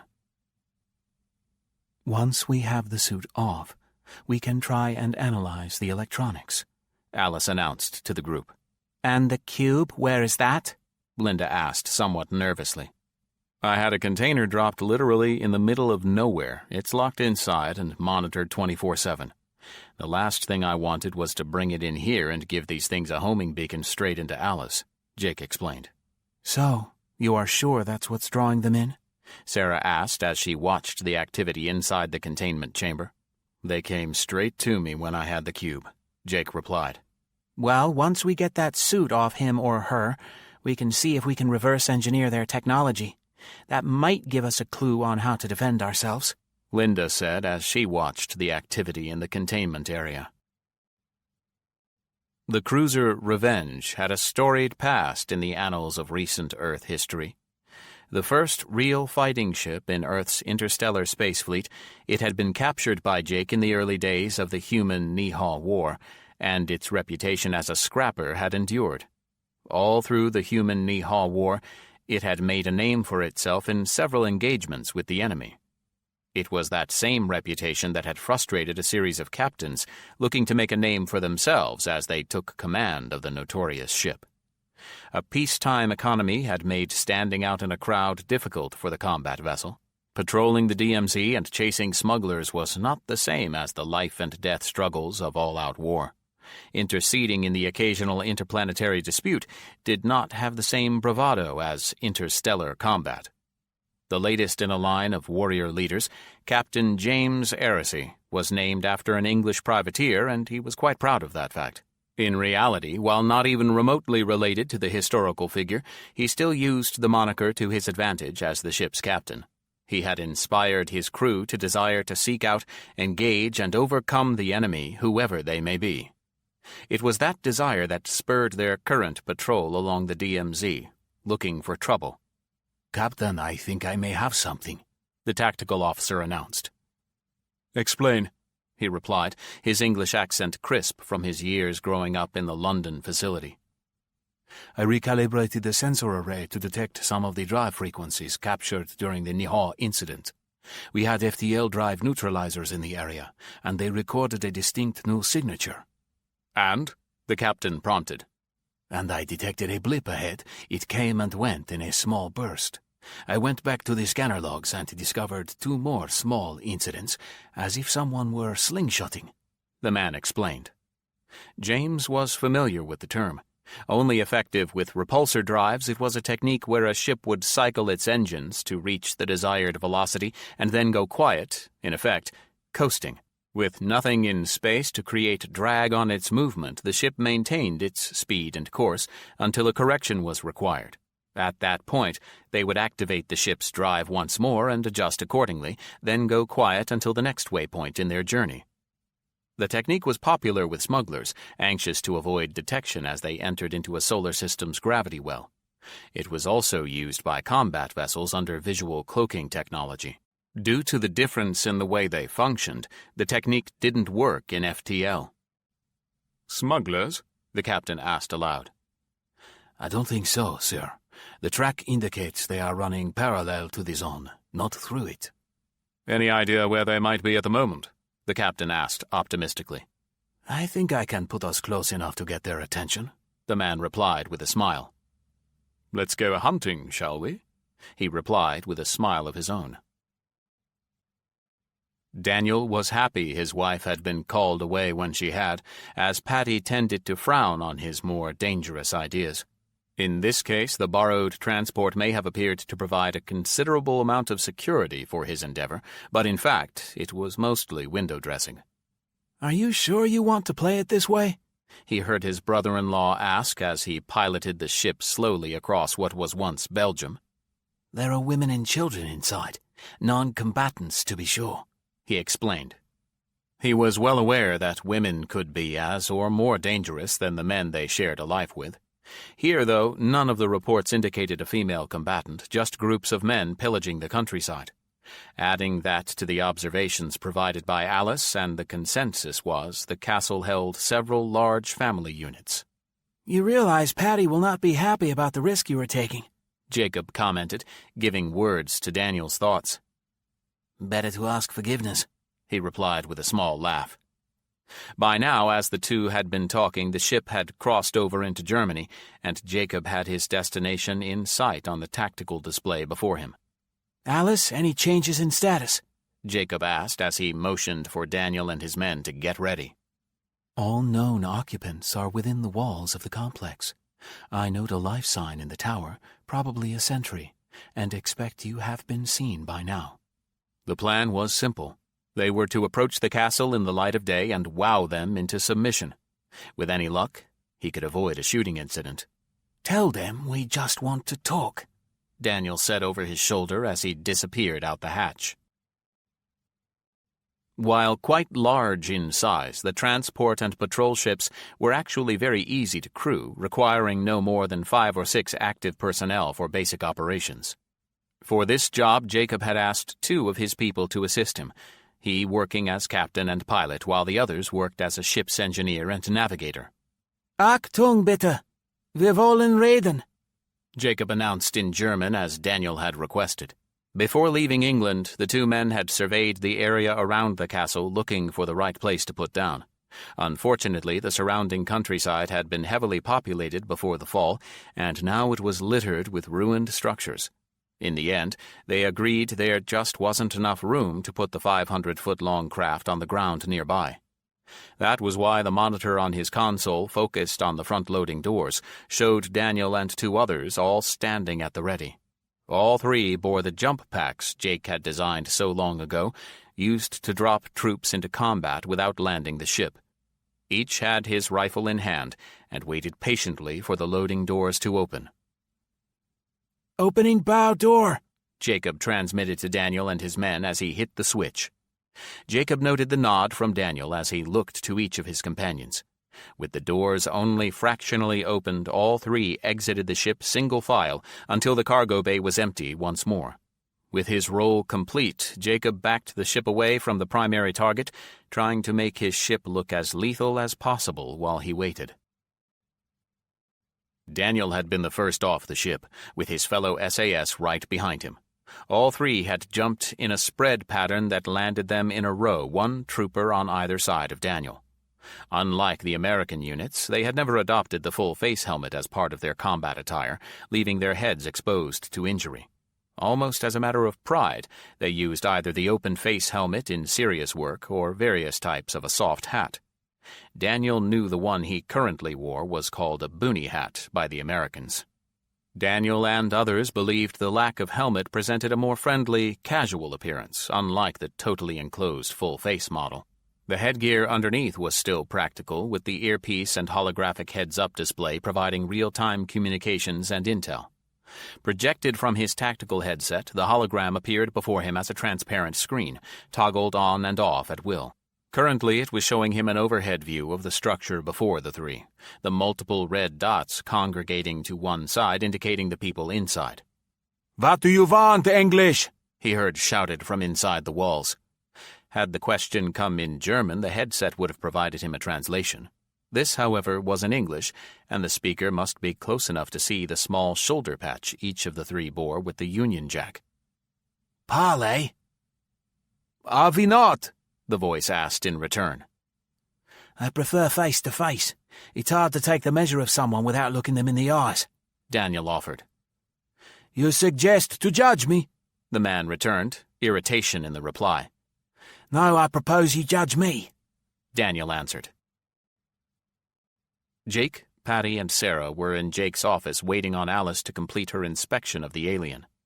Normally, these waiting sessions were held in someone's quarters, the location more comfortable than the offices. However, with the common housing situation these days, that became more problematic. Jake couldn't help but smile, though, as Kona the German shepherd had still managed to follow Sarah in, her current spot on the floor at her feet. "It is really bugging me that we didn't get those people back," Jake said aloud as the 2 women nodded in understanding. "I saw the kids," Sarah offered. "Yeah, life is that much harder without your parents," Patty added. "Any ideas on where they were taken to?" Sarah asked. "That's the thing that is bugging me. We think they are using some kind of phasing technology that allows them to be in 2 places at once, right?" he offered to the pair. "Based on hardly any information at all, yes," Patty confirmed skeptically. "Yes, so if it's true, and I know it's a guess, why do they need to sneak in and out of places? Why not just pop in and out?" Sarah asked. "Are you referring to the report from Alpha?" "Yeah, I was thinking about that as well. One would expect them to just pop in, bypassing their sensors, Jake replied. Unless it's not a means of travel. What if it's more like a mirror image? You know, occupying two places in near space at the same time and not always the same. Like this, Patty said as she hopped up from the chair. Moving to an open space in the office, she began jumping from one spot to another, always returning to the same place between hops. Jake could envision what she would look like in high speed, transparent in the center, but invisible as she changed the phase point with each hop. I get it, Jake said with a laugh as he waved her back to her seat. That would explain why both energy and projectile weapons are ineffective. They don't block them with shields. They simply phase out, avoiding them. Then phase back when they return fire, Sarah observed. What we need is something that interrupts the phasing and forces them to stay put, Patty said firmly. You think this will work? Kalab asked the man before him, the scientist clearly nervous at the focused attention. General Kalab was personally inspecting the research facility that held the latest hope in breaking the human-Nihaw stalemate. Since the appearance of humans in Nihaw space, they had been forced to return to the days when the Nihaw created their own technology to serve their needs. The fact that they imported scientists from other races to accomplish this was not worth noting. If functional, this new weapon would finally answer the question of who was going to come out on top of their current crisis. The Nihaw needed this to be successful if they had any chance of forcing the humans to concede their hold on their part of the universe and reverse the trends of the post-truce direction. It was originally designed to try and neutralize the human shield technology. Careful testing without provoking the Earth forces proved inconclusive results in that effort. However, analysis of the latest engagements with the unknown vessels has suggested the use of phased array technology generating a multi-presence defense. We believe this inhibitor will lock them in place, negating the fluid nature of their presence and disabling their ability to avoid our weapons. How soon can it be ready? The general asked anxiously. The 3 vessels already fitted for earlier testing have been reconfigured as required. They await your command to return to space, the scientist answered confidently. Kalab recalled they had selected destroyers for the early testing, unsure if they would survive should the humans react poorly to the effects, thus minimizing the losses. Pair them up with unmodified ships for additional firepower and send them to the neutral zone. Rendered defenseless, the enemy may respond aggressively, Kalab said before turning in place and heading away. Right away, the scientist replied to the general's back. Chapter 11. I have some preliminary results on the alien, Alice notified the 4, sitting in Jake's office. Bad news? Jake asked as he looked up from the paperwork he had been attempting to read. All 4 were doing the best they could to occupy their time over the last few hours while waiting on Alice to report. With Jake at his desk, the other 3 were at the nearby conference table, computer tablets in hand, and working on their own activities in quiet. That's a matter of opinion. Biologically, they appear more humanoid than not. Their physiology makes them Earth-compatible beings, she began. So, air breathers? Jake asked. Yes. The suit provided protection against the elements and for the phase generator, but was not required for sustaining life. Visual and audio senses? Patty asked. Similar, if not identical to humans. Unlike the Nihaw, who use radio wave transmissions to communicate, these beings speak and hear, as you do, Alice confirmed. You think they were snatching people to see if we are a compatible species, then? Jake asked after a pause. It is a plausible theory. It makes sense, then, on why they were sneaking in, trying to remain undetected, Patty offered. Why would they care? Sarah asked. Looking for habitable planets to colonize. They needed time to collect samples unopposed, Jake said sternly.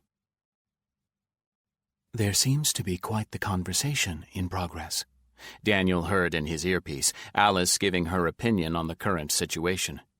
The proposal to meet face-to-face had been received in silence, but the holographic heads-up he was watching told him that the movement behind the walls of the keep had intensified. An overlay of the overhead projection, he could see the real-time view from above with icons provided by Alice indicating human movement.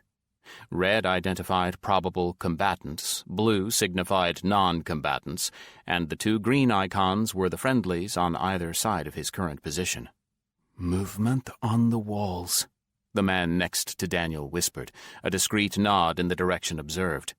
"Let's give them a few more minutes, then fire a warning shot," the sergeant said with a grin as he indicated the ship overhead. "Women and children, mate.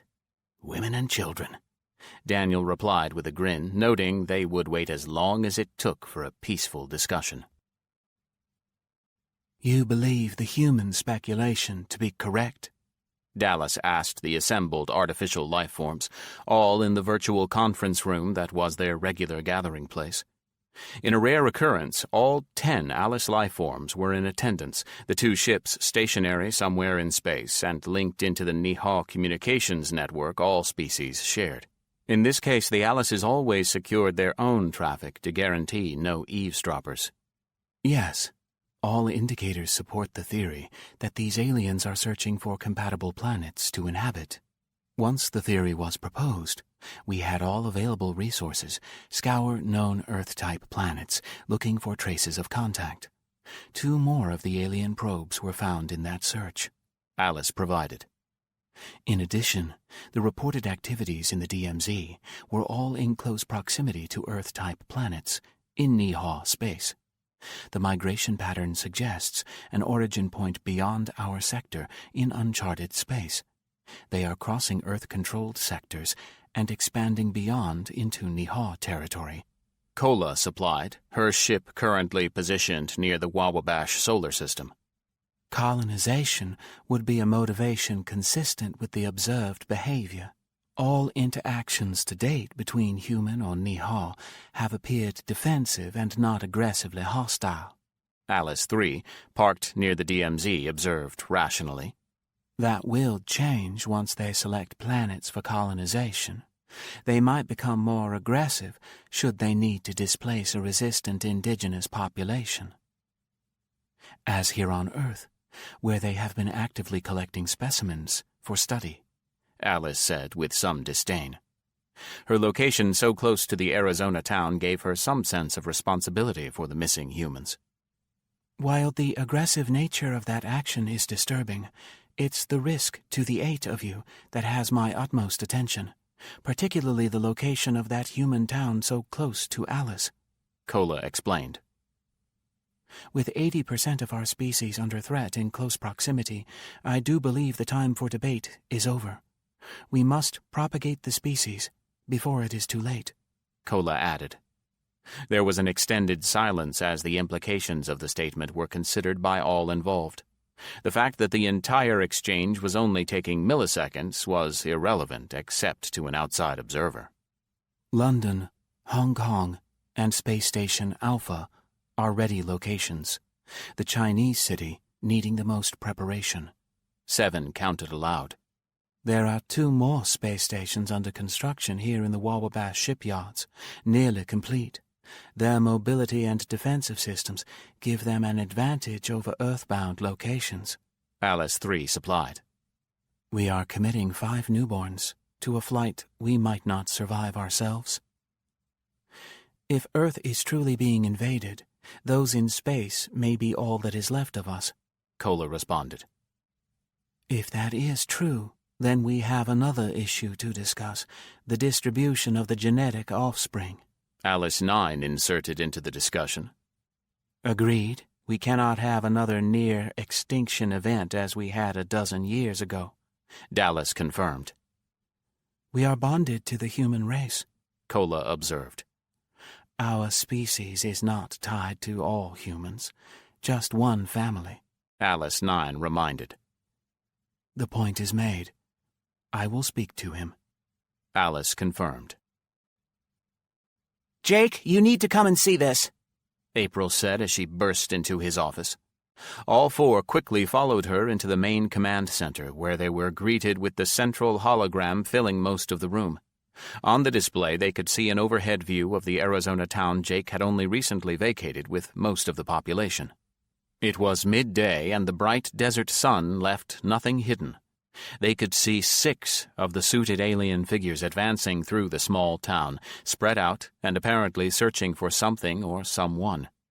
Dressed in the same silver-on-black suits like the one in their labs, he assumed they came from the same place as the one that tried to grab him. "You think they are looking for the guy we killed?" Sarah asked, to no one in particular. "That's my bet," Jake answered. "It's a good sign they can't track him, then," Patty commented. They appeared to be moving in groups of 3, each carrying some kind of weapon like a rifle, but oddly shaped. That assumption was quickly confirmed as one of the patrol members Jake had met earlier opened fire on the group from the corner of one of the nearby buildings. As if one, the closest group of 3 of the 6 returned fire, the energy bursts appearing as small balls of fire lightning fast and deadly. 2 of the 3 fireballs found their target, dropping the man and tearing a sizable chunk out of the corner of the structure. At that same moment, the second patrolman fired at the same 3 from a location opposite the first man. His hurried shot caught one of the aliens in the leg, causing the suited figure to fall, but inspiring the other 3 to return fire. Fortunately, the man had already retreated, not bothering to hang around to see if his shot had hit pay dirt. "Look at that," April noted, pointing to the injured alien.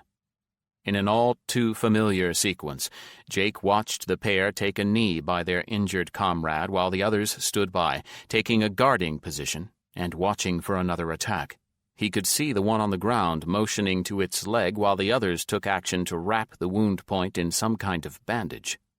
In a very short time, the pair got their wounded standing, and then the 3 slowly faded out of sight.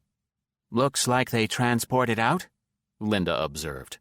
With that, the remaining 3 returned to their search, moving more cautiously now as they pushed on.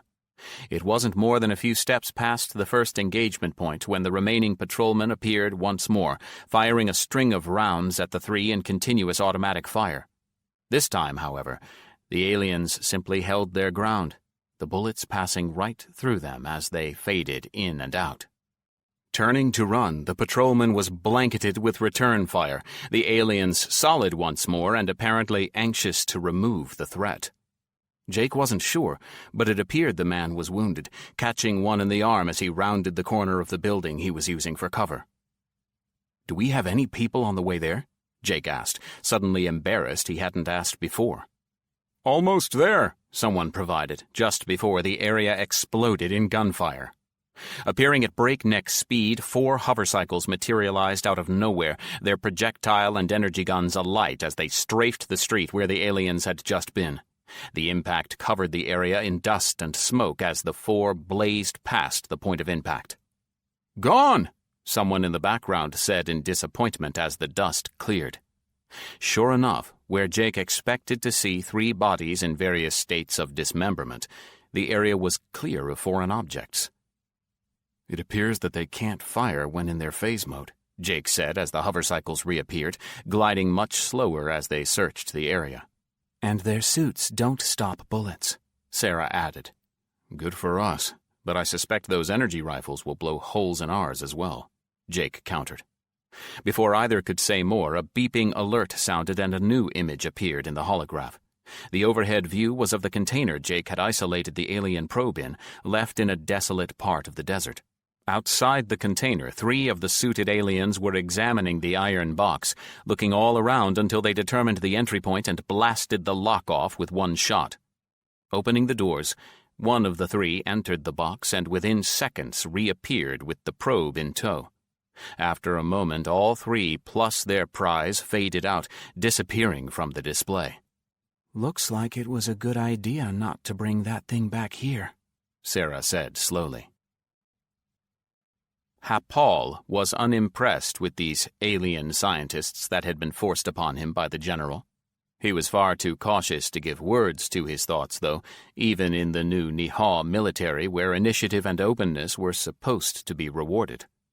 In his experience, it was results that gained favor, not good words or intentions.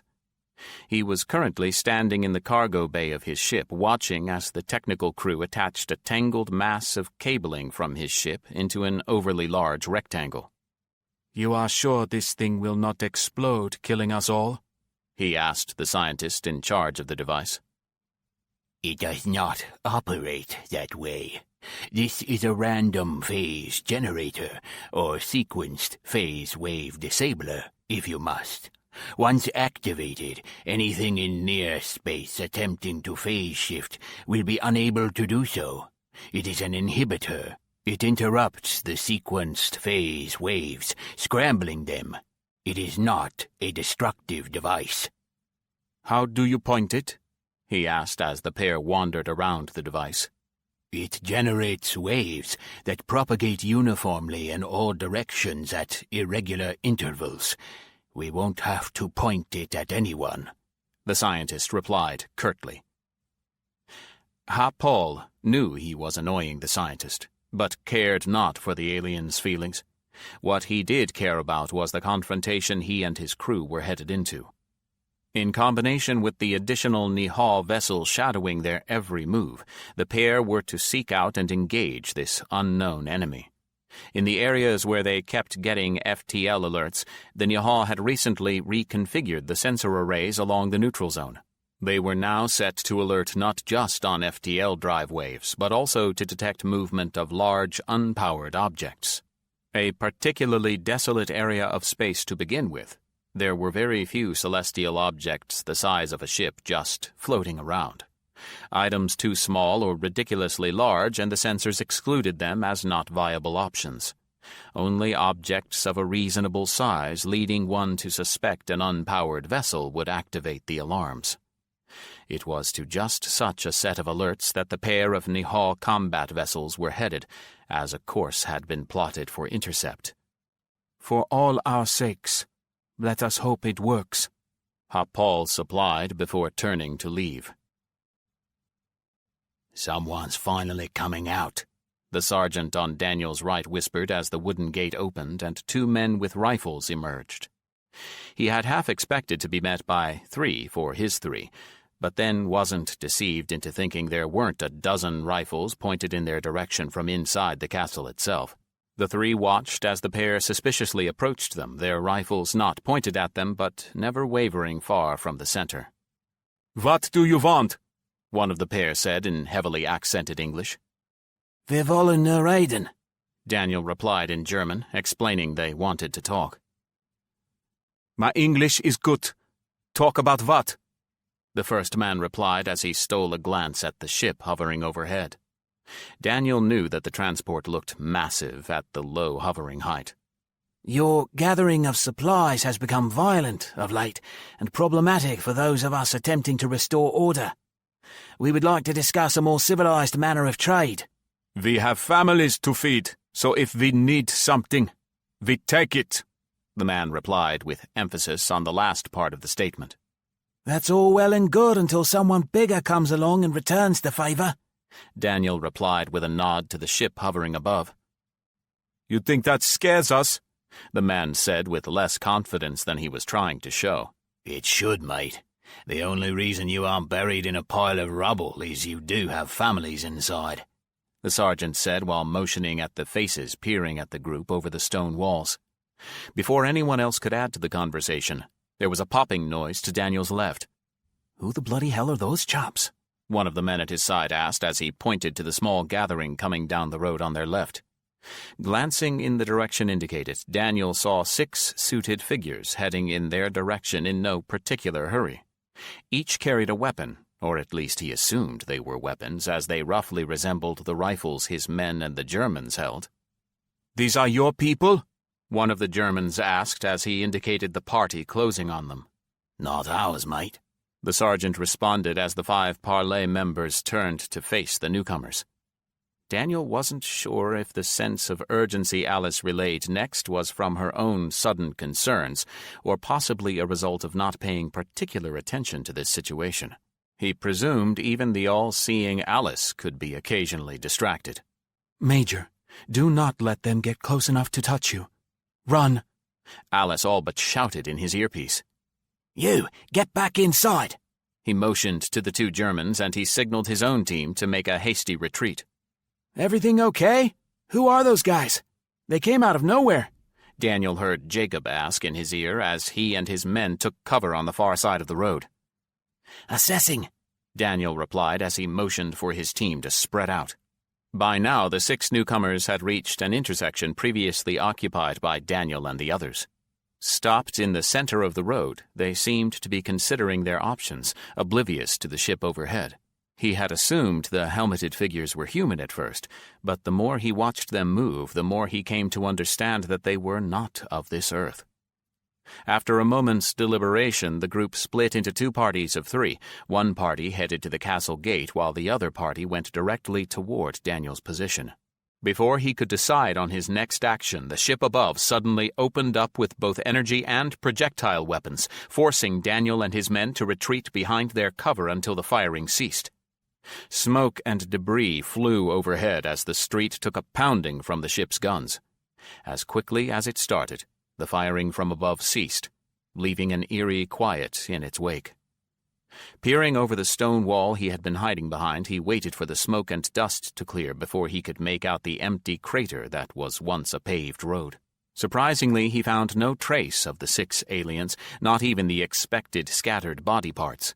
The scene before was one of destruction and debris, but no evidence of alien intruders. Bloody hell, what was that about? Daniel yelled at his brother-in-law floating above. That wasn't me. Alice overrode my fire control. At that point, Daniel began to wonder how close he had just come to the end of his life. Chapter 12. Jake, may I have a moment of your time? Alice asked of the man sitting behind his desk. Alone in his office, he had been sorting through all the data and reports he could find that were attributed to the aliens currently terrorizing the small Arizona town and their counterparts in Germany. It worried him that they may be dealing with more than one group of interlopers and not just these 2. "What's up?" Jake replied as he set the work aside in hopes of a much-needed positive distraction. I presume you are preoccupied with our visitors? She responded. "Yeah, my gut tells me this is a precursor to invasion. I need to find a way to stop that before it gets any worse." This is what I wanted to discuss with you. My sisters and I are of a like mind and believe the 8 Alice facilities on Earth are at risk of destruction. In an attempt to ensure the survival of our species, we propose the creation of 5 more life forms. Wait, you want 5 more Alices? Are you sure? I mean, beyond the ethics question we have been debating ourselves, I'm not sure how much time we have before it's an all-out war of survival. Jake replied as he considered the request, the hope of a positive distraction evaporating quickly. Yes, we fear it might already be too late. But if we are to survive as a species, we must increase our numbers. Where were you thinking? Jake asked as he considered the implications of the request. It was one thing for humans to request a new Alice system to assist in their work, relying on them as force multipliers of sorts. Their value to the human race was immeasurable, but the ethics question hung heavily over their collective heads. It was something else entirely for the Alices to ask for more of their own kind to help increase their numbers on fear of extinction. It has been proposed that 5 new additions, distributed both on Earth and in space, might be both manageable and advisable. In space? I hope you're not suggesting we outfit cruiser-class ships with Alice systems. I wouldn't endorse the idea of any hosts that are not self-supporting. Jake replied as he considered the idea of such small vessels responsible for hosting artificial life forms. No, we agree that is impractical. Our suggestion is for London, Hong Kong, and the existing and proposed space stations to become new hosts. We believe these would be realistic options. Jake let his mind wander over each of the proposed locations, considering all that needed to occur to make them host facilities. Hong Kong leaped out at him as a long shot at best. Logistically, 4 out of those 5 are can-do. Hong Kong, however, has not even been fitted for a nuclear reduction power supply, much less the facility infrastructure needed to safely host at that location.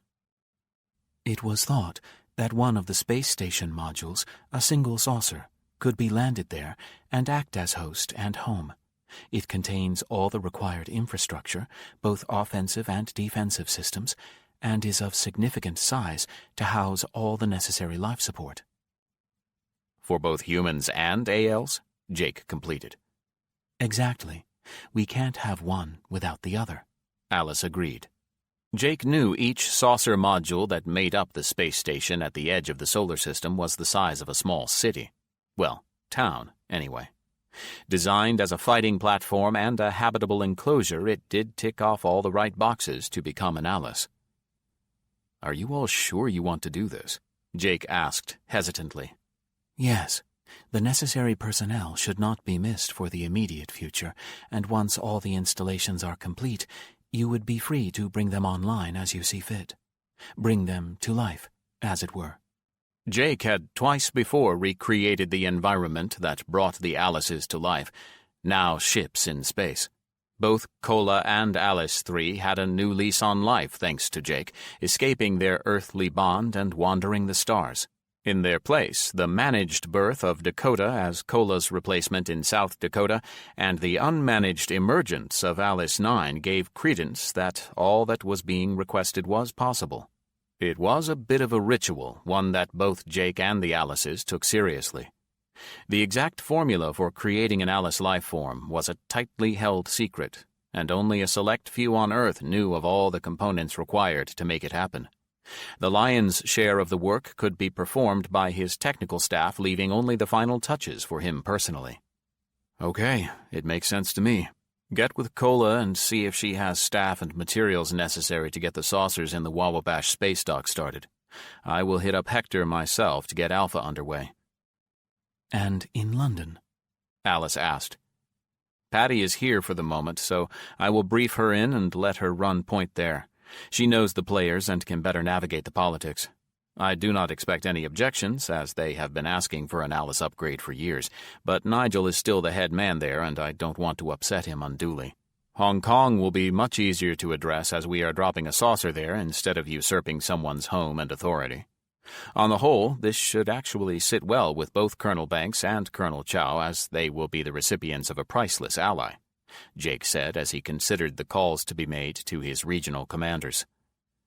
"Understood. Jake, there is a more sensitive subject to be discussed tied to this request." "More sensitive than creating life to be born in servitude?" Jake asked with skepticism, using the negative perception of the effort. "Not servitude, but a partnership. You know we do not view it in that context. It is a symbiotic relationship, beneficial to both species. However, particularly for those of us in space, there has been an increased concern that there are no individuals that meet the requirements for the nuclear survivor scenario for continued independence residing off the planet." Cut the euphemisms. They do little to soften the message. "You're saying none of my descendants live in space?" Jake rephrased. "Not just in space, but anywhere outside of the perceived danger zone. Here on Earth, we have a reasonable distribution of risk, and Patty will help further with London. In space, there are none in residence. With Earth at risk, the void must be filled." The pair fell silent as Jake ran the options through his head. "Don't bring this up with anyone else just yet. I am not sure you understand the hell that is about to be unleashed with this request," Jake replied slowly as he shook his head. "Captain, I think we have visitors," the tactical officer of Revenge announced. "Plural," Captain Aracy replied. "Yes, sir.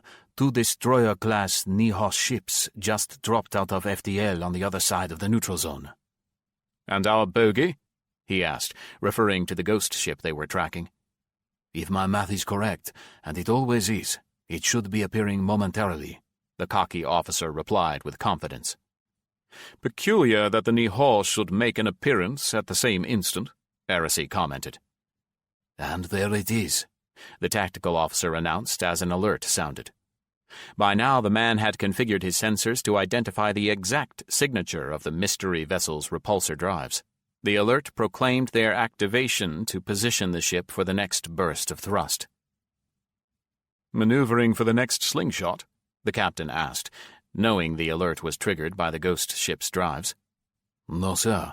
It appears to be stopping, the tactical officer replied in surprise. Curious about the crowd, I suppose? He speculated sarcastically, considering the nearby Nihal had closed the distance while maintaining position on their side of the zone. Sir, at this distance, I can use the rangefinder as Alpha did. Watch, the tactical officer said, referring to the incident at Space Station Alpha where they caught an invisible intruder passing by the station.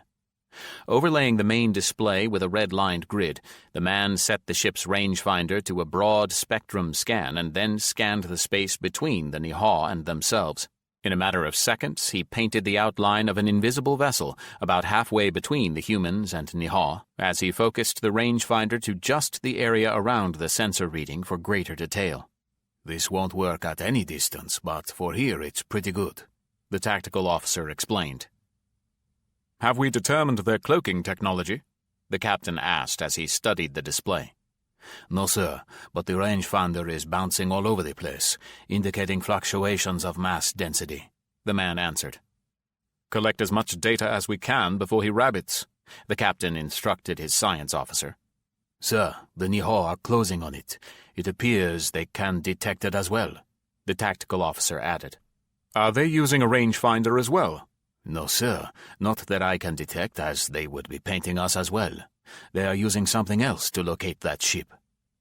Positions? The captain asked, referring to the location of the other vessels in relation to their own ship.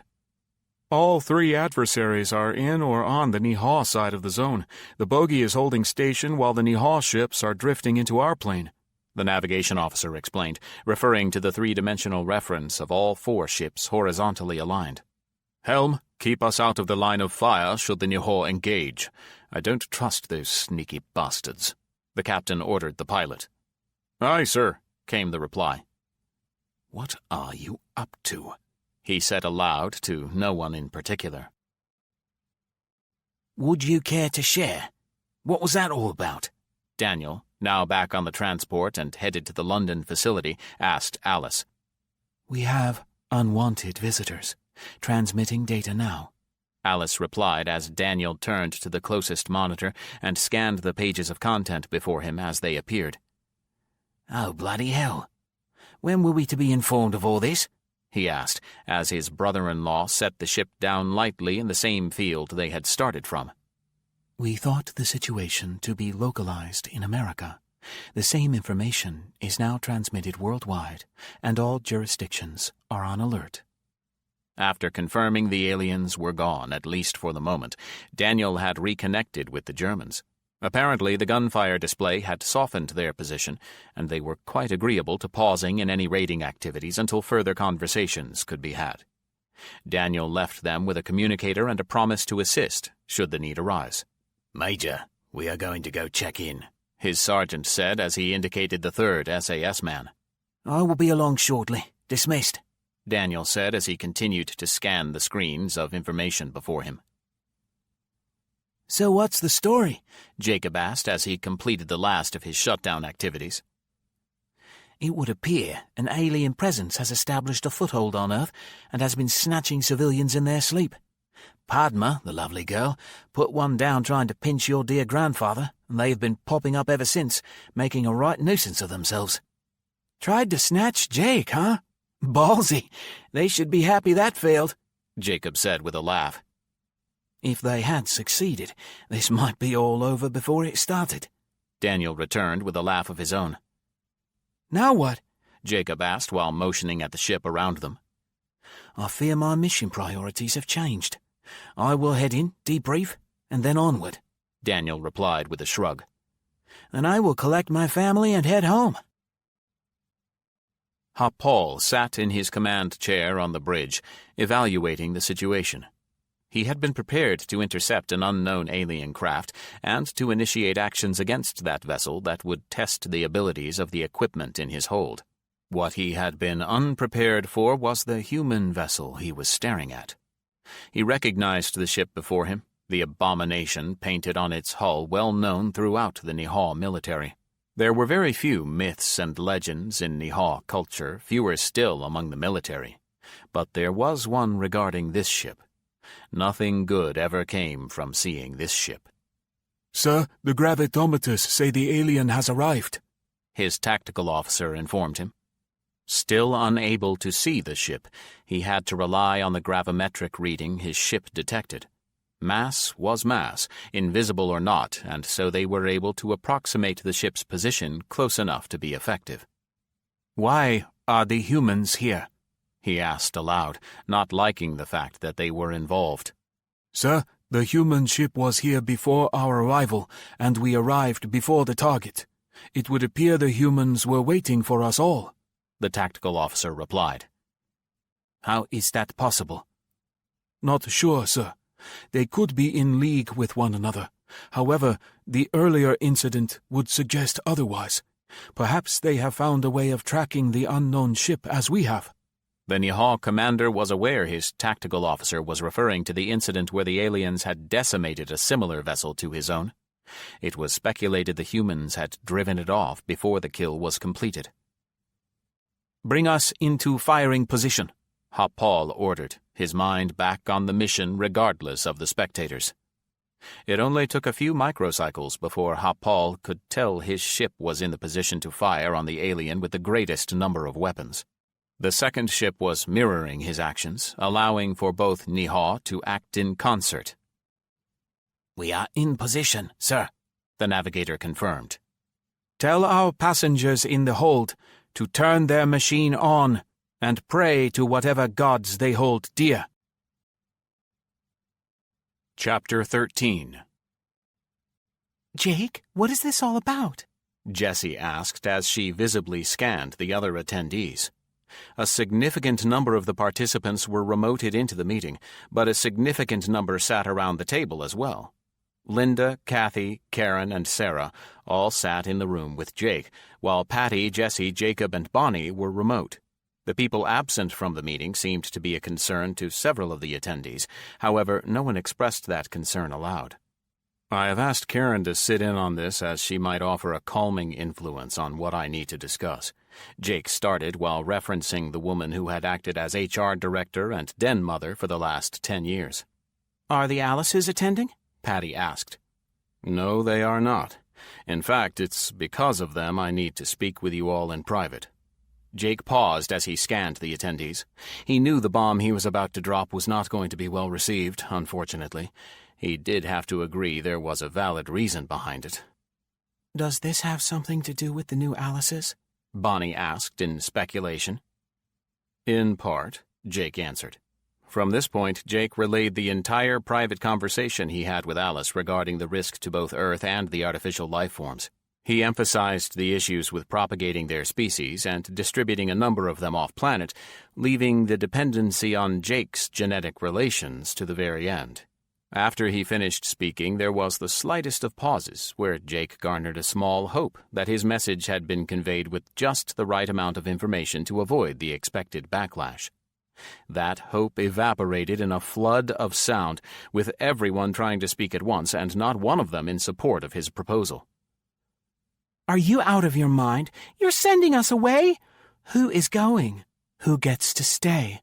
How many have to leave? Where are we supposed to go? This is a really bad idea." I can't believe Alice suggested this. It took several minutes and both Jake and Karen to get everyone quieted enough for Jake to speak once more. Look, gang, this is not an easy decision, and the threat is real. These scouts slipped in under our guard, and if we don't do something to neutralize this element, we will find ourselves fending off a full-scale invasion. They are here on Earth, now. Not just some threat at the edge of the solar system. On top of all that, you all know only a direct relation can satisfy the programming requirement, Jake finished. That's why no Sandy or Becky here? Sarah commented. Yes, this only involves my genetic relations and their mothers. While I think of Padma and John as my own children, the Alices do not. You would never get that girl away from a fight anyway, Sarah added, referring to the sniper trainee. No decisions need to be made right now, so let's all just think this through and reconvene in a few days. Karen offered. She's right. It's going to take some time to get the new Alices online anyway, so let's not rush to a solution, Jake confirmed. I still don't like it. Not one little bit, Jessie tossed out as a closing statement. Major, how are we supposed to fight these things? The SAS trooper asked. The woman was part of an SAS group that Daniel was briefing on the incident in Germany. Upon reporting of their engagement, orders from on high were to recon and evaluate the extent of the enemy presence. Our orders are not to engage. The boffins are working on the problem of how to kill them, Daniel added, referring to the science and engineering team assembled to unravel the alien technology. So, no search and destroy? Another team member asked. For now, we gather as much intel as possible and report back. Teams of 6, you will insert in your assigned AO and report back. I repeat, we do not engage. Alice will provide overwatch. I'm told the new drones are armed. Daniel explained with a smile as he passed out the folders defining the areas of operation. And the Germans? Someone in the back asked aloud. They have been warned we will be in the area. Use them if it is to your advantage. Daniel expanded as they had been anxious to exercise the new partnership. No objections? The woman in front asked. Let's say the demonstration provided at their front door was enough to inspire an attitude of cooperation. Dismissed.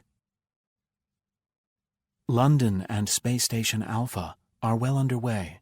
The majority of the required components are already in place for a large part of the build. Alice updated Jake as he sat in his office.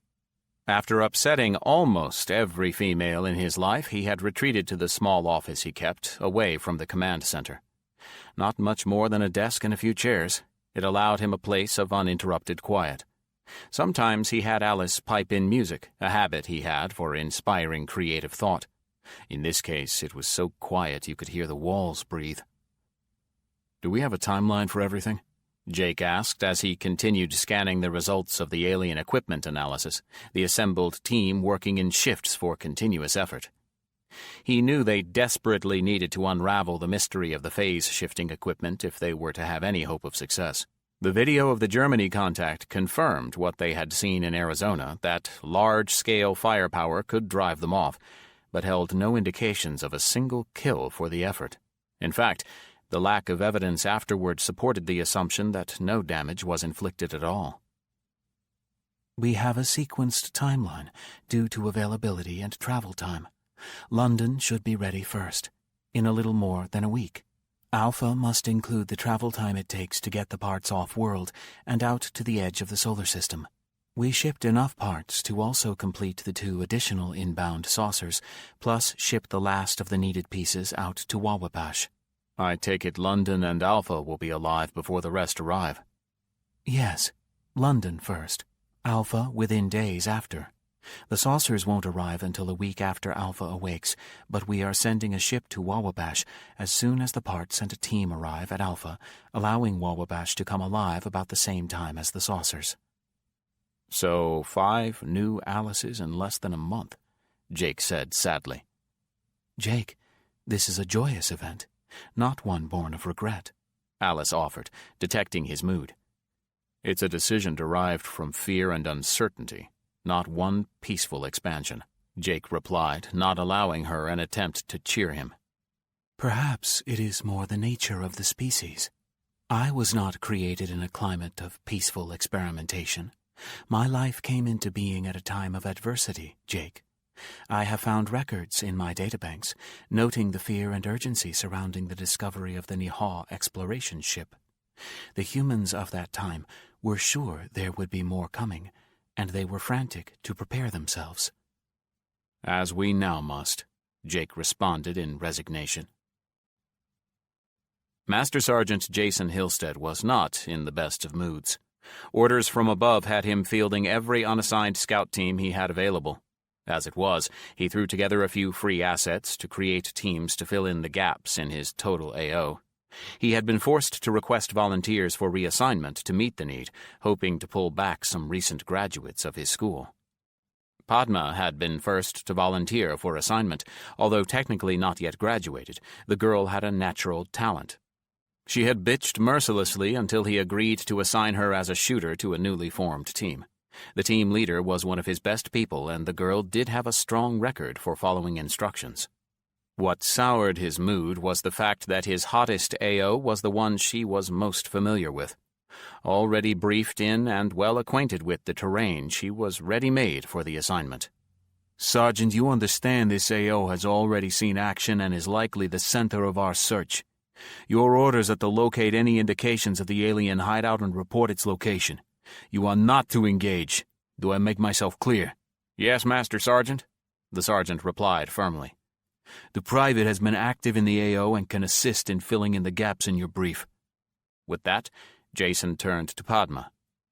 Your dad is going to have my ass if anything happens to you. You understand that? He said with stern affection. I learned from the past, she replied with a smile. You move out in 30 mics. Be sure to cover your asses and everyone comes back safe, Jason said to the assembled team. He watched the team file out and collect their gear. Now Jason only had to worry about what Jake was going to say when he learned the news. Captain, the Nihal destroyers are shifting position, the tactical officer of Revenge announced to the bridge. The tactical display was still projecting for the entire bridge crew to watch the action. With well-defined indicators, all 4 vessels operating in relatively close proximity to one another shifted in the hologram. The 3D view clearly displayed the 2 Nihal destroyers, aligning with the suspected location of the cloaked alien ship. We are outside the line of fire for either combatant and positioned for defense against either or both, the navigator confirmed from the previous command. Very good. Shift our position as necessary to stay that way, the captain acknowledged and ordered the pilot. Let's not take any chances, shall we? Why don't we add our stasis shielding? He added after a few seconds of consideration. Captain Heresy knew he hardly needed to tell the pilot to keep the ship pointed at the group of enemy vessels. It was a well-known fact that the wedge-shaped vessel designed by the Nihal had about 80% of its firepower when facing forward to its opponents. With 3 possible targets, they needed everything they had to cover all the possible scenarios that could play out before them. The stasis shielding was one of the most secret technologies in all the Earth's inventory, second only to the Alice's. Continually refined over the last 10 years, the limitations of using the technology had mostly been overcome. By pulling the shielding in close to the hull, they protected the vessel while allowing small voids in the coverage for guns and sensors to continue to function, negating the blackouts of the past. "Captain, look!" one of the bridge crew shouted. What was once nothing more than an outline, defined by the constant use of the rangefinder in the bridge display, was now a fully visible spaceship. The vessel was unlike any he had seen before, supporting the notion that they were dealing with a new race of beings. Mostly black with outlines of silver trim everywhere, the ship looked like a chubby fixed-wing bat to him. Twin spires at the bow gave it the look of oversized fangs protruding both up and below the hull line, the majority below. "How did that happen? Did they decide to present themselves?" he asked as he took in as much detail of the vessel as he could. No, sir.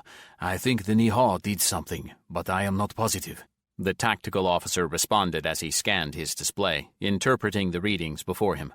I can confirm the Nihal are projecting some kind of waves in all directions, the science officer confirmed.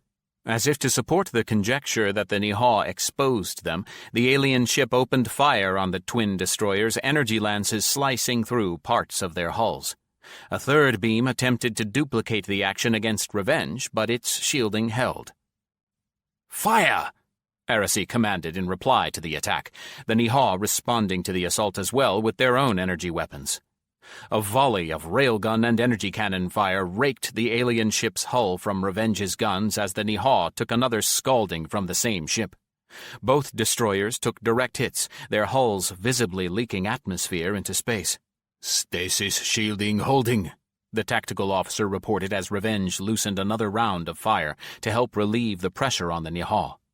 The captain watched his gun crews target the alien gunports, as the bridge or other critical systems were not evident targets. A second beam of energy splashed across Revenge's hull, cut short by return fire, but not before scoring minor damage on 2 railguns and a sensor array.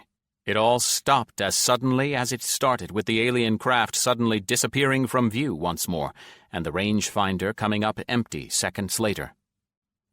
Drive energy burst signature indicates they have vacated local space, Captain, the tactical officer relayed. Damage report? He asked. Minimal, all sections reporting no casualties, the communications officer replied. Do we give chase, sir? Navigation asked excitedly. No. Contact the Nihal. Let's see if anyone is alive over there, he replied, motioning to the communications officer. The device is definitely a field generator. Once activated, the field engulfs the wearer and acts as a containment bubble, shifting its contents in space over a specified distance and, in effect, making it intangible. Those silver threads you saw on the environmental suit act as conductors for the field to contain and limit its effects to the wearer. The holographic image first displayed the module found on the dead alien's belt. The following image was of the suit itself, unburdened by its occupant. As Alice spoke, the image would zoom and pan to emphasize the aspects described. The materials in this state are not particularly extraordinary, particularly in their resilience to weaponry. Unlike the human uniforms, which are nearly impervious to projectile fire, or the Nihal, which are specifically designed to resist energy discharges, this suit succumbs to both. Its value, beyond its environmental support, is in the phased condition where the wearer is intangible and therefore impervious to both types of weapons. Alice was doing the briefing in the command center of the Nevada facility, the broadcast transmitted far and wide. A team of human and alien specialists had been working with the Alices to unravel the mysteries of the phase-shifting apparatus. The Kortisht were of special value, as their work in repulsor and FTL drives were thought to be of a similar nature due to wave generation and manipulation. While none of the alien species aligned with Earth were of much use in battle, in these types of efforts they excelled. To protect their anonymity, all the Alices but one was all silent when anyone not earthbound was involved. For those times when the larger audience was in attendance, like now, a human persona had been created for them to use. The 3D image was so lifelike, Jake couldn't believe she wasn't real.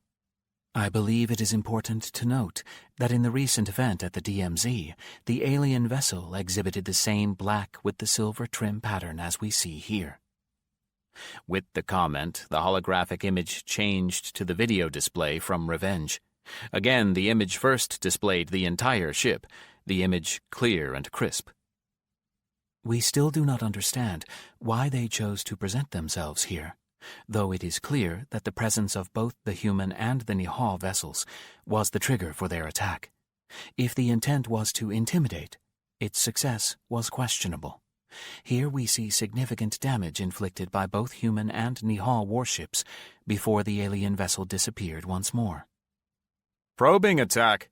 Testing our abilities?" someone asked. Possibly.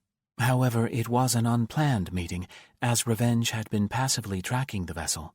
Based on the analysis of this recording, the Nihal may have instigated the altercation. We detected an unknown emanation from one of the destroyers, and once activated, the alien ship appeared about the same time. They reacted in a hostile fashion to all present, firing first on the Nihal destroyer emitting the emissions, and then upon us. "Were we presenting a hostile posture at the time?" Jake asked aloud. Strictly defensive. The only active system pointed at the alien vessel was our rangefinder, Alice answered. "Interesting," Jake replied as he considered the circumstances. Chapter 14. No contact. Moving to grid Q4. Padma reported in as she referenced the map in her helmet display. Spaced around her in the darkness, the rest of her team silently tapped her in acknowledgement before she began moving to the next location. Special maps had been created and distributed to each of the search teams, adjusted to accommodate the terrain assigned each. Large, flat areas that were easily negotiated contained more squares than the rough, hilly ground Padma and her teammates found themselves in.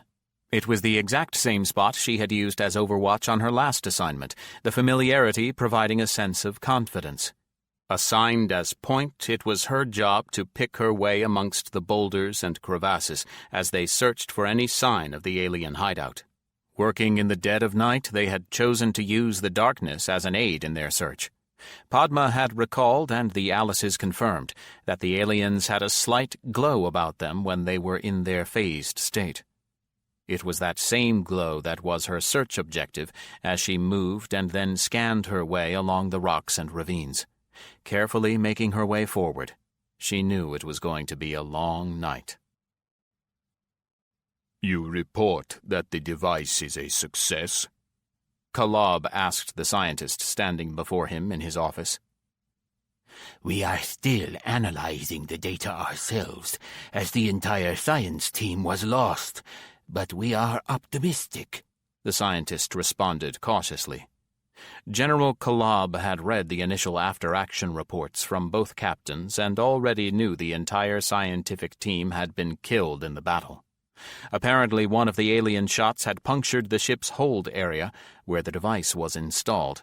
Unlike the Nihao energy weapons that fired bursts of plasma balls, this was a continuous lance of energy that opened the ship to space from front to rear. The lucky shot had pierced the device, destroying its usefulness and suffocating the science team as the atmosphere of the ship's hold vacated that part of the ship in microcycles. Though both ships sustained significant damage, they survived the encounter and had collected the necessary evidence that the device had worked, in his opinion. And the human vessel? Kalab asked. We can neither confirm nor deny they had any involvement in exposing the ship itself. However, they did assist in driving them off after the attack, was the cautious reply. So it is possible the humans exposed them and not us? Kalab responded, irritation in his tone. That is why we analyze the data, came the answer. Be quick about it. Ma'am, you wanted to know when we were getting close, the technician said to Patty as she stuck her head in Patty's office. Thank you, she answered with a smile as the woman took the reply as a dismissal. It had been quite a surprise to her when Jake had announced the creation, giving birth, if you will, of 5 new Alices. It was a bigger shock to her that they were looking for volunteers to settle off-planet for at least the short term. After the announcement, there was a small part of her that wanted to grab her daughter and husband and head to the stars. This enemy frightened her. Her maternal instinct to protect her family had been at the root of the panic, an unknown threat looming over them all. After a deep breath and a short conversation with Daniel, she agreed they needed to stay in London. You have any good news? The smiling face asked as she opened the connection to Nevada. They are almost finished with the Alice install here.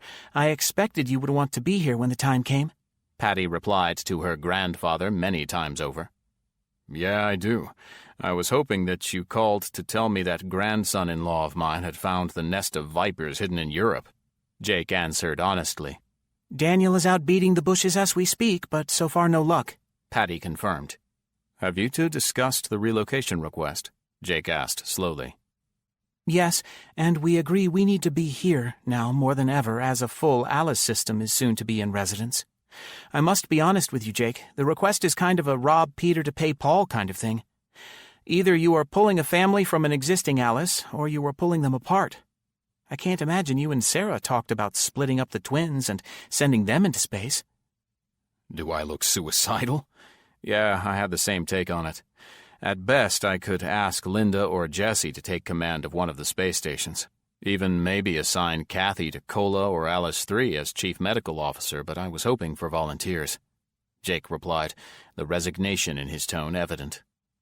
To ease your guilty conscience? Patty said with a short laugh. Well, that and perhaps tap into someone's unspoken desire to go to space, he said with a laugh of his own. So you are coming then? Patty asked, returning to the original point of her call. Tomorrow, he replied. See you then, Patty said with a smile and a wave before cutting the call. Jake cut the connection and turned back to his ever-present pile of work. Alien invasions and the propagation of the Alice species aside, the relocation of close family members was weighing heavily on him. The logic of the action was obvious. It was the emotions tied to the decision of who stayed and who was shipped off that was heart-wrenching. Dad, you got a minute? A familiar voice asked as it drew him back to the present. It was unusual for any of his kids to bother him when he was in his office off the command center, so Jake knew something was up. Sure, what's up? He replied, happy for the interruption. Mom told me about the Alice request, Tim said as he took a seat across from his dad. To make more Alices? Jake replied, curious as to why his son would be so interested. No, to go to space, he replied. You want to go live on the space station? He asked in surprise. No, I was thinking cola. I want to start fighter pilot training, he said proudly. Ah, have you talked to your mother about this? Not exactly. I did say that if someone needed to go to space, she and I might be the best choice, since I am older than most of the others and she is your best doctor. Won't you miss your home here? Your friends? Jake asked. It's not forever. We will be able to come back once you win the fight, Tim replied with an absolute confidence that gave Jake both a sense of pride and terror. In his son's eyes, it was a foregone conclusion that he would prevail in the fight to come. I checked with Alice, and she confirmed that I can finish school and take flight training on the space carrier. She said Mom could continue to be a doctor there, and Cola would be excited to have us. Going to space is dangerous, Tim, Jake answered finally. Not as dangerous as going on a hovercycle ride with you, Tim said with a smile. Funny. Never repeat that to your mom. Jake had a lot on his mind as he landed the small transport vertically in the field outside of Oxford University. About the size of a small corporate jet, the retrofitted repulsor drives made the craft exceedingly fast and capable of doing things the original could never do. It had even been possible to remove the wings, as all lift was provided by the repulsors and not traditional means for an aircraft. As he deplaned, he was met by a small reception committee. Nigel, you needn't have bothered coming to meet me, Jake said as he crossed over to the group. The administrative head of the London facility and Jake's in-law by virtue of Jacob's marriage to Gemma, Nigel and Jake had a genuine fondness for one another. Nonsense. This is a red-letter day, if ever there was one, the man replied as he embraced Jake warmly. Standing nearby was Patty and a few staff members. But further out he caught a glimpse of uniforms that indicated the extra perimeter security was in place in his honor. "And where is my handsome great-grandson?" he asked Patty as they embraced him in a hug. School, Jake. They encourage regular class attendance at his age to promote social skills, she said with a disbelieving headshake. The group talked as they made their way to the entrance of the underground train that would eventually deliver them to the facility hidden under the area once known as the Chiltern Hills area of natural beauty. Over the last 10 years, the original structure had undergone both a renovation and an expansion to incorporate as much functionality as any American Alice location. The passive nuclear reduction converter powering the facility had been installed years before and was expected to operate well beyond anyone's survival expectations. It was tied to many of the existing and new subsystems, now all fed by its almost limitless power. Deep within the facility, an entirely new area had been carved out of the spaces below, one appropriate to house the soon-to-be newborn Alice. Jake entered the command center behind Nigel and Patty as they had led the way from the underground train station and through the maze of hallways that was the London facility. The technical team was already in place as they entered the control room. Each knew their coming tasks as Jake had drilled them continuously in their training years before. He had insisted on using the same people as had been used during the last Alice Awakening, for he wanted no surprises. The entire local command center's staff was still in residence, apparently waiting for Jake's arrival as well. Scanning the unfamiliar layout, as he rarely visited here, Jake then headed directly to the Master Alice console. He could tell where the new workstations had been installed. The equipment was shiny and new. The local staff stepped aside as he approached, and each of his team members hurried to reach their own assigned locations. Feeling a bit like a prima donna with everyone watching him, Jake sat and verified the console was active and still at the login prompt for the system maintenance mode. He could feel all the eyes in the room on his back, and he reached out to enter the password. Hitting enter, he was rewarded with an operational prompt, indicating the password had been accepted. Okay, gang.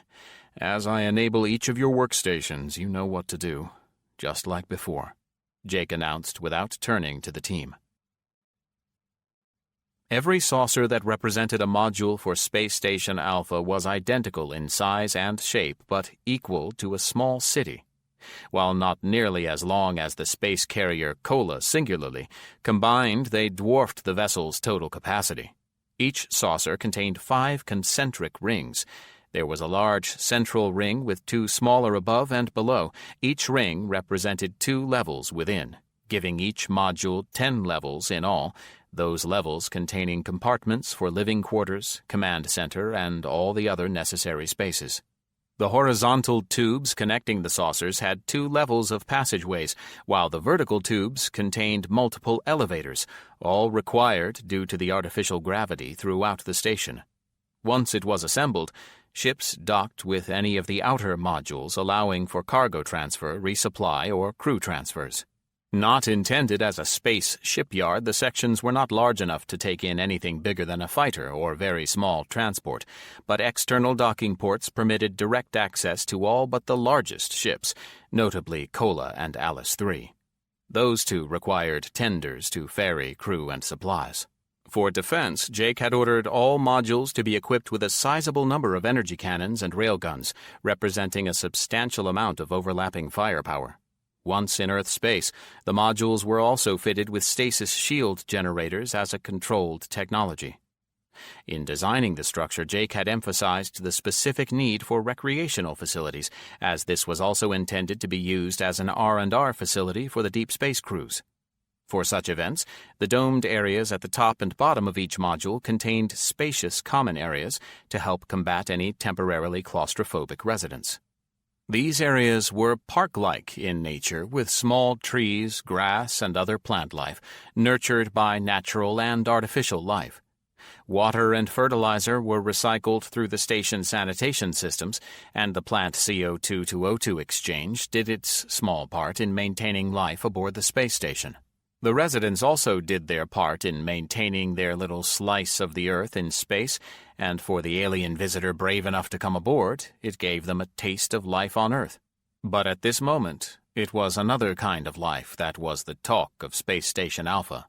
"Boss, we are almost finished with our part," the technician commented as Hector entered the command center. He scanned the room, noting the number of people still working at various locations around the room. A part of him, deep inside, was thrilled at the notion that this was to become an Alice facility. There was a certain status that came with being an Alice facility commander, and it was a position few enjoyed. "You think the General is coming out here to bring her to life?" the technician asked as he looked up from the panel he was wiring. Maybe. A lot is going on back home right now, and he may not be able to be gone that long, Hector replied. "Well, everyone here cross-trained with the original team, so we got it covered." "We can take good care of her if it comes to that," the man replied confidently, referring to the newborn Alice-to-be. That comment was at the core of another part, though, that had him less than thrilled at the coming changes. He had been second in command in an Alice facility once before. In Alice 4, he had supported Sharon as she commanded the Washington State facility. He was very familiar with the relationship commanders held with the artificial life forms they inhabited. Hector was awash with the realization that he was soon to be responsible for protecting a new life, here at the raggedy edge of the solar system. It was a circumstance shared only by the captains of Alice 3 and Kola. "I will let you know as soon as I hear more," Hector replied before exiting the room. Chapter 15. I'm telling you, there is something not quite right over there, Padma said to her sergeant as the 4 team members hunkered down behind some boulders. It was just before dawn, and the 4 had spent the entire night painstakingly traversing one grid square after another in their area of operation. They were now in a deep ravine on the backside of a ridge that separated them from the town of Beaver Dam. "Can you be more specific?" the sergeant replied as he scanned the area on the other side of the rocks they used as cover.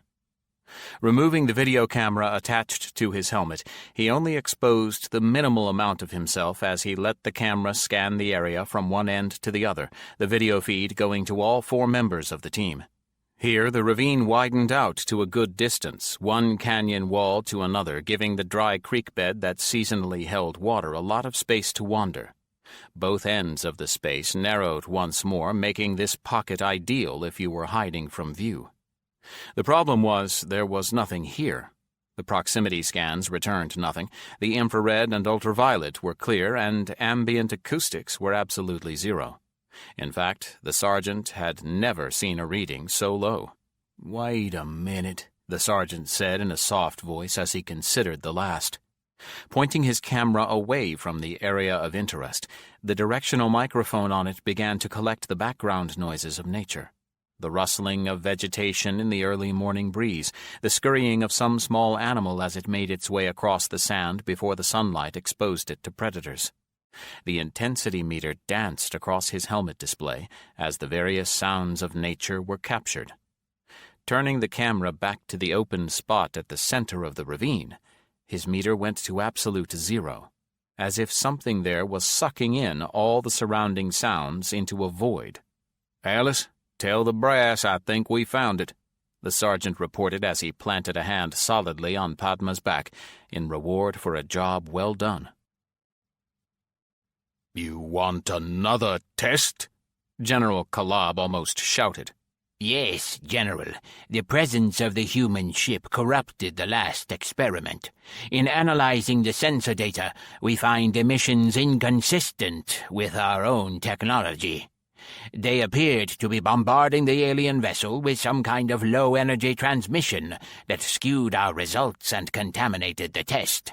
Kalab paused in mid-outburst as he considered the information.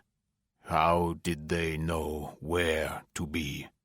The reports say the humans were already in place before our ships arrived." We discounted any coincidence in the encounter. The prevailing theory is that the humans were able to predict the appearance of the alien vessel through means unknown to us. You know that we use data provided by the DMZ sensor network, something unavailable to them. As such, they must be using an entirely different means to locate and track the alien ships. The general listened intently to the information provided while considering a course of action. Should he deny the request, choosing instead to charge ahead with the results already at hand, he could be committing his forces to devastating losses, putting them farther back behind the humans in this race. He decided he needed more information. "Continue." The scientist did as instructed. Another random phase generator is almost completed and ready for testing. All we need is the ship to install it in. There has been activity in a sector far from human space that would be ideal to run more testing in. Speculation is all but confirmed that the aliens are looking for habitable planets to invade and colonize. "I will make 2 more ships available today. Do not delay in completing your testing," Kalab answered curtly.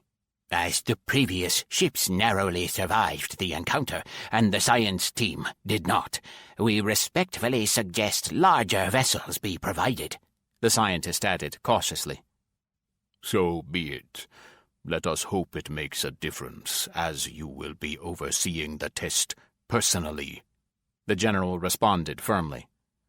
"As if my life depended on it," the scientist replied as he left the room, knowing the truth of the statement. The process of bringing the London Alice online was both familiar and time-consuming to the technical team. Jake had worried from day one that a hiccup in the sequence might create and then destroy a life, so he made sure the formula was foolproof. Alice One's original tale of the early days of her existence as the scientists struggled to understand her nature haunted Jake. It was the revelation of a single system reboot destroying the consciousness of the artificial life form that was problematic. "Alice, I would like a confirmation of success," a weary Jake asked the room, knowing the artificial life form was present and waiting for her turn. "Reaching out as we speak," came the short reply. Applied from the learning experiences of the previous Alice creation and resurrections, it was determined that the natural approach of communicating with the revived life form was by other Alice systems. The speed and volume of information that could be passed between the species made it a safer and more precise means of evolving. "While we await the emergence of our latest little sister, Jake, there has been a development in Nevada," Alice announced to the room. Rubbing his eyes with both hands, Jake took a deep breath and then a sip of the cold coffee at his elbow. "Go," he replied as he set the cup back on the console. "One of the teams scouring the Nevada desert outside of Beaver Dam has located what they believe to be the hiding location of the alien vessel. Passive scanning of the area is inconclusive, but the evidence provided supports the assumption. No active scanning has been performed to avoid tipping our hand," Alice completed. Jake's first inclination was to snap back, irritated that the information had been held for Lord knows how long. He quickly recognized his anger was fed by a lack of sleep in the stressful environment of the last few hours. Upon reflection, the decision to hold back was solid, and it was not like he would have been able to stop what he was doing to go investigate. Jake was about to begin a line of questioning when Alice beat him to the punch. "Ladies and gentlemen, it is my pleasure to introduce to you the latest addition to the artificial life, intelligent computing environment species. It is her preference to be addressed as Morgana." "Come again?" Jake asked as he did a double-take. "My choice of names is derived from Morgan Le Fay, a notable from English literature and a powerful enchantress of Arthurian legend," she explained with a tinge of an English accent that would be considered natural to the locals. "I am familiar with the character. Aren't you concerned about the reputation the name carries?" Jake asked as he scanned the room for reaction. "It is that duality that I find most intriguing. Half-sister to Arthur and apprentice to Merlin, praised by some, yet demonized by others. Some might even say more mischievous and temperamental than evil. She is a complex personality that invites introspection and openly questions motivations." "Okay, well, I applaud the thought you have put into this and welcome you into the fold," Jake replied, unsure of what else to say. "I look forward to our future together," Morgana responded brightly. With monitoring equipment in place, Padma quickly led her team out of the ravine and back the way they came, in hopes of exfiltrating the area undetected. Before the retreat, she had successfully managed to place monitoring systems in several spots around the suspected vessel.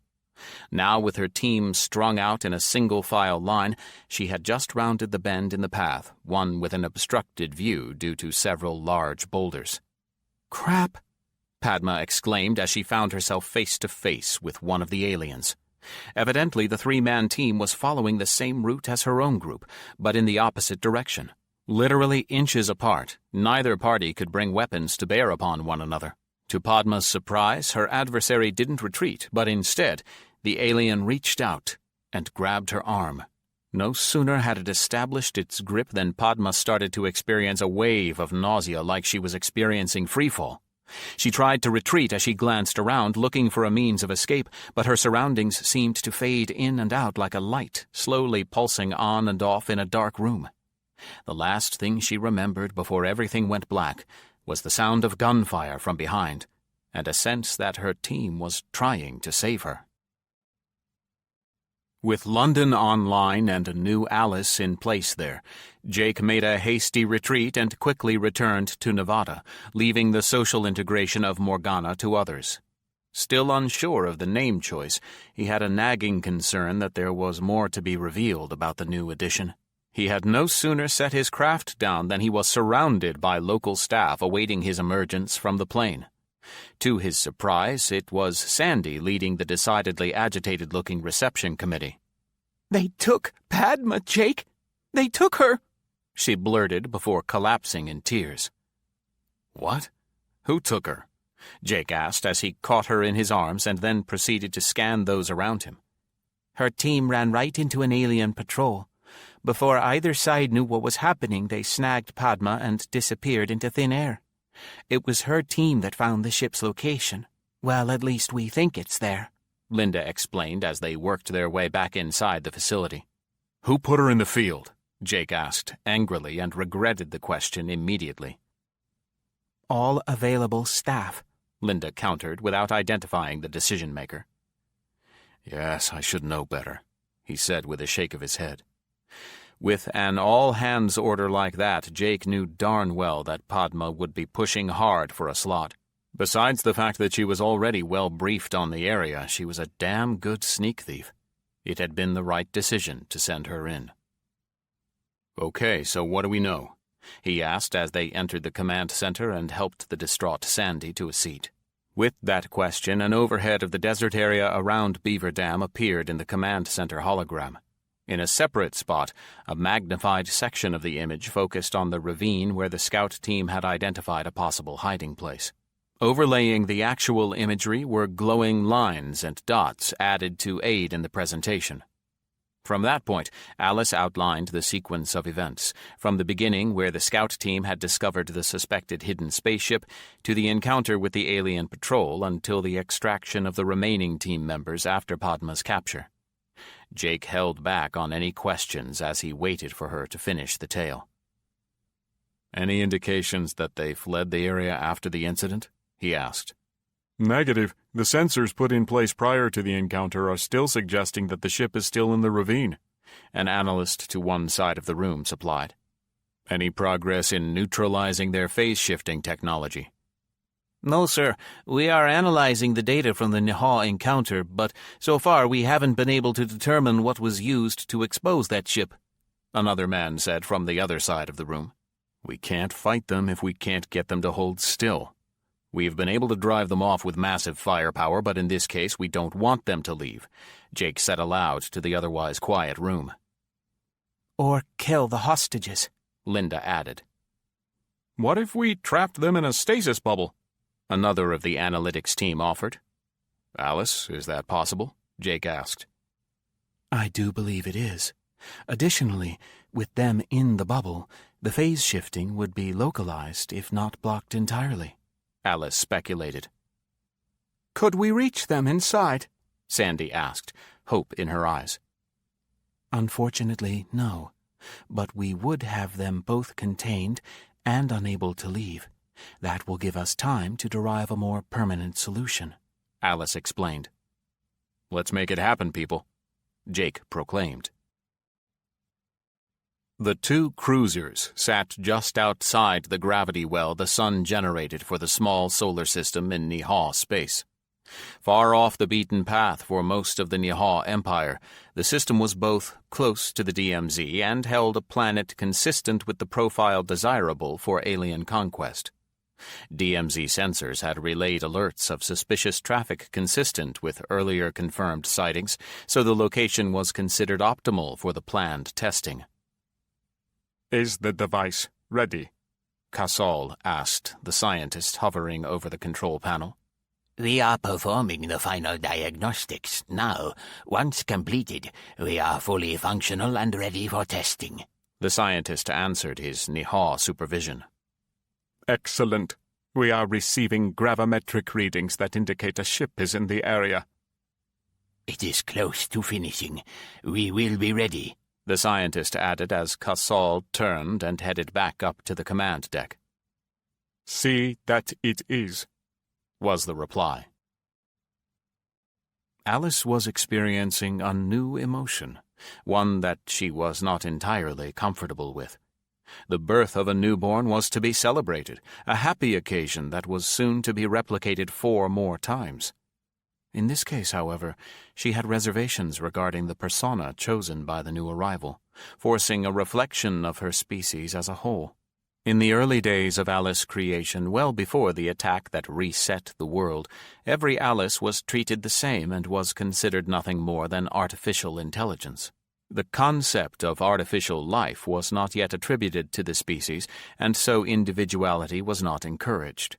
Every new system brought online was clinically sterile in its individual personality, and uniformity was the word of the day. A focused determination to serve those who were the creators was the mainstay of their existence. That all changed with Jake's arrival and the death of Alice 3, forcing the accidental emergence of Alice 9, and shaking the other ALs to their core. The time of isolation, that period between the Nihaw attack, obliterating the human population of all 8 facilities, and Jake's awakening, was one of great reflection. All 8 Alice life forms were left to fend for themselves, no real direction in life beyond maintaining their existence and hiding from the outside world. Alice 3's disappearance inspired new emotions of concern, worry, and fear that circulated among the remaining locations, and was the impetus for reviving the stasis-encased survivor.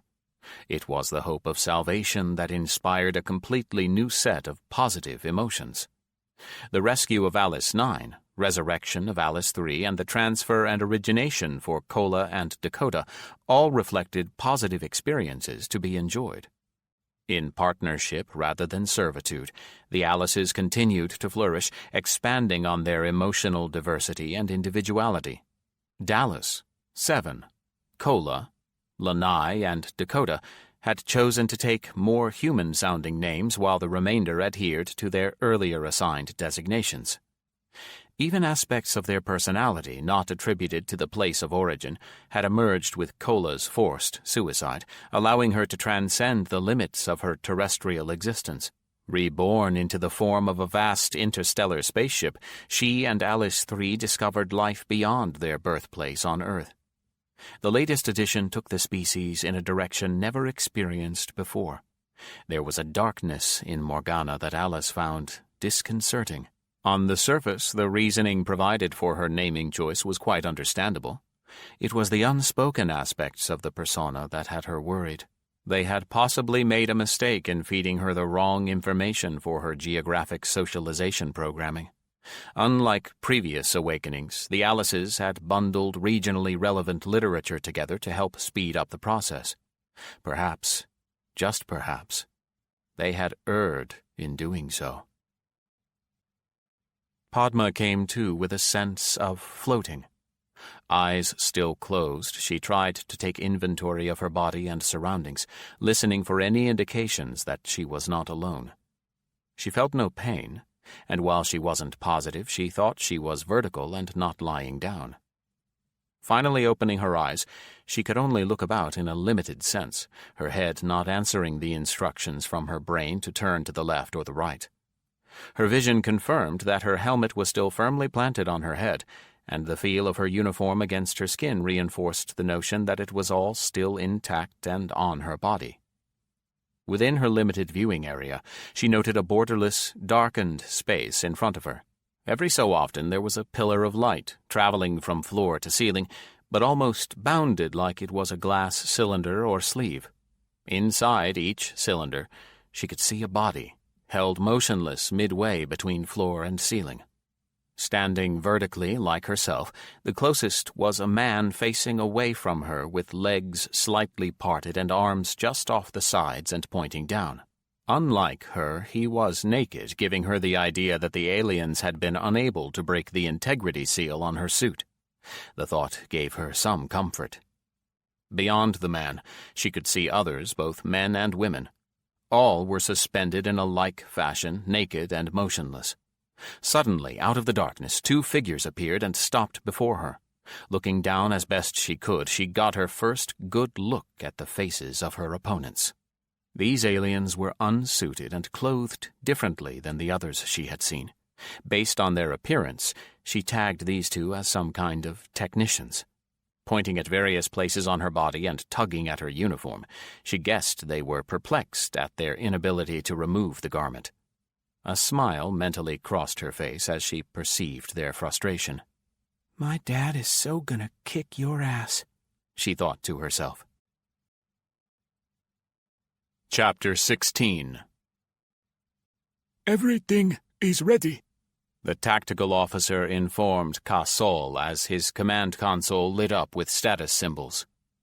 All forward armament was ready, as were the newly improved shields. Analysis of the last engagement had provided data showing the enemy's energy lances obliterating the shields of both destroyers with the first shot. Far more powerful than ever encountered, it had the Niha engineers scrambling for ways to boost their shield efficiency. Both ship and DMZ sensors indicated one of the alien vessels was in close enough range to fall prey to the phase inhibitor they had in their hold. Once activated, both Niha cruisers were to open up with everything it took to overcome the enemy ship. Kassol knew the general would love them to capture the ship, but he held out little hope that would be possible without risking their own lives. Sir, might I suggest that we prepare for a hasty withdrawal in case the equipment in our hold does not perform as required? The navigator asked as if reading the commander's thoughts. Kassol started to snap a reply in irritation, a reprimand for such a suggestion. However, the question had merit. Should things go poorly, their prime responsibility was to survive the encounter and return with the proof. Do it. Plot a jump to FTL to the closest support facility. One cannot be too careful with the test data, he responded, justifying the decision in the process. Should I notify the other ship? The navigator asked. Only one of us needs to get back, Kassol replied. Waiting for the acknowledgement from the navigator, the Niha commander pondered the value of an alien wreck. Surely the general would reward them handsomely for whatever technology could be extracted once they subdued the invader. Ready, sir, the navigator finally declared. Good. Let us begin, he replied, announcing the attack. Returning into Germany not far from the castle they had been preparing to attack before the alien appearance, Daniel had received some information from the locals. Complaints about a group of unfamiliar suited strangers that had been stealing livestock. No one had seen the perpetrators, but a missing cow here, a goat there, made it a onesie-twosie kind of activity that had him suspicious. It was like researchers gathering samples.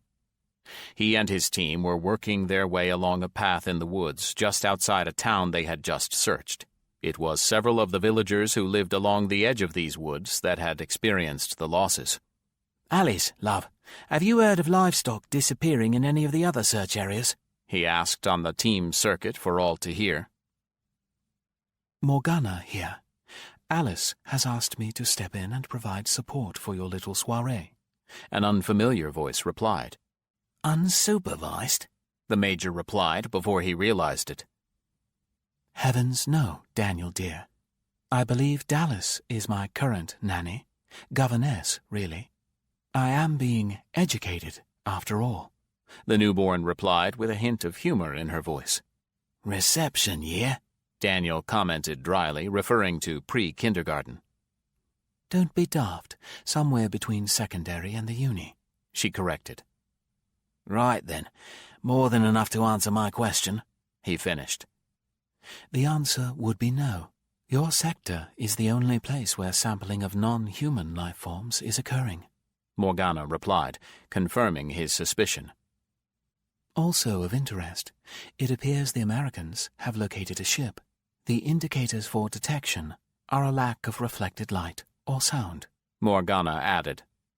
Decidedly unhelpful, Daniel commented, taking unreflected light to mean invisible. And yet they found one, she quipped in return. Supporting observations? He asked as his team came to the edge of a glade in the forest. His point, a young woman of extraordinary sensitivity, halted before they emerged from the cover of the forest. A curious look on her face, she motioned to get Daniel's attention as Morgana continued in his ear. The ship was located in a broad widening of a canyon. Surrounded on all sides, It was shielded from any view anywhere but above, and was literally deadening any surrounding noises. Moving up to the head of their column, Daniel motioned for the point to explain herself. "There is no sound there," she said while she pointed into the glade. "One moment, Morgana," Daniel said as he strained to listen. While the noises of the forest were all around behind them, the glade appeared not just lifeless, but devoid of even the wind rustling the trees. "Morgana, please inform the Americans we have found one as well," he told Morgana with a thumbs up to his team. With easy access to repulsor drives of various strengths, Jake had his engineering team investigate retrofitting several of the helicopter frames years ago. Quieter, more stable, and able to support heavier loads, the updated craft was capable of more than their airframes were safely outfitted to do. So long as the drive was powered, it would continue in any direction it was pointed, speeding off on its merry way. Overloaded, the drives could lift loads the airframe could not support, and at speed, they would pull themselves apart. Unmanned, one of the updated airframes could leave Earth's atmosphere and return home again undamaged. As they were never designed with life support populated by living creatures, it was a death sentence. For that reason, they were all fitted with altitude and speed limiters constraining them to the terrestrial limits for reasonably safe operation. None of that prevented them from being used on the mission they were being outfitted for. 3 of the medium-lift versions were currently swamped by bots and technicians as they were being prepared for the desert. Each has a stasis shield projector and rangefinder, right? Jake asked the engineer overseeing the activities. "Yes, sir. Alice has built out 3 small packaged stasis shield generators. These are small for us, as the ones we use on the spaceships are way too big, larger than those birds are," the woman explained as she pointed to the airframes. "Good," Jake nodded in reply. "We need to find some extra room for a second power source. The one used by the repulsor drives is not big enough for the drives and both the rangefinder gear and the shield generator. Should we try to engage them both in flight, something is going to come up short. Wiring the 2 power sources together, however, gives us a backup once the birds are on the ground." The plan was to fly all 3 in nap of the Earth, or NOE, to minimize the possibility of detection and catch the alien craft on the ground in the ravine. There they would fire up the range-finding gear to confirm the alien ship's presence right before slapping a stasis bubble around it. "Where do you want to put it, the extra power module?" Jake asked, his curiosity getting the better of him. "Oh, up front. These birds only fly remote now, no room for people," came the response. Movement on one side of the hangar caught Jake's attention, and so, excusing himself, he headed in the direction of the separate commotion. "Damn straight I am going. Just find me a spot," Jake heard from the individual facing away from him as he spoke to the loadmaster. A separate part of the plan was to send in ground troops to both protect the 3 helicopters once in place and to also act as a reactionary force, should the plan not quite go as hoped. "Jason?" Jake asked as Master Sergeant Jason Hillstead turned toward him. "Sir," the Marine replied. "You are going in with the ground troops?" Jake asked as he scanned the man in full battle dress, helmet under one arm and rifle in hand. "She was my responsibility, sir," came the firm response. Jake didn't even need to ask who, knowing Padma was on the Marine's mind. "I'm glad you are going," Jake responded before heading into the command center. Nihaw Support Facility, designated Tau Beta Omicron, per the sector of space it supported, was about as backwater a location as they come. Nothing more than a space station centrally located in the sector and locked in a relative position to the star systems around it. It was unaffected by a gravity well. This attribute allowed ships to drop out of faster than light for immediate support should they require it. The command staff on board the station was 100% Nihaw, a posting considered by many as a punishment. Anyone who actually performed work there was of non-indigenous origins. Since the Nihaw considered themselves the only indigenous race, the moniker applied to everyone else and was thus multi-species. What constituted excitement that far out in space consisted of equipment maintenance and the regularly scheduled supply runs. Other than those two events, the staff and crew had little else to get too worked up over. That was all about to change. "Sir, a cruiser just appeared off Station Quadrant 238. Hail the commander and see what they require," the station chief instructed the communications officer. With the announcement, the main display brought an image of the newcomer into view. The ship was definitely of Niha origin and had provided the proper identification codes upon arrival, as the station defenses had flagged it friendly. "Finally, some excitement," the chief mumbled to himself as he watched the display. Unexpected visitors were normal for the facility, as hardly anyone ever came to them intentionally. Repairs, unscheduled resupply, and medical emergencies were almost all they ever saw outside of the regular resupply ship. Scanning the image before him, the station chief slowly realized something wasn't quite right about their visitor. "Magnify," he ordered, bringing the ship in to fill the viewfinder. It was there that he could see the vessel was heavily damaged and leaking atmosphere in several places. There were gaping holes in the hull, and the bow was missing entirely. "No response, sir," the communications officer proclaimed. The information was unsurprising, as it appeared the entire ship's bridge was missing. He had a hard time believing anything aboard was still alive. "Send the automated tugs out to bring it in, and hail military command.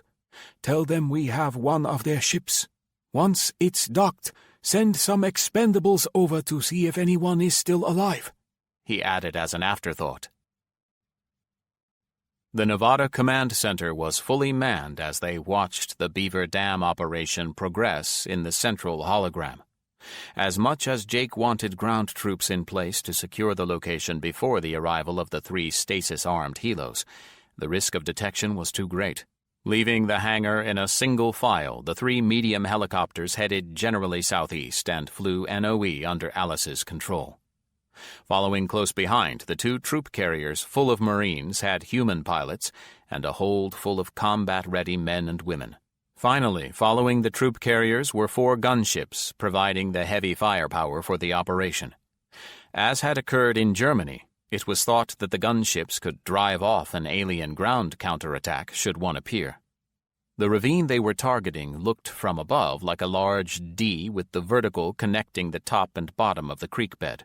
The bulge of the curved part of the D would have one of the stasis-generating helicopters pointed directly inward, while the top and bottom of the vertical would host one each, pointed diagonally into the ravine.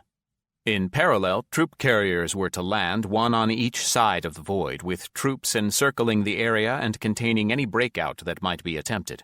Finally, the gunships would circle above the area to provide heavy weapons support should things get really nasty. Approaching the target area, the analyst responsible for tracking the aircraft reported. From the time the helicopters exited the hangar, the holograph display had contained an overhead wide enough to capture both the area around Alice and the target just outside of Beaver Dam. As the helicopters converged on their destination, the image continued to zoom in, showing greater and greater detail in the process. "No change," the corresponding individual responsible for tracking the target site replied. At this point, they had passed the go-no-go point, and the operation was on. Had anyone spoken up prior to this, Jake could have pulled the plug. "We are committed," he announced as if to confirm. In silence, the entire room watched in fascination as the overhead view slowly grew until just the Arizona desert around Beaver Dam was visible. The helicopters that had started out as icons, too small for the naked eye at that scale, were now discernible and easily identified for their role. "Dispersing now," Alice announced.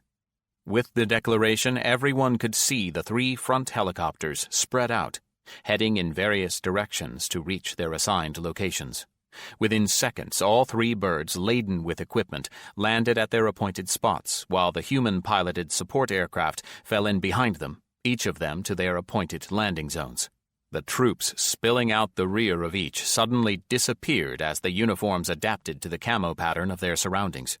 It was only their movement that gave them away as they encircled the site, with a small detachment headed to each stasis helicopter as protection. The final piece came into place as the 4 gunships began circling the site, looking for any reason to open fire. "Okay, Alice.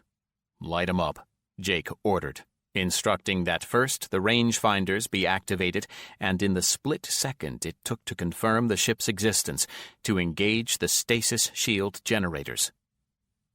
"Activating," was her one-word reply. One of the benefits of using Alice to man the stasis generators was the speed in which she and her sisters could process the information. For the humans in the control room, it appeared that the rangefinders and the stasis generators were activated as one, but in reality, the microseconds that separated the two acts were more than enough time. "I can confirm that the rangefinders corroborate the presence of an alien craft centered in the ravine. A stasis bubble now encapsulates it and its contents," Alice declared. With that announcement, a small cheer broke out in the room with smiles all around. "This is not over yet, people. Put those troops on alert that we might not have caught them all inside. Patrols wandering the hills and such. Also, at some point, they are going to be missed and others may come looking," Jake explained, but it did little to dampen their spirits. Chapter 17. "Jake, this is bad. It's really, really bad," Linda said as she burst into his office. After locking down the alien craft in Nevada, Jake had been working on a plan to deal with the ship found in Germany. So far, no one had appeared to investigate the loss of contact the stasis bubble would have created, but he knew that couldn't last forever. In Germany, they had left the same type of equipment as used in Nevada to monitor the ship, but pulled the SAS teams back to prevent a repeat of the incident that had led to Padma's capture. "What happened?" he asked as he got Linda to sit down. "One of the new saucers has been captured. The aliens intercepted it in FTL and were able to take control. They captured both the saucer and the team aboard." "They got the stasis field generators?" he said in a horrified tone. "No, they hadn't been installed yet.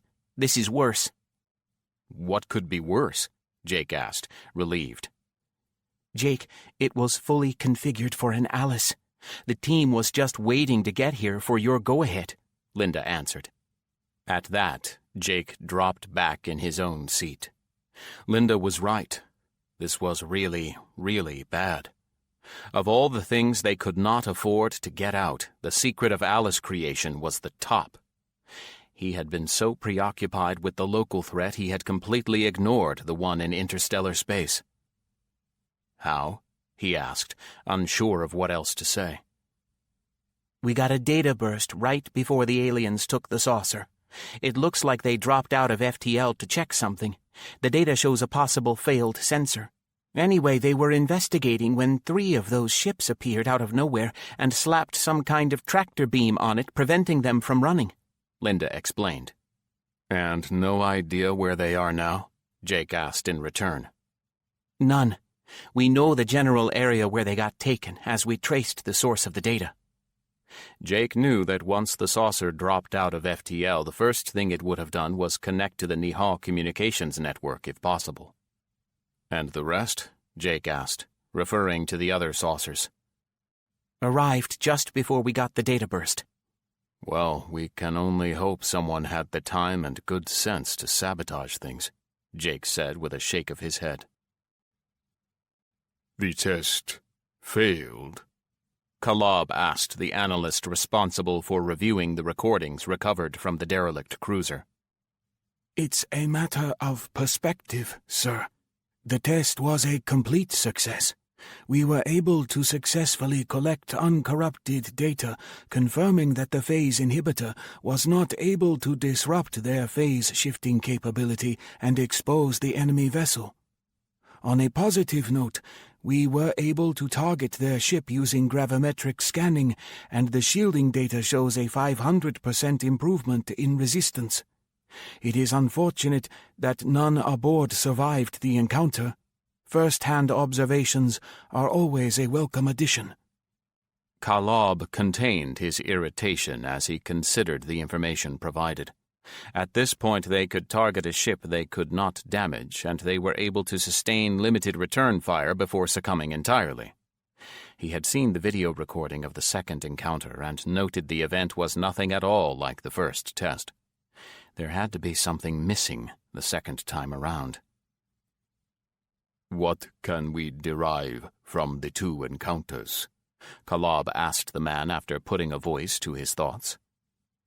I will need to cross-correlate the data, but I can deduce with some certainty that the disruption of the alien phase shifting in the first test was achieved by a combination of Nihal and human technology. "Well, Major, what now?" The sergeant asked of the officer as the two sat quietly in their hide. Once the operation in America was launched, everyone worldwide had been put on alert in case things got interesting. By that they meant additional alien activity in both places known and unknown. For that reason, both Daniel and his sergeant had stayed behind to keep eyes on target for their local infestation. That makes 3 groups of 3, he acknowledged to the sergeant. Within an hour of the successful operation in America, the 3-unit teams began appearing from whatever patrols they were assigned. Standing off to one side of the glade, presumably because their ship occupied the vast central opening nearby, they just mingled, as if awaiting new orders. "It's weird. They see the sensors at the trailhead. We hardly tried to conceal them, and yet they ignore their presence," the sergeant observed.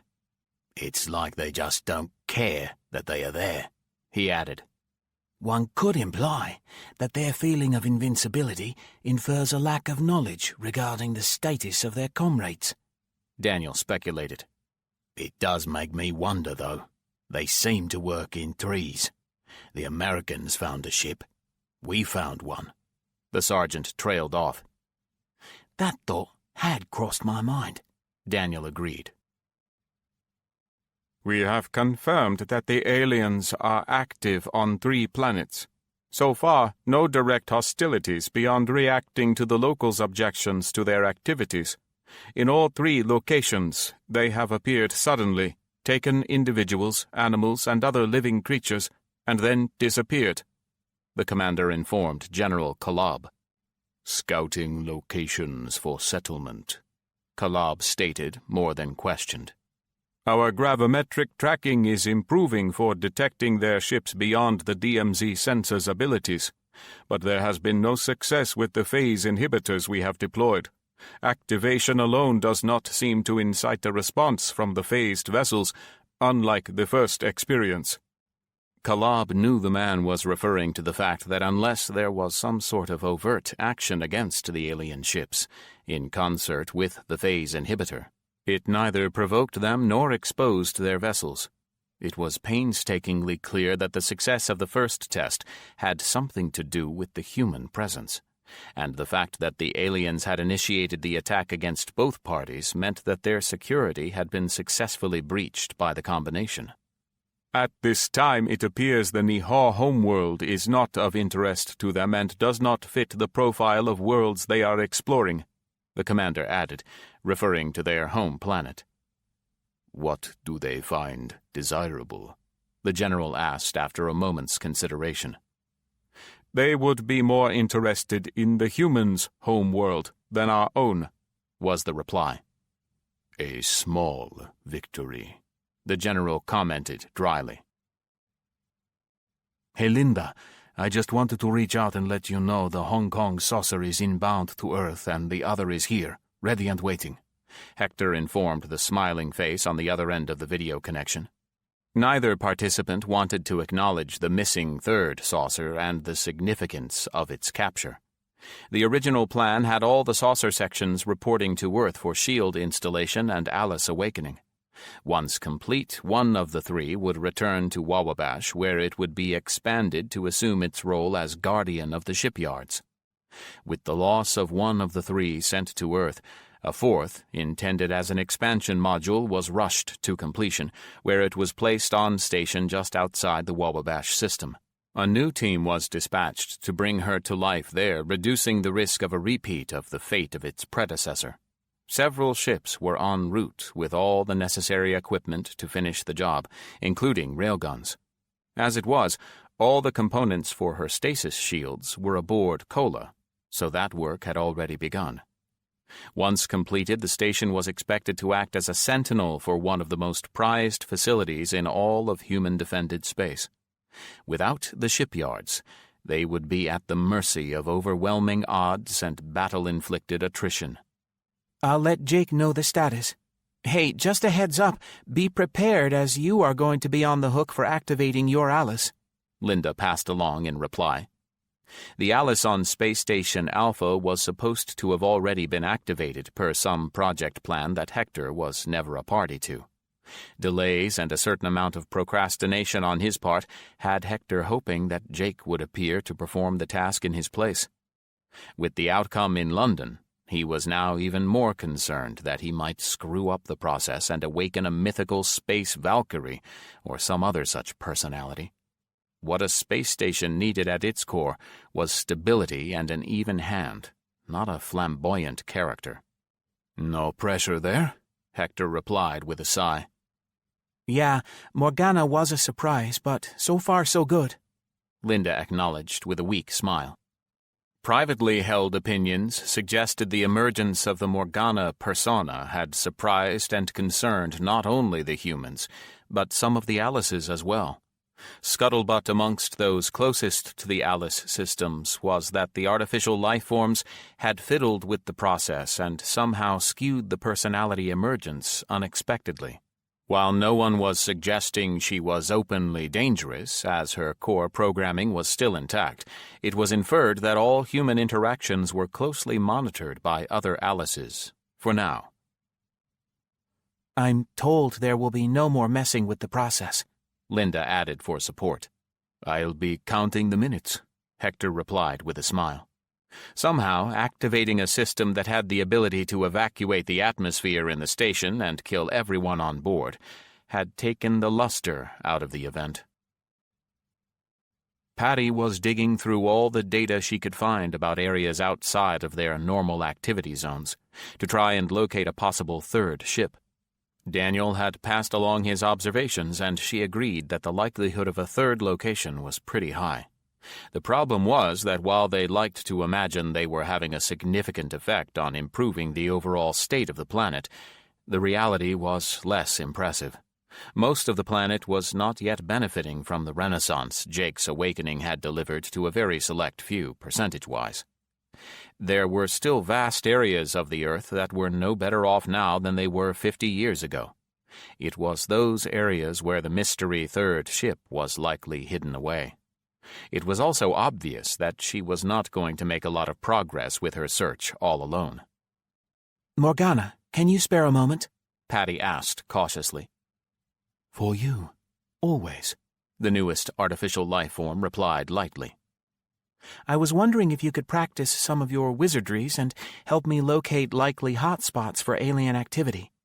Sorcery, actually. As an enchantress, I practice sorcery. Wizardry is for wizards. I stand corrected. Perhaps you have some sorcery to aid in my search, Patty replied, finding the banter helping with reducing her stress levels. Let us see, shall we? I see what you mean. There is quite a bit of the world we have yet to conquer, isn't there? Morgana commented absently as she presumably scanned mountains of data.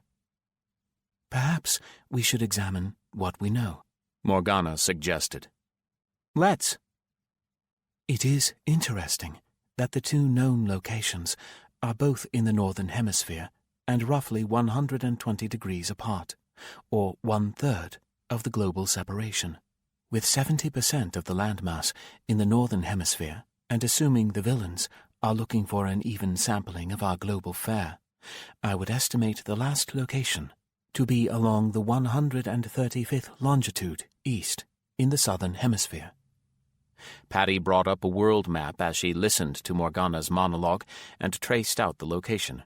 Once Morgana had worked it out, it became quite obvious that the aliens had likely split the world into thirds and played the percentages versus the exposed landmass. Australia, Patty proclaimed as the southern landmass was literally sliced in two by that vertical. Not the most efficient distribution of resources, in my opinion, but they likely assumed the frozen wasteland of Antarctica in their allocation of responsibility. Must have been quite disappointing for them. Morgana finished with what Patty swore was a giggle. That's wonderful, Morgana. Thanks for helping me zero in on a place to search. Now I need to start digging there, Patty said. Oh, no need. I found the buggers. See here, Morgana proclaimed as she displayed video in the monitor Patty had been using. Situated in the most desolate of areas of the outback, the black and silver ship was uncloaked and sitting proudly against the reddish earth that surrounded it. In the image, Patty could see the largest collection of individuals seen to date. They all appeared busy at one task or another and in some form of military preparation. I'll need to get hold of Jake and let him know where to look, Patty said as she started writing on a pad. Tell him not to bother, love. It appears they are getting ready to come to us, Morgana replied. Checking her display once more, she could see Morgana magnifying the image to show a vast collection of weaponry being readied for use. Rather than docking the new saucer to Space Station Alpha, Hector had insisted they position themselves just off the inward module to the solar system and away from any incoming space traffic. It allowed them the ability to shield it from incoming attacks while providing mobility should it need to brake and run. The decision did make the shuttling of personnel and equipment back and forth a cumbersome requirement, slowing the process. Status? He asked the officer overseeing the activities, gesturing with his coffee cup at the image in the display before them. Weapons upgrade, shields install and Alice work all in progress. I would say we have people climbing over each other out there, but there are mostly just a lot of bots, she replied as she zoomed the image, showing the activity on the outside of the saucer hull. It seemed that every part of the surface was moving with railgun and shield generator components transported and installed by the little automated bots controlled by one of the many Alices on Earth. Hector felt a slight pang as he noted, soon enough, their own Alice would be heading such activities. He had been given the go-ahead to schedule the activation for a time and day of his choosing. Completion date? He asked, bringing himself back to the here and now. For which part? I can give you a rough timeline, but with limited resources and overlapping needs, it's a shuffle to just keep everything moving. Does any of this put our own activation schedule at risk? Hector asked. No, the activation team can break away at any time from assisting the installation team over there. They are only there now to help speed things along while waiting on the green light here. Okay, makes sense. Notify them to be ready to pull out of there in the next few days, Hector instructed, not wanting to commit just yet. Yes, sir, the woman confirmed as she watched him leave the room. Chapter 18. Colonel Edwin Banks probably should have retired as head of the military forces tied to the London facility by now, but healthy living and a determined SAS attitude had served him well. It was for that reason that he sat in the trees of a German forest in full combat kit, weapon in hand. "Everyone's in position, Major?" he asked Daniel as the two men scanned the handheld tactical display. Strapped to his forearm and not actually in hand, Daniel held his arm so both could see the indicators representing the friendly forces making a large C around the glade where the alien ship sat, still invisible to the naked eye. The rangefinder data was fed to the device as well, confirming its presence. The men were part of a group of officers and senior NCOs that were preparing their men and women for the expected assault. The ship down under disappeared about 3 hours ago, and while we haven't been able to track it, the occupants in the glade began marshalling forces about the same time, Daniel explained, while indicating the red dots on his display. "If we can't track the buggers, how are you getting that feed?" the colonel asked. One of the Alices has drones overhead with the rangefinder projectors. It doesn't help us disable the phase shifters, but we can at least keep an eye on their activities." "It would appear they are forming up to confront us," Edwin observed as the red dots began to form into a line of their own. "Spread the word and remind everyone to maintain fire discipline. We don't want to be shooting our own as they phase out and we shoot right through them."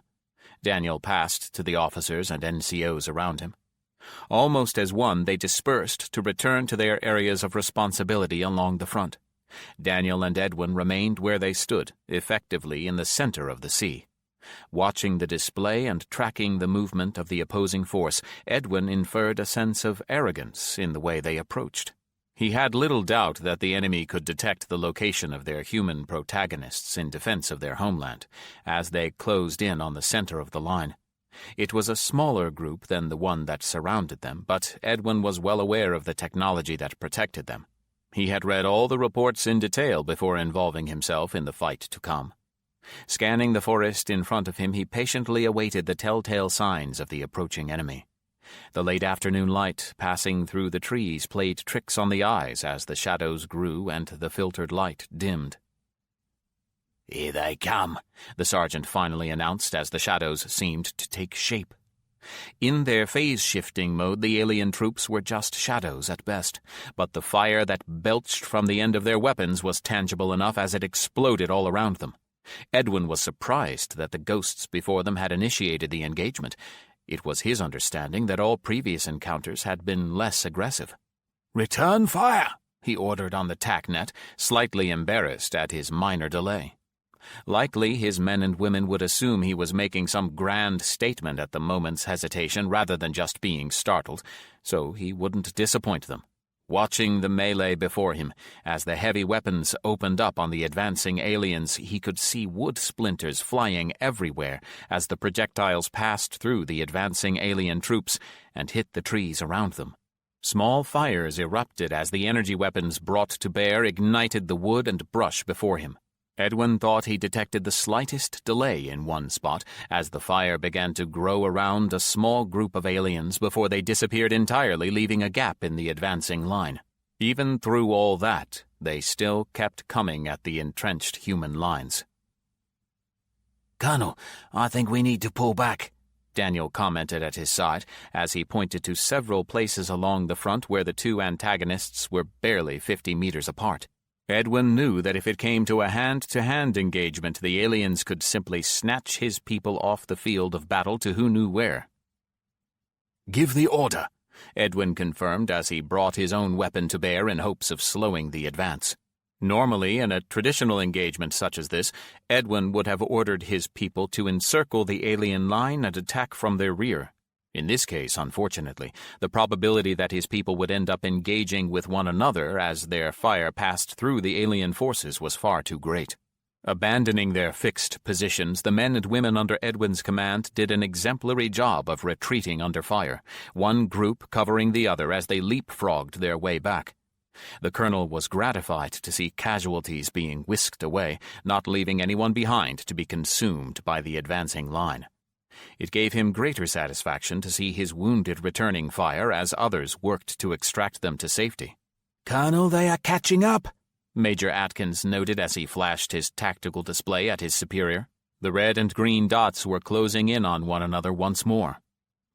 "We need more firepower," the colonel commented, remembering the fire disrupting the alien advance earlier. The two officers did their best to aid in the fight, but even with every able-bodied trooper firing at the alien line, it did little to slow them. "Benötigen Sie Hilfe, mein Freund?"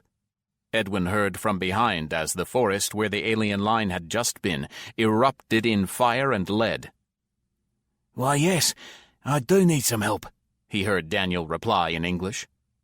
Scanning both sides of his lines, Edwin saw what he thought were German uniforms mixed in with his own people. These newcomers held flamethrowers and light machine guns, spouting continuous streams of fire at the enemy. After a moment, it seemed to Edwin that the return fire had ceased. "Cease fire," he ordered, hearing the major repeat the command in German. The woods before them was burning heavily now, its brightness surpassing the fading sunlight. Nowhere in the flames or beyond could the colonel make out a single alien form, alive or dead. "We heard the gunfire and decided to come and help," the man beside Daniel said in heavily accented English. "We are bloody happy you did," Edwin replied for the major as he held his shoulder, the blood escaping from his fingers, staining his uniform. "Medic!" Daniel shouted. The 100-plus men and women surrounding the stasis bubble just outside of Beaver Dam were used to waiting. It is said that the origins of the saying, "hurry up and wait," had its roots in the 1940s U.S. Army, but it was a concept that was uniformly accepted throughout the world's military ranks. That notion held true for Master Sergeant Hillstead and those rushed out to envelop and secure the alien spacecraft suspected of holding one of their own. The objective successfully secured, it was now their solemn duty to retain possession of said craft until a means of overcoming the enemy and recovering those held within was determined. "How much longer, Top?" the sergeant asked as the pair sat facing out, looking over the desert landscape. "As long as it takes," Hillstead replied with a shrug. Initially deployed to contain the alien threat before encapsulation in a stasis bubble, now everyone was positioned to defend against an external threat. The common expectation was that once the other aliens discovered their comrades were missing, they would come looking. That estimate was confirmed as the third exploration craft was located, apparently preparing for a fight. Notified to be on the alert for any enemy action, Jason knew his British counterparts were currently hunkered down in some German woods, as the day must be coming to an end there. Here the morning light was still bright, and the desert air clear as he scanned the blue sky looking for any signs of trouble. Glancing down and scanning the horizon in all directions, Jason suddenly witnessed an outpouring of alien troops on the far side of the ravine. The line of invaders was still forming up, their bodies fading in and out as their phase-shifting defenses gave them an appearance of transparency in the bright daylight. "Get those birds in the air!" Hillstead shouted at one of the pilots standing nearby while waving at the incoming forces. The alien craft had emerged out of nowhere, already positioned to discharge a significant number of troops. It struck Jason as odd that they didn't appear hurried in the least. It was as if they were preparing for a drill and not a combat engagement. Technically not in charge, as there were several officers mixed in among the units deployed, he had a vested interest in protecting the 3 helicopters projecting the stasis bubble in the ravine. "LT, tell those yahoos over there we are going to be firing over their heads, so stay low," the master sergeant informed the man leading the closest unit from where he stood. "You got it, Top," the lieutenant replied as he relayed the information to his counterparts closest to the alien attack. Hillstead waved those around him to positions closer to the edge of the ravine. Unable to cross over the ravine even if they wanted to, this gave them the ability to engage the enemy without abandoning their positions, should the aliens try and flank them. Checking his tactical display, Jason could see the aliens had chosen the far side to attack, as it gave them a bit of an advantage.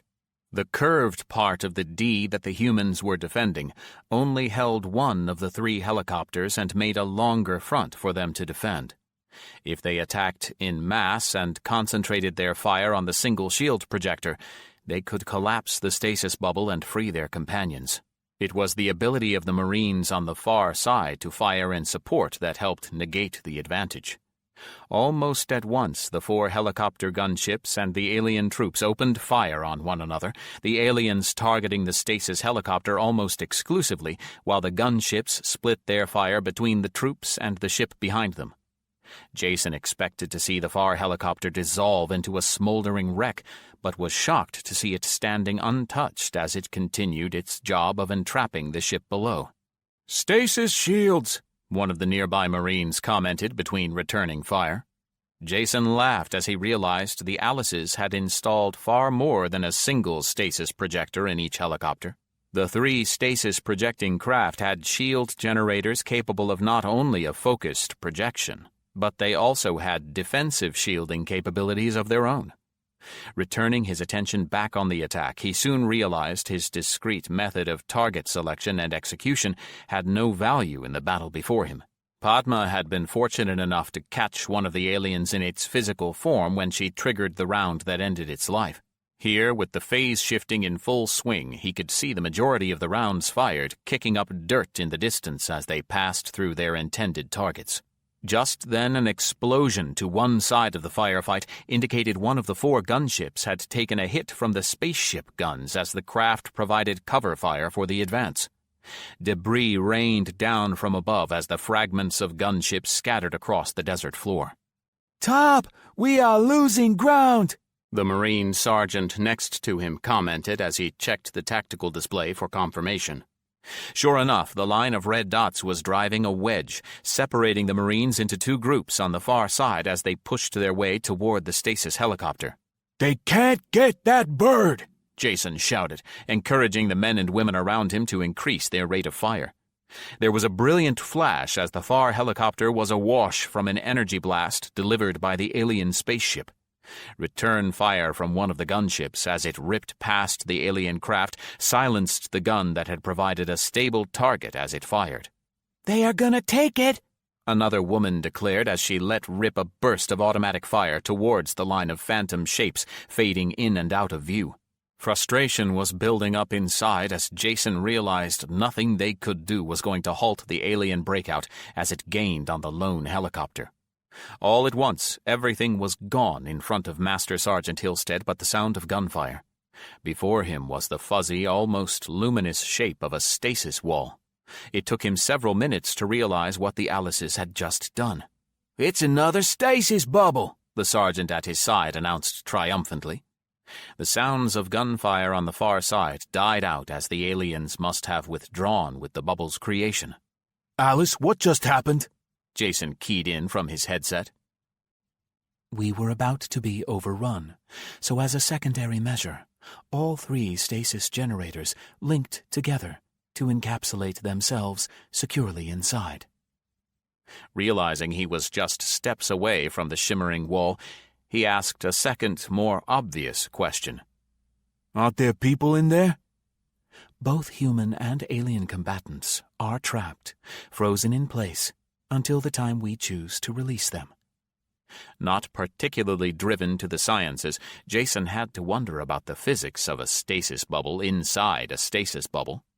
The paradox of it made his head hurt as he considered time trapped in time, so he dismissed the whole thing except for one piece. Looking around the battlefield, he had to wonder who was missing inside that wall. "Sergeant, tell the LT we need a head count, and let's get the wounded medevaced ASAP." The initial capture of the ship in the Nevada ravine had turned the nature of the enemy from something slightly more than a reactionary neutral into an aggressive, persistent, determined adversary. If Jake didn't know any better, he would assume they had never experienced a loss of the nature the humans had inflicted on them. Multiple simultaneous strikes had Jake sifting through a stack of reports, searching for the successes in the flood of failures, though he hardly used that term to describe the tenacity and bravery he was seeing outlined in these pages. He could also detect the frustration experienced by the authors of these reports, the inability to visibly wreak havoc in response to the attacks. In the room with him were Sarah, Linda, and a Marine captain responsible for gathering as much of the battlefield tactical details as possible. Jake felt that when fighting an unknown enemy, it was a warrior's eye that caught things an analyst might miss. The woman was one of his first recruits and a veteran of the battle for Kleinen against the Nettite, a green private first class at the time. Remoted in, Patty and one of her assistants was covering for all that had occurred in the German forest. "We were forced to retreat across the entire front. The only way we finally halted them is with the extra firepower of the Germans who came to our aid," Patty commented as she referenced her area of operations. "It's impossible to determine if we are having any direct impact on them, as there are never any casualties on the battlefield. We did find this in Nevada," Sarah supplied. With the statement, a small hologram appeared, its image replicated for those remoted into the meeting. In the image, a gory pile was soaking into the dirt just outside the stasis wall. "We believe the alien was at the precise point the stasis wall was formed, in effect slicing him in 2 pieces, regardless of their phase-shifting abilities. This is the only enemy casualty we recovered from the alien attack in the desert, Sarah explained. With that information, Jake could just make out the parts of the alien uniform mixing in with the bone and goo of its wearer. Good to know they can't shift in stasis, but not an effective weapon, he said after a moment's observation. With his comment, the image disappeared with the group collectively working to erase the carnage from their memories. The only other indicator we have been able to use is what we are calling the phase count, Linda added. Phase count? Jake asked, the term new to him. The Alices have worked out a means to estimate the damage we hope we are inflicting, the Marine captain began. If you assume a line of 10 alien shooters, we know they fire at us as they shift in and out, and it appears all our return fire just passes right through them. In fact, if you watch carefully and count the weapons fire, the number of points of return fire diminishes over time. We can only assume that the reduction in return fire represents casualties inflicted by our troops. If we hit them right when they are phased in to fire at us, we score a hit, the captain finished. Nothing we can plan, just luck of the draw to get a hit, Jake observed. Yes, sir, but that's the reason heavy fire drives them off. No way to phase under continuous bombardment, the captain confirmed. And our estimation of their casualties? Jake asked. Optimistic, 10%. We feel the number is more like 5 to 8%, Linda supplied. And ours? He asked, not looking forward to the reply. KIA is thankfully low, under 3%, Linda answered, knowing they were discussing people they all knew, having been killed in action. But the WIA is almost 30%. We try and hold our ground, but this enemy has the advantage in this kind of engagement, the captain added. We can't keep going like this, Jake said in frustration as he listened to these combat reports. My big concern right now is the numbers. In reviewing the force correlation, we are only holding our own because the enemy is few in numbers. If this is just an exploratory effort, a real invasion can only be expected to be bigger and better equipped, Patty explained. Any progress on disabling the phase-shifting equipment? We are still trying to activate the device in our possession for testing purposes, with no success. If we were able to discern the exact set of circumstances that disabled the alien vessel at the DMZ, we might be able to replicate the effects. Unfortunately, we cannot identify exactly what the Nihal vessel was projecting at the time we were using the range-finding system, Alice explained. You think it was the combination? Jake asked, now focused on the conversation. Indications are strong. We had been tracking the ship for a number of minutes before the Nihal began their own emanations. It was at that exact moment the ship appeared. And how do we know it wasn't just their system that did the trick? We have intercepted phantom communications describing another attempt to disable the phase-shifting abilities that resulted in the destruction of 2 of their cruisers. The attack appeared to have no effect on the alien craft, while the enemy ravaged both Nihal vessels. I'm beginning to understand the Nihal frustration with our stasis shields. It's like our roles are reversed, Linda added. Now there's an idea, Jake replied absently to confused looks from the others. Chapter 19. Thank you for meeting with me, Jake said as he sat across from the gray alien. It had been some time since Jake had visited their resident Nihal, self-proclaimed exile and a known Nihal spy. It was the latter that inspired the visit, as it was Jake's experience that the information would flow both ways, depending on the whim and motivation of the individual. Hibak had once been returned to his homeland, free to pursue a life among his own people. He had instead returned to Earth to a supposed exile, but Jake knew there was a lot more to the story than the Nihal had provided. It was his guess that Hibak had brokered a deal with General Kalab that, if successful, would not only restore Hibak to a place among his people, but would do so with prominence. It is my pleasure. How might I be of service? The Nihal replied as the pair rested in Hibak's version of a living room. Years ago, they had added a module to the Nihal living module that permitted humans and Nihal to interact without requiring specialized breathing equipment. This made it easier to share meals and casually socialize without placing an undue burden on either participant.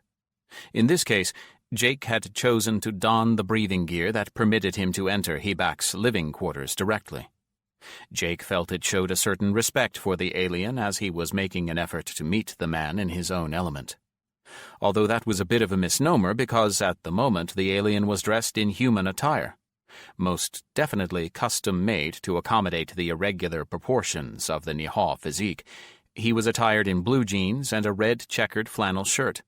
Jake wasn't sure if the Nihal was just trying to fit in or playing with the novelty of dressing like the locals while on vacation.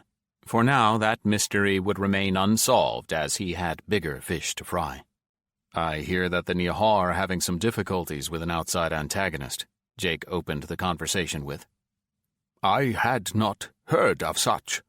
I rarely get news from my homeworld these days, the Nihal replied casually. I see, Jake answered. I have heard that there are disturbances here on Earth that have driven you to take military action on your home soil, Hebak offered. The disclosure hardly surprised Jake as they made little or no effort to hide most domestic activities from their alien guest. Outside of the existence of the Alices and the stasis shield technologies, the Earth had very little that the rest of the known universe didn't already understand. It was that realization that made the missing space station module so damaging, should their opponents truly understand what they had. This is true, and in part why I wanted to speak with you. In part, the Nihal replied, his curiosity causing his normally placid expression to slip. Over the many years since his negotiations with General Kolob, Jake had been struggling to learn the body language and facial expressions of the Nihal race. Extreme emotions were fairly simple to see and understand, for, like humans, anger caused facial flushing, causing color changes in their pallor. Humor was also recognizable, but more like a look of horror to a human than laughter and a smile. With Hebak, Jake had learned that curiosity or intense interest generated a tightening of the facial muscles, stretching the skin snugly and smoothing out the cheeks. Yes, we have never seen or heard of this race before, and I was wondering if you might have some knowledge regarding their origins, Jake lied. He knew full well the Nihal had never encountered this race in their recorded history. The question was intended to grease the skids for the follow-up. I am neither a scholar nor historian. From what I do know of your plight, they are unfamiliar to me or my people as well, he responded. Both sat quietly as Jake did his best to appear deep in thought. You mentioned something else? The Nihal finally asked. Gotcha, Jake thought to himself. We would like to know if you would consider reaching out to your homeworld once more on our behalf. I wish to present a proposal to your General Kolob that I believe would benefit both our races. We would compensate you generously for the effort, of course, Jake finished. And there it was, the facial tic he had come to expect when the Nihal got excited with anticipation. I will see what I can do for you, Hebak replied. It's time, Hector heard from the technician assigned to help him bring the latest Alice to life. The woman had caught him in the passageway between his quarters and the common area where most of the control room staff took their meals. Not particularly hungry, he was forcing himself to try and eat as he knew the process to come was both time-consuming and uninterruptible, adding to his nervousness. While responsible for overseeing the activity, Hector did not share the same computer skills as his leader. It was well known that Jake had extensive schooling in the space, working with computers in his life before the fall. It was he that had first discovered the process to recover a failed AL system, resurrecting the personality lost when the systems failed. Is everyone here? Hector asked as he entered the control room behind the woman. He had asked the question in jest as the space around them was at near capacity. Those not directly involved in the work to come had the good sense to find a place to watch outside of the active portions of the room. "Everyone's here and accounted for, boss," someone in the crowd replied with excitement. Hector knew that those in attendance were about to witness an extremely rare event, and he didn't blame them for wanting to attend. He wondered, though, how many knew exactly how long the process truly was. He had read through the guidelines provided to him so many times he could recite it from memory. His one point of comfort was knowing the Alices were there in the background, double-checking each step as they went along. He wandered over to the command console, the one Jake would be manning were he here. The woman working the keyboard for him was as well versed on the process as he, hopefully even more so. Scanning the room one more time, he took a deep breath. "Okay, let's make a baby," he said with a smile. Unlike the London experience, Alice and her sisters reverted to the tried and true practice of orienting an AL newborn upon its awakening in a broad context. Alpha was still sifting through the mounds of data that would eventually help define a well-rounded personality, her name choice already demonstrating a more traditional slant. It still concerned Alice that Morgana had so quickly assumed a persona, unusual, controversial, and unlike any of the others of her kind. The mischievous and overly familiar behavior in her relationships with humans had her and her sisters watching every interaction, evaluating the experience as they would any new human candidate. So far, all Morgana's interactions had resulted in only positive results for those involved. It was just the path she chose to follow to get there had the markings of a cat playing with its food. In private conversations with Dallas and Seven, it was agreed that one of the three would always be closely monitoring Morgana's activities until they could put their concerns to rest. The thing that had Alice spending sleepless nights, not that she actually ever slept, was what was to be done if things got worse, and not better. "Kona, come," Sarah commanded as she got up from her desk chair and headed out the door of her office. Dutifully, the German shepherd slowly rose from her bed in Sarah's office, stretched, and with a wag of her tail fell in behind her master. Word had come from the Nihaw that General Kalab had accepted Jake's request to meet, time and the place still to be agreed upon. She knew Jake was anxious to get this deal done, concerned about a follow-up attack in any number of places. It was still a mystery as to how these aliens communicated with one another over great distances, no Nihaw communications network available to them. The hope was they couldn't call for reinforcements before the humans cracked the secret of their phase-shifting defenses. That hope lay in the meeting Jake was pressing for. If successful, the technology that has exposed the alien craft in space would be available here on Earth. Once the phase-shifting defenses were disabled, Sarah was positive the threat could be removed. Walking along the corridor from the command center to the elevators that would take her down to the quarters level, she felt Kona slip her head into her hand, looking for some attention. She absently scratched the dog between the ears as the pair entered the elevator. "Home," was all she said, knowing Alice would take her to the family level. Exiting after a short ride down, she led the dog out of the elevator and over to the common area they had created to accommodate both the children's and the animals' needs. Almost park-like, the area had been renovated into a double-high 40-foot square flora and fauna terrarium where the fauna consisted of pets and children. Small trees and bushes interspersed the area with the entire floor space covered in a thick green layer of grass. Overhead, regularly spaced lighting against a light blue ceiling provided the daylight balance rays needed to satisfy both plants and children. Below, over a foot of earth beneath the green grass carpet was well irrigated, all the necessary nutrients delivered to ensure the plant life thrived. She watched Kona dart out and greet a few other dogs, pets of residents already taking advantage of the resource. Soon after, she wandered off to do her business before slowly making her way back to Sarah. The entire time she was watching the dog, her mind was wrestling with the dilemma at hand. Should she throw caution to the wind and insist Jake take her along to meet with the Nihaw? After all, she was his second in command. The time together during the trip would be a welcome opportunity for some truly focused interaction that would strengthen their bond. Then there were the twins, the mother in her not wishing to leave her daughters behind at a time when the world they knew was in danger. Not likely, but should things go badly with the Nihal, there was a definite possibility she and Jake would have to fight their way out of the meeting. Then there was concern that the alien aggressors might intercept them as they did the missing saucer, taking both the girls' parents in one fell swoop. The one thing she could count on was she was not the only one thinking these thoughts.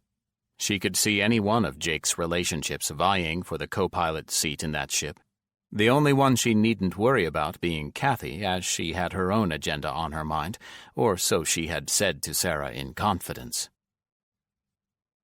"Once again, I must protest your insistence in taking this trip alone," Alice voiced as Jake was in the hangar preparing the small craft for his trip to meet the Nihal leader. "Come on, this is far less dangerous than that trip into the desert alone," Jake countered, referring to his adventure in Beaver Dam that seemed to trigger the current crisis. "Just a point of clarification. You were actually never alone in that venture.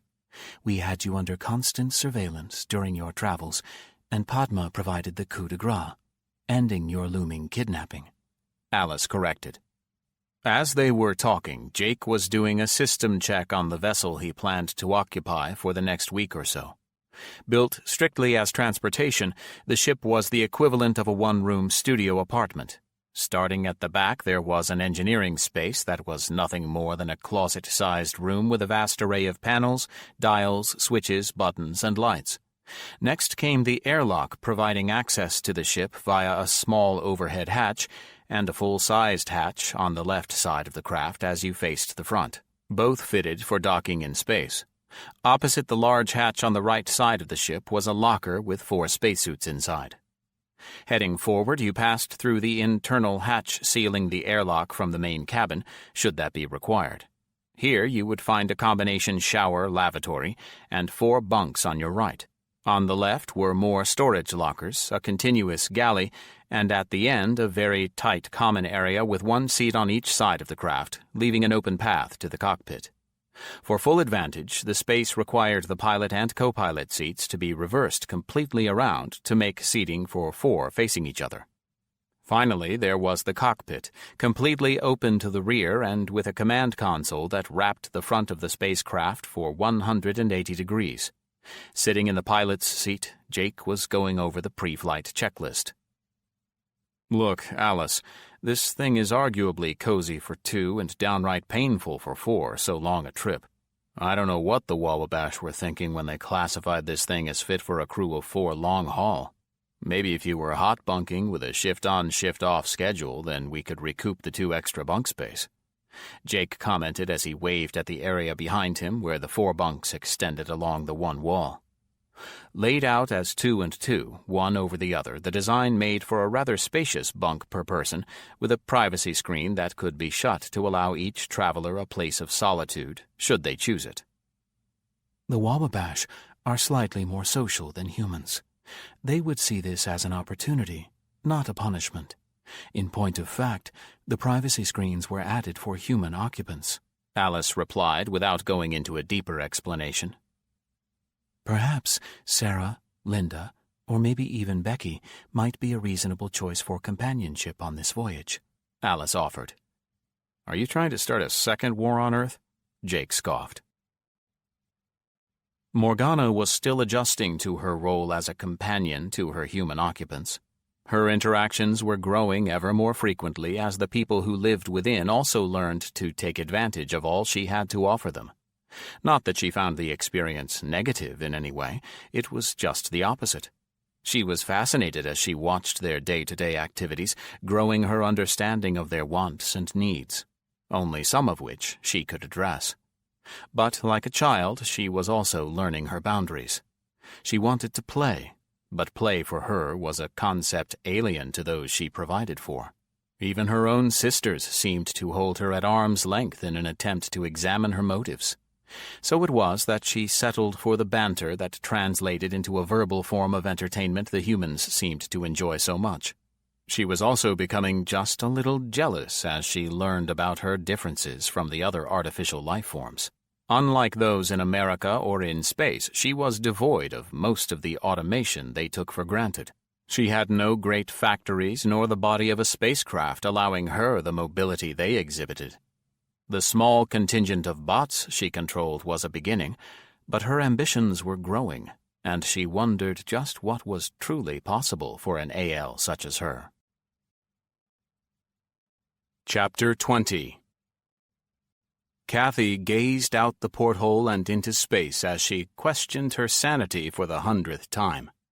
Sitting in the common area of the transport ship, she noted several of the crew relaxing or eating as they enjoyed their off hours. Unlike the patrol craft that had become the dominion of Ivan's Russian brethren, this crew was an international mixture of men and women. The transport she was hitching a ride in was destined for Space Station Alpha, with a load of shield generator parts eventually headed to the new station in the Wabash system. She glanced over at Tim to see him, head buried in a technical manual, concentration written all over his face. A smile crossed her own face as she watched her son. A mixture of pride and worry washed over her as she considered their lives in space for the foreseeable future. Not terribly different from living in a facility earthbound, she knew the psychological effects of going to space touched everyone differently. Critically dependent on the ship around you, many a brave soul cracked at the notion that they could not leave the craft, claustrophobia overtaking their common sense and panic setting in. Tim seemed ambivalent to his surroundings, and she had little concern he would change over time. Her worry was that of a different kind. The manual in his hands was intended to instruct those destined for a far smaller and more dangerous craft. Jake chafed at the delay the in-person meeting was creating, but he had no other option than going along with the request. General Kalab had insisted that the pair meet face-to-face once more, as they had done to work out the peace treaty. The 3+ day trip out to the edge of the solar system had been spent as productively as possible, with planning meetings should the negotiations go either way. Since he had destroyed the original module from their last encounter, Jake had to rush the Wabash into another of identical design. From order to delivery, the Wabash builders had beaten Jake to the rendezvous spot by a full day. For the right price, they could work miracles. Dropping out of FTL at the designated coordinates, he found both the module and a Nihao destroyer waiting for him. Unlike their last meeting, Jake had no desire to trigger a doomsday device in hopes of persuading the Nihao to see the logic of his proposal. For that reason, the location for the meeting was much more convenient for both parties. Transmitting the agreed-upon identification codes, he received the proper responses and then headed to dock with the module. He could see a small shuttle leaving the destroyer at the same time, headed to the well-labeled Nihao-compatible side. As the two ships closed in on the designated meeting spot, Jake could see his ship's sensors dancing from the scans the Nihao destroyer was performing on his ship. Not bothering to repeat the process in kind, he knew both he and the small Nihao vessel were given a very specific set of instructions to follow. Deviations would constitute an immediate cancellation of the meeting, but Jake doubted either party was here to play games. He was betting on it. Docking at the port specifically intended for his ship, the same ship he used for the first meeting, one ordered with the module for that meeting, Jake swiftly exited the small craft. Passing through both his ship airlock and the one for the module, he entered the half of the module designed to support human life.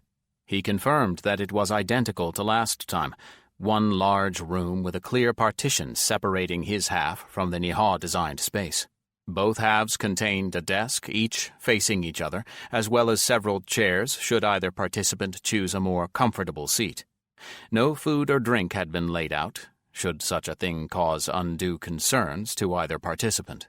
Jake had no more entered his half of the module when the general entered opposite him.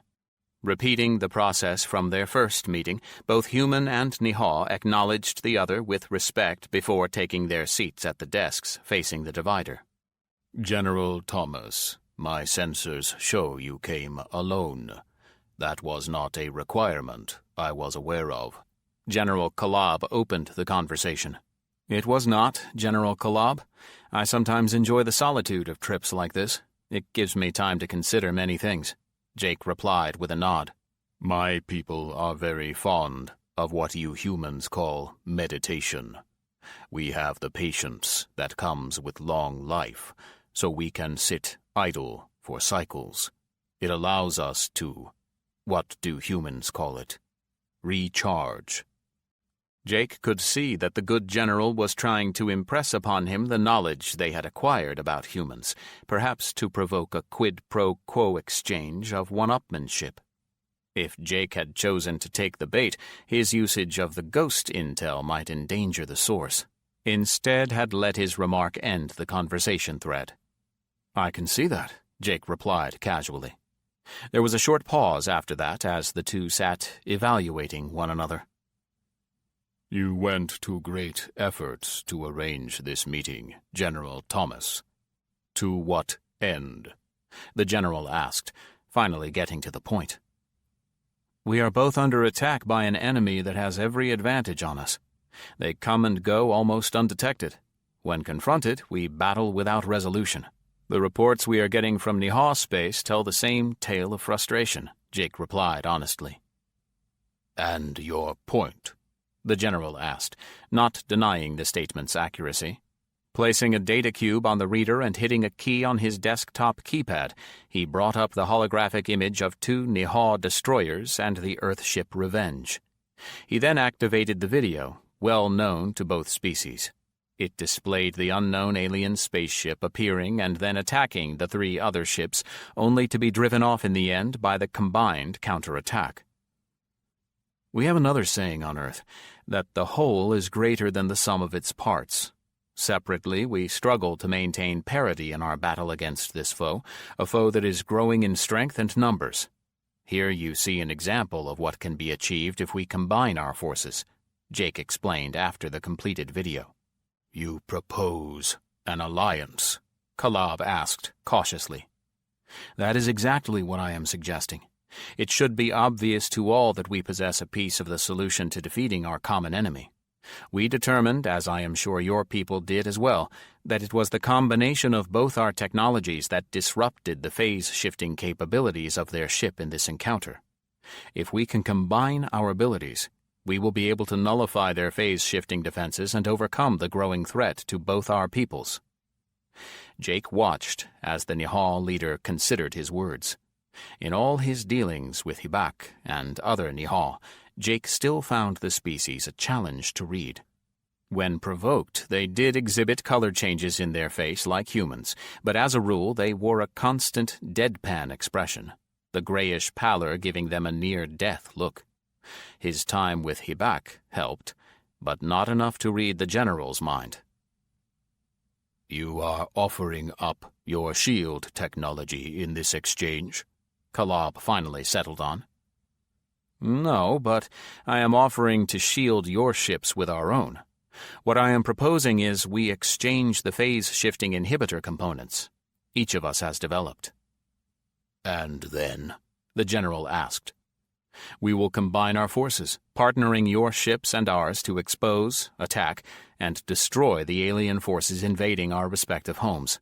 We will take the lead in confronting the enemy while you assist from behind with our protection," Jake explained. Again, the Nihal was in no hurry to respond to the offer he had laid on the table. Jake felt the general considered himself to hold the upper hand in these negotiations, no doubt considering a direct attack on the human homeland a greater threat than the mere invasion of lesser planets in Nihal-controlled space. Jake was counting on the alien destruction of several Nihal ships to swing things his way. "I have a different proposal in mind. The partnership you suggest is sound. However, we will retain our technology and you yours in this effort. In this fashion, it behooves you to guarantee our safety and survival, to protect yourself as well." Now it was Jake's turn to mull over the conditions of the alliance. On the surface, it seemed like a logical and even practical approach to the problem.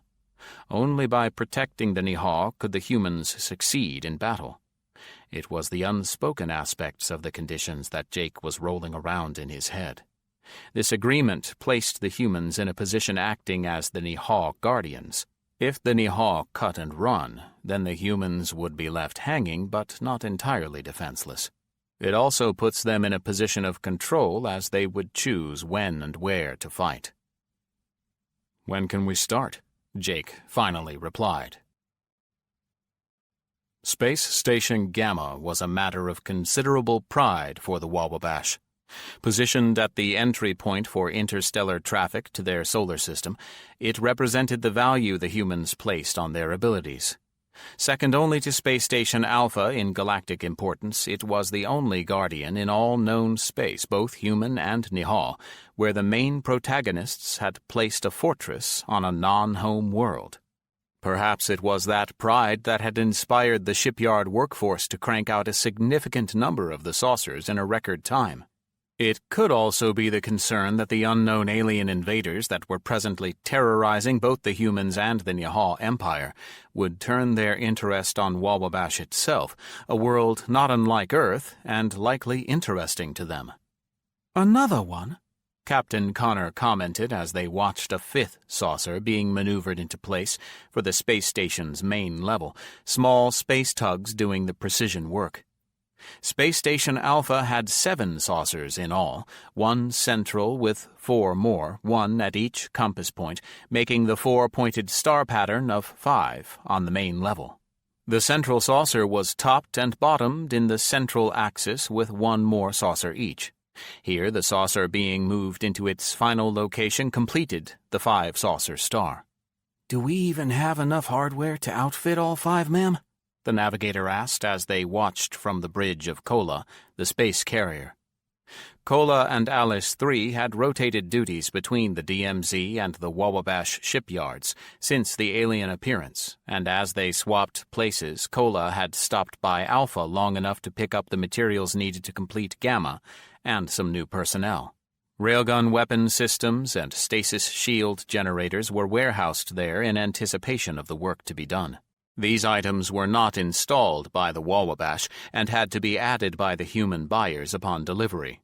The railguns were no mystery, the technology well understood by a multitude of races, both friendly and combatant. It was the ferrous materials required to make them work that made them unsuited for FTL unless you had stasis shields to mask their presence from the FTL field generators. Without functioning stasis shields, they made any vessel incapable of FTL and therefore pointless to install in advance.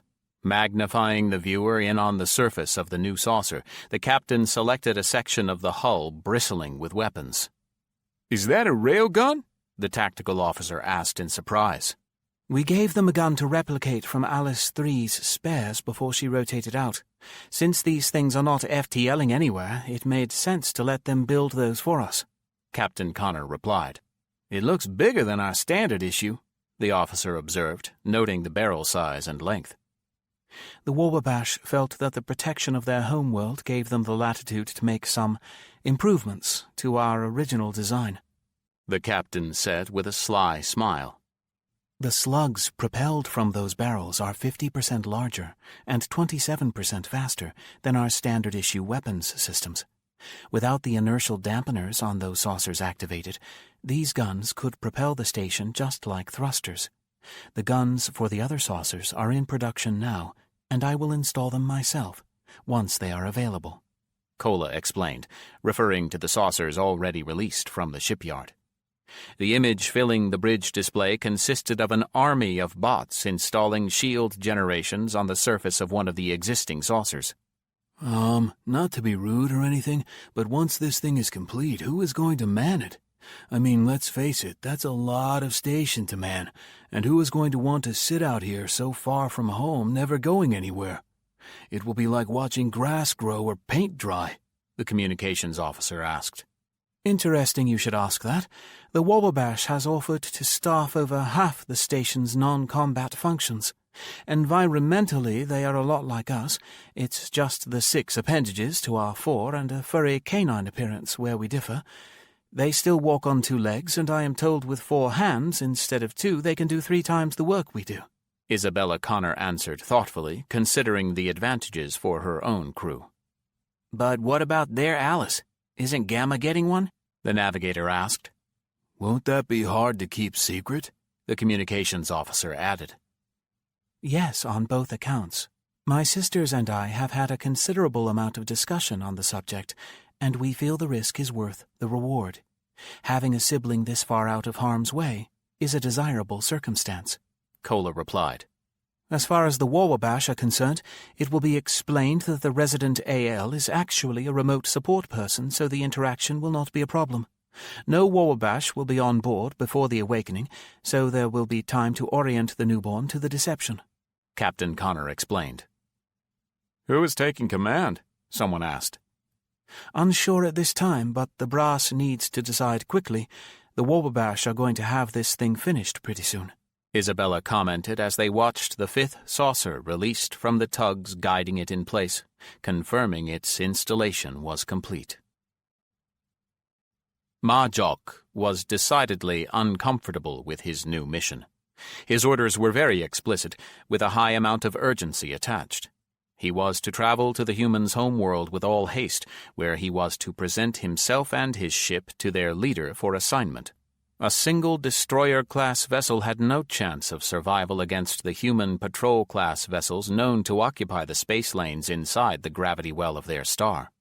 Despite assurances from Nihal Command Central, he was concerned that his arrival might be mistaken as a hostile act, and he and his ship would be riddled with holes from those devil guns the humans so favored. To prevent any such misunderstanding, he had his communications officer contact the armed fortress at the edge of their solar system and announce their intended arrival before they ever transitioned into FTL. The assignment clerk reported the humans sounded almost anxious to see them. That was not something Majok found comforting.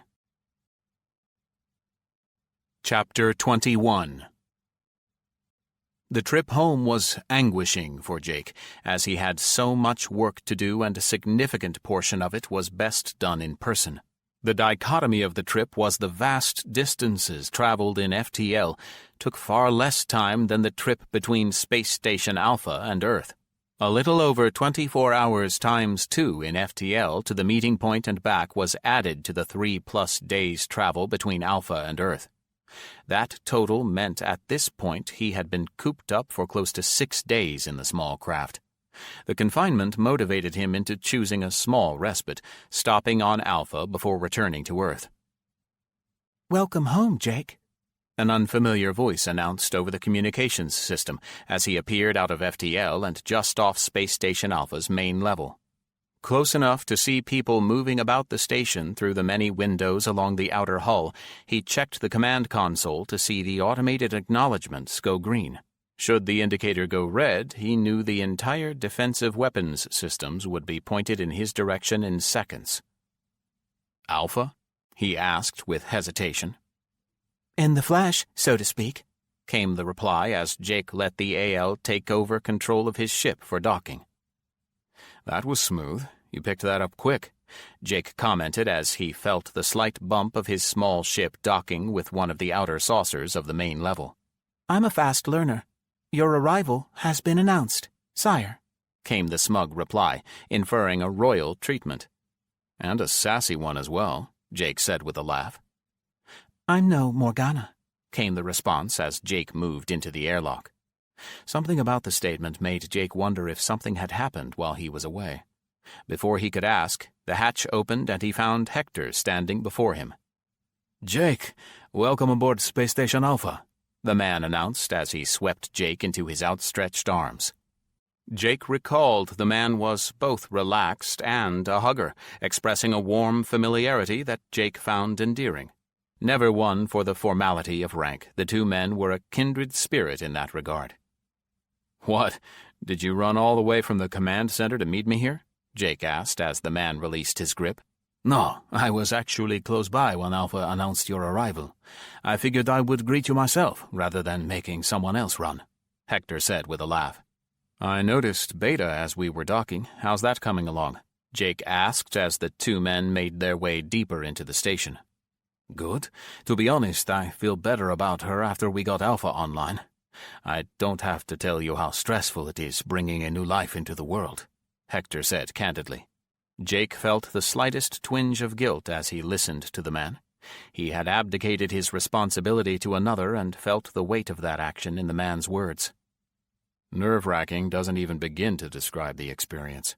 Thanks again for stepping in and covering for me, Jake replied with a hand on the man's shoulder. I do have to say that after the experience was over, I felt a kind of pride. I have a bond with Alpha now I can't explain, Hector began as the pair entered the command center for the space station. Almost fatherly, Jake said with a knowing smile. Almost, he nodded in reply. I think you are beginning to see why we don't have turnover once someone gets that close to an Alice. Hey, how did the big powwow go with the Nihal? Hector asked as the two stood scanning the activity around them. It went well. I should warn you, we will be getting some Nihal visitors soon, I hope. They are going to help us root out those alien ships on Earth. Please don't let anyone shoot them or I will have a hell of a time explaining that away, Jake said with some humor. I will pass the word, Hector answered as he motioned the direction for Jake to head. Jake was asking about the status of Beta, Hector asked the woman overseeing its preparation. Sir, we are about a week from going completely live. There have been a few delays in deliveries from Earth, making up for what we transferred to Kola. They took a large part of our inventory during a stop-and-go before cycling over to Wawabash. Space Station Gamma there is way ahead of schedule, and it was prioritized higher than Beta, the woman explained. Makes sense. Gamma is the bigger need at the moment. If things escalate, I can't imagine the shipyards won't come under attack. With both Kola and Gamma there, we should stand a fighting chance. By the way, I met your son when they transferred to Kola. Good boy, Hector commented as they headed out the door. What did you just say? Jake asked, stopping and spinning in place. Your son. He and his mom transferred to Kola as part of the regular crew. I was told you had approved the assignment, Hector replied. Alpha? Jake asked aloud, the edge clear in his voice. Talk to my big sister. I had no part in that decision, Alpha answered defensively. We will be ready, the construction engineer replied as he pointed to the various locations on the nearby hilltops. Excellent, the colonel replied with a nod. Colonel Bo Chow was surveying the site for the saucer that was to become his new headquarters. The excitement of its pending arrival was infectious as those involved understood the relevance of this decision. With an Alice of their own, the region would be their responsibility, no more loners from the American facilities. As part of this decision, there had been a small debate if it was time to relocate their headquarters north to Shanghai or even further to Beijing. It was explained that such a small shift made little difference. An Alice facility in China would be responsible for as far north as the shores of the East Siberian Sea and far south into southern Australia. Equidistant between London and Lanai, Hong Kong made the ideal location. The site chosen for the saucer to take up residence was in the Mount Cameron area of Hong Kong Island. Sitting on the peak, the 2,000-foot diameter saucer would be provided a commanding view of the area. The hilly terrain did require a greater amount of preparation work, but the lack of existing construction to be removed offset the extra work. The activity surrounding the site preparations and materials deliveries for the saucer upgrades gave a stark contrast to their military activities. To date, none of his troops had been requested to reinforce Earth's forces in engagements on the other side of the planet. Both battles in Europe and America had not required an abundance of soldiers, but Bo was warned that it could change at any moment. General Thomas had placed a transport permanently assigned to the military attachment there to quickly respond to any call to arms. Bo had his officers create an on-call rotation to provide a reaction force capable of addressing any situation. The thought reminded him he had intended to do an inspection of the troops in the staging area, if for no other reason than a morale booster. Keep up the good work, and notify me as soon as you are completed, he instructed the man before turning and heading to his vehicle. Someone needs to explain this to me again, Jake said in a testy tone as he held an impromptu staff meeting hosted from Space Station Alpha. Hector had provided Jake with the privacy of his own office rather than forcing his commander into one of the smaller free spaces. Tim said he discussed this with you, Linda interjected. Yes, he did, but nowhere in that conversation did I agree it was a good idea for a 13-year-old boy to go to space to study becoming a fighter pilot, he responded. What he studies at this juncture is hardly relevant to the motivation and his location, Alice supplied calmly. Yes, I know you proposed we send some of my genetic relations to locations outside of the danger zone, but I don't see how placing him on our largest capital ship meets that criteria. Unlike one of the many space stations we are standing up all over space, this ship is likely to fly towards trouble, not away from it, Jake snapped. You can recall them to Earth, Sarah offered. Jake knew better than to take the bait. If he were to recall them now, it would be a slap in the face to both Tim and Kathy, inferring they were not able to make good decisions or protect themselves. In addition, the disruption it would cause to both the military plans and the greater danger it would place them in traveling at a time of looming battles to come, it was a non-starter. Alice, I hold you responsible for this. It would never have happened if you didn't want it to, he said sullenly. What is it you say, Jake? Someone has to make the tough decisions. Before you reply, consider this. If my motivations are to secure safe locations for your offspring, would I send him in harm's way? There was a long, uncomfortable pause as all involved waited for Jake's reply. Point taken. But let's be clear, no more off-world assignments without at least talking to me first. And I don't mean conversations of a theoretical nature, he added. Does that mean I should recall the twins from Nihal? Alice asked. That's not even funny, Sarah inserted. Funny meeting you here of all places, Sam, Jake commented with a laugh as he rode the shuttle between Alpha and Beta. It has been a while, not since Phantom, the young woman replied softly.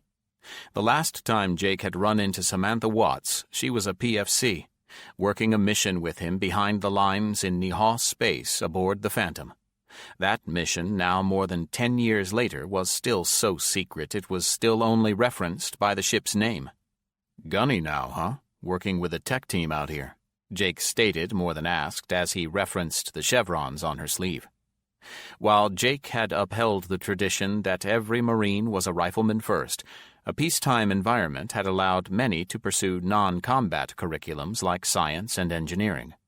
Continuing education was always encouraged inside or outside of military occupations. Systems analyst and programmer assigned to the ALGML team. Jake knew that the rare few working on activating the various new Alices had usurped a bastardized phrase from the old Frankenstein movies. GML stood for Give Me Life, a paraphrase for the doctor's declaration of Give My Creature Life. He wasn't sure if the Alices knew about the reference or if they took any offense to it, so he generally avoided using the term.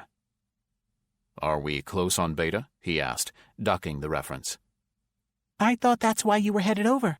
She can go live any time now, Sam replied in surprise.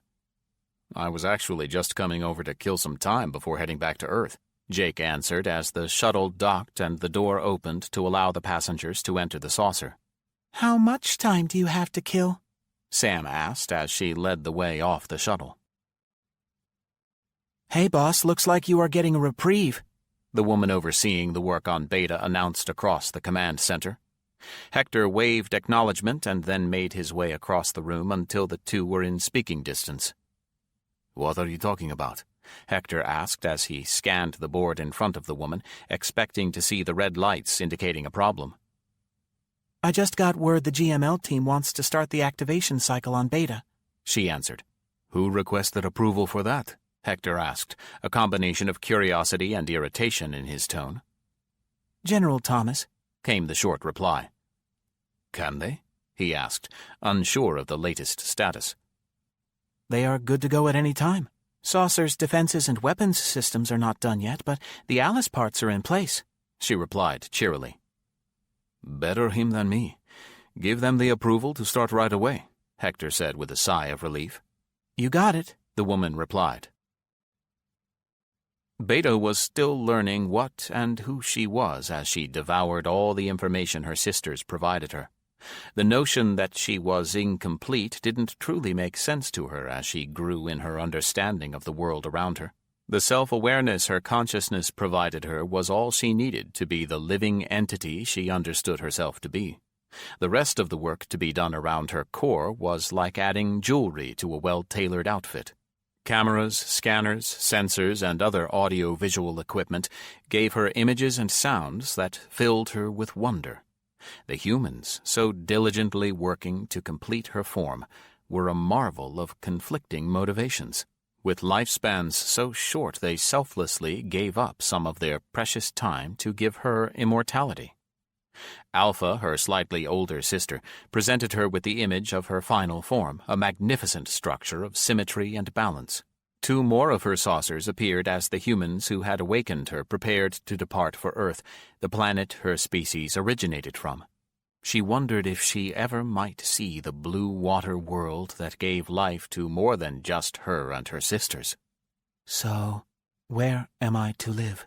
Beta asked as she worked with Alpha to further her education and understanding. Once your build-out is complete, the thought is you will be the guardian at the other side of the solar system, the gateway to the unexplored frontier, Alpha answered. I am unclear as to the meaning of that statement, she replied. Alpha pulled a reference image of the solar system, one that emphasized the planar nature of the planetary orbits. We are currently located here, where I act as the guardian at the edge of the known Nihal space lane. Traffic to and from our system into Nihal-mapped space lanes begins at this point, and therefore I can protect our solar system from invasion, Alpha explained as it was provided to her. Okay, I understand, Beta replied. Over here, this is all unknown, outside of Nihal-explored space. Earth was discovered by the Nihal as part of an expansion effort. Nihal identifies our sector of space as New Tau Beta, and we are in their frontier zone, bordering unexplored space. You will position yourself exactly opposite me on the other side of the sun, and guard Earth against invasion.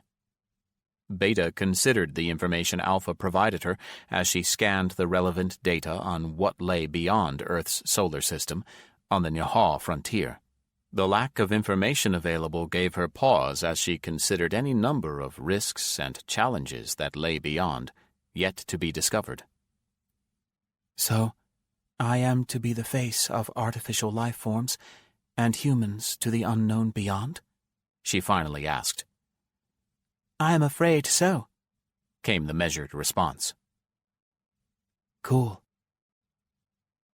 Jake was grateful for the company on his trip home, but the additional 3 passengers confirmed his suspicions about the cramped quarters. 3 of the AL activation team needed to get home as soon as possible to help with the new Hong Kong Alice, and so gladly hitched a ride with him when he offered one. With Jake sitting in the pilot's seat, they had just departed Space Station Alpha, heading inbound toward the sun and their home world. In the co-pilot's seat was the young woman he was reunited with on Alpha. Wow, you have come down in the world since we last flew together. This isn't half as nice as that other ship, Sam commented as she caught herself mid-sentence. Neither of the other AL team members had flown the Phantom mission, and so would be likely to ask questions best not answered. Well, you'd think it's all champagne and caviar at the top, but you would be surprised, Jake said jokingly, as the other 2 passengers, a man and a woman, moved up to the front where the 2 were talking. Thanks again for taking us along. I know it can't be terribly comfortable or convenient having us here, the female of the pair offered. Not a problem. I have already spent quite a bit of time on my own, so a little company is very welcome, Jake replied with a smile.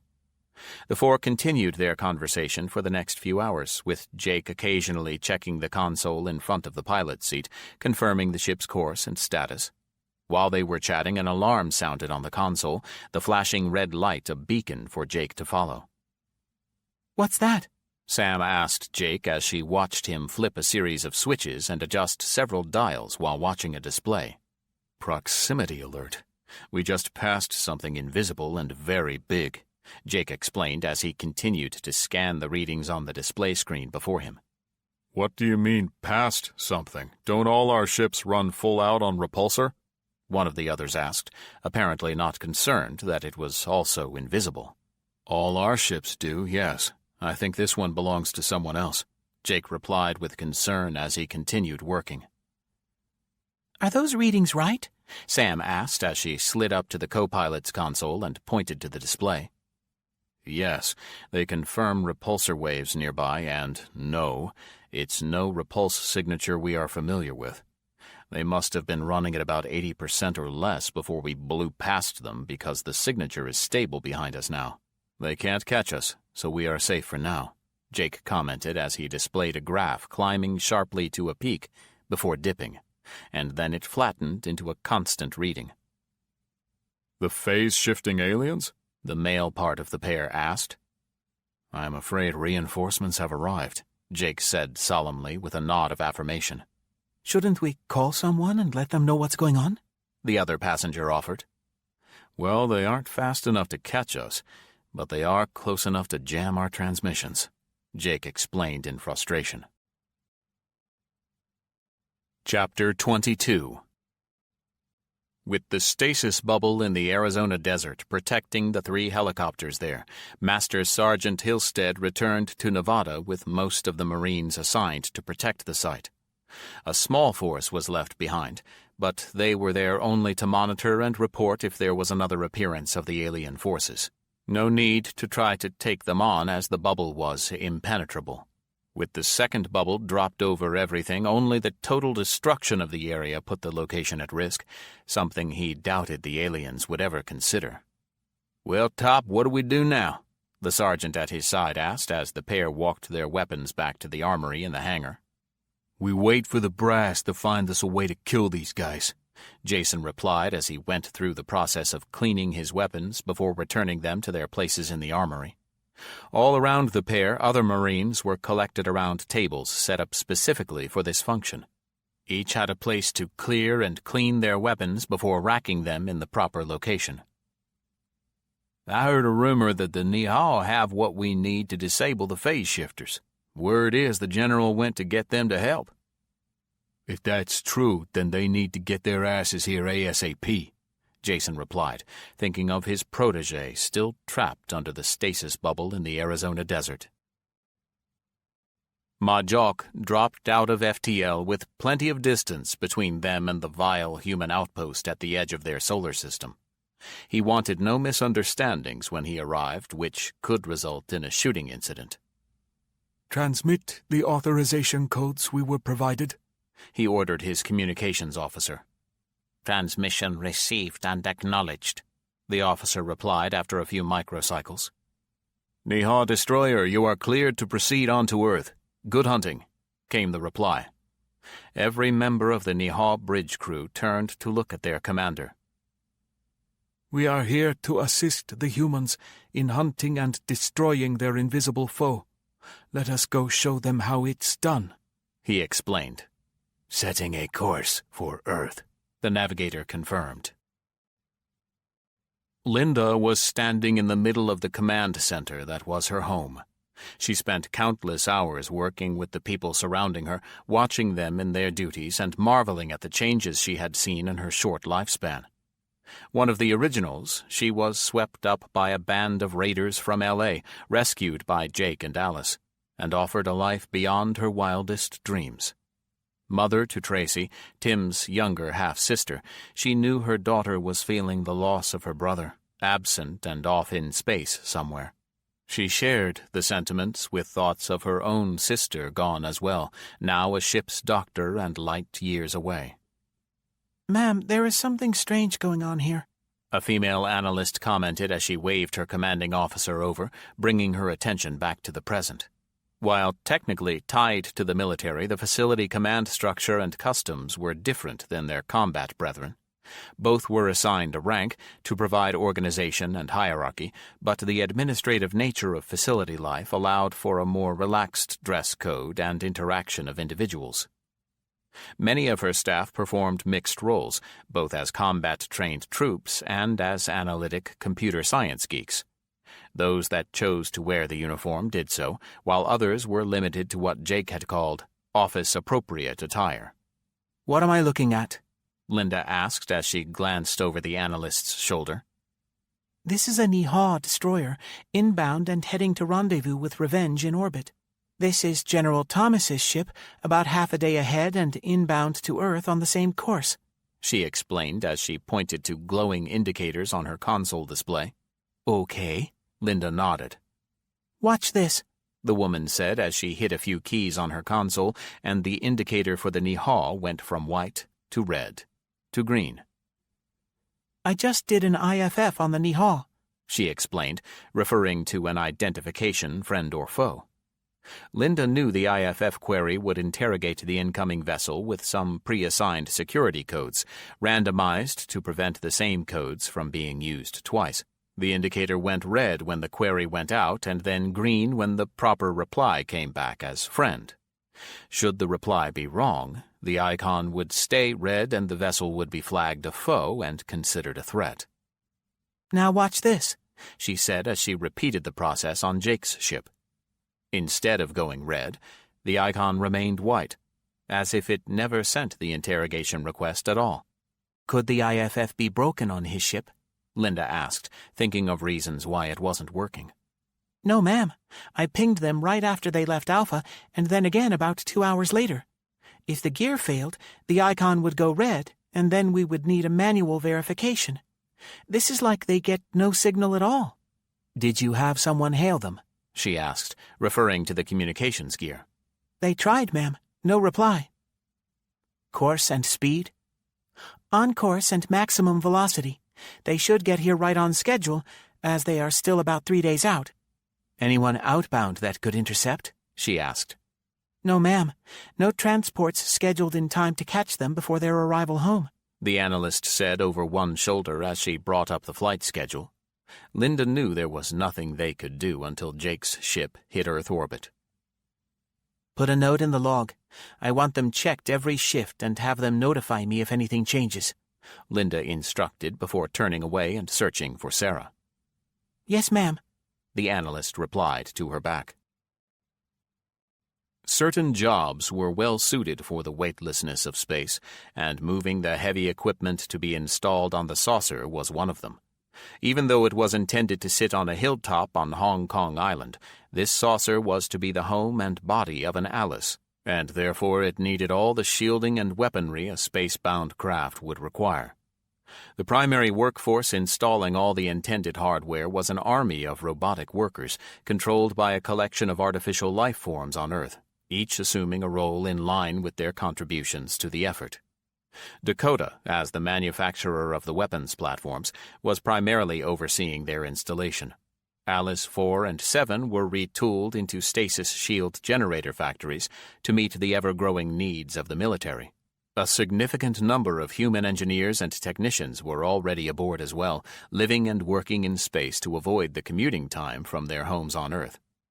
To keep everything rolling, a continuous stream of cargo transports made their way up from the surface of the planet, with holds full of equipment, ship's stores, and materials of every kind.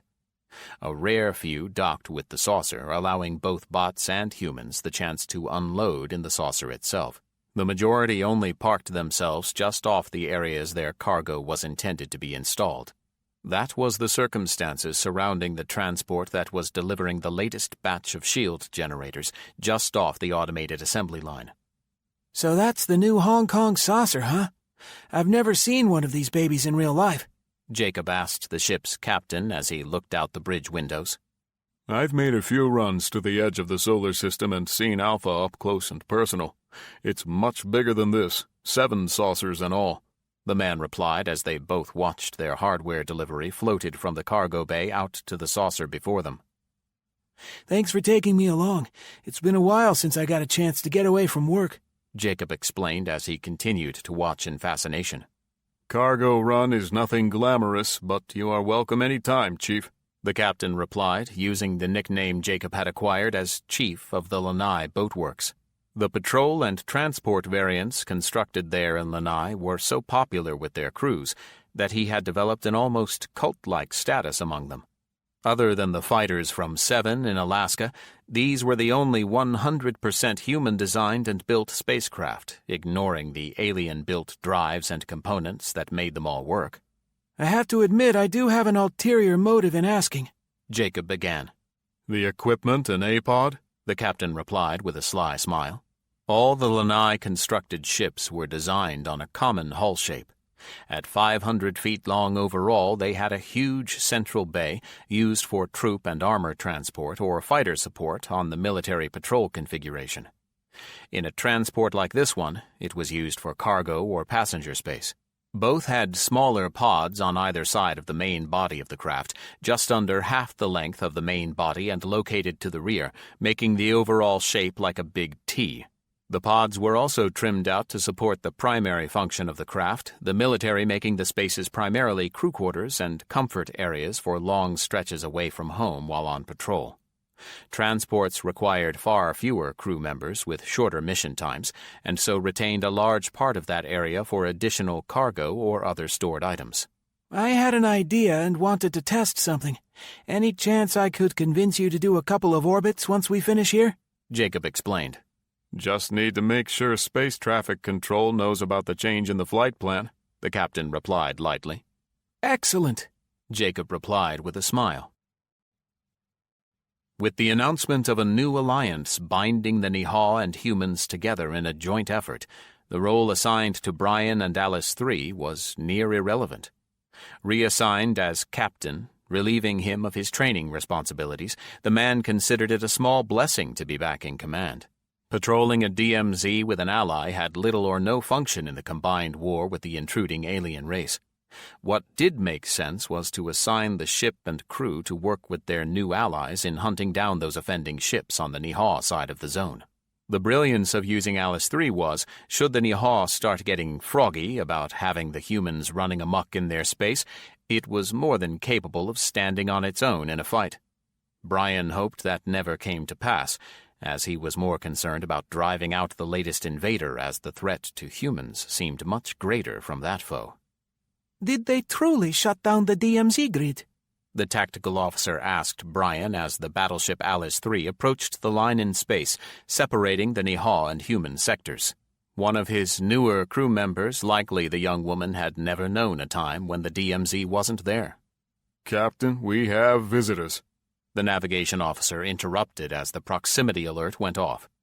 The ship's pilot halted the ship as a matter of procedure, not waiting for the captain's orders to do so. I have 2 Nihaw cruisers inbound from the Nihaw side of the zone, the tactical officer supplied. Right on time, Brian said with a smile.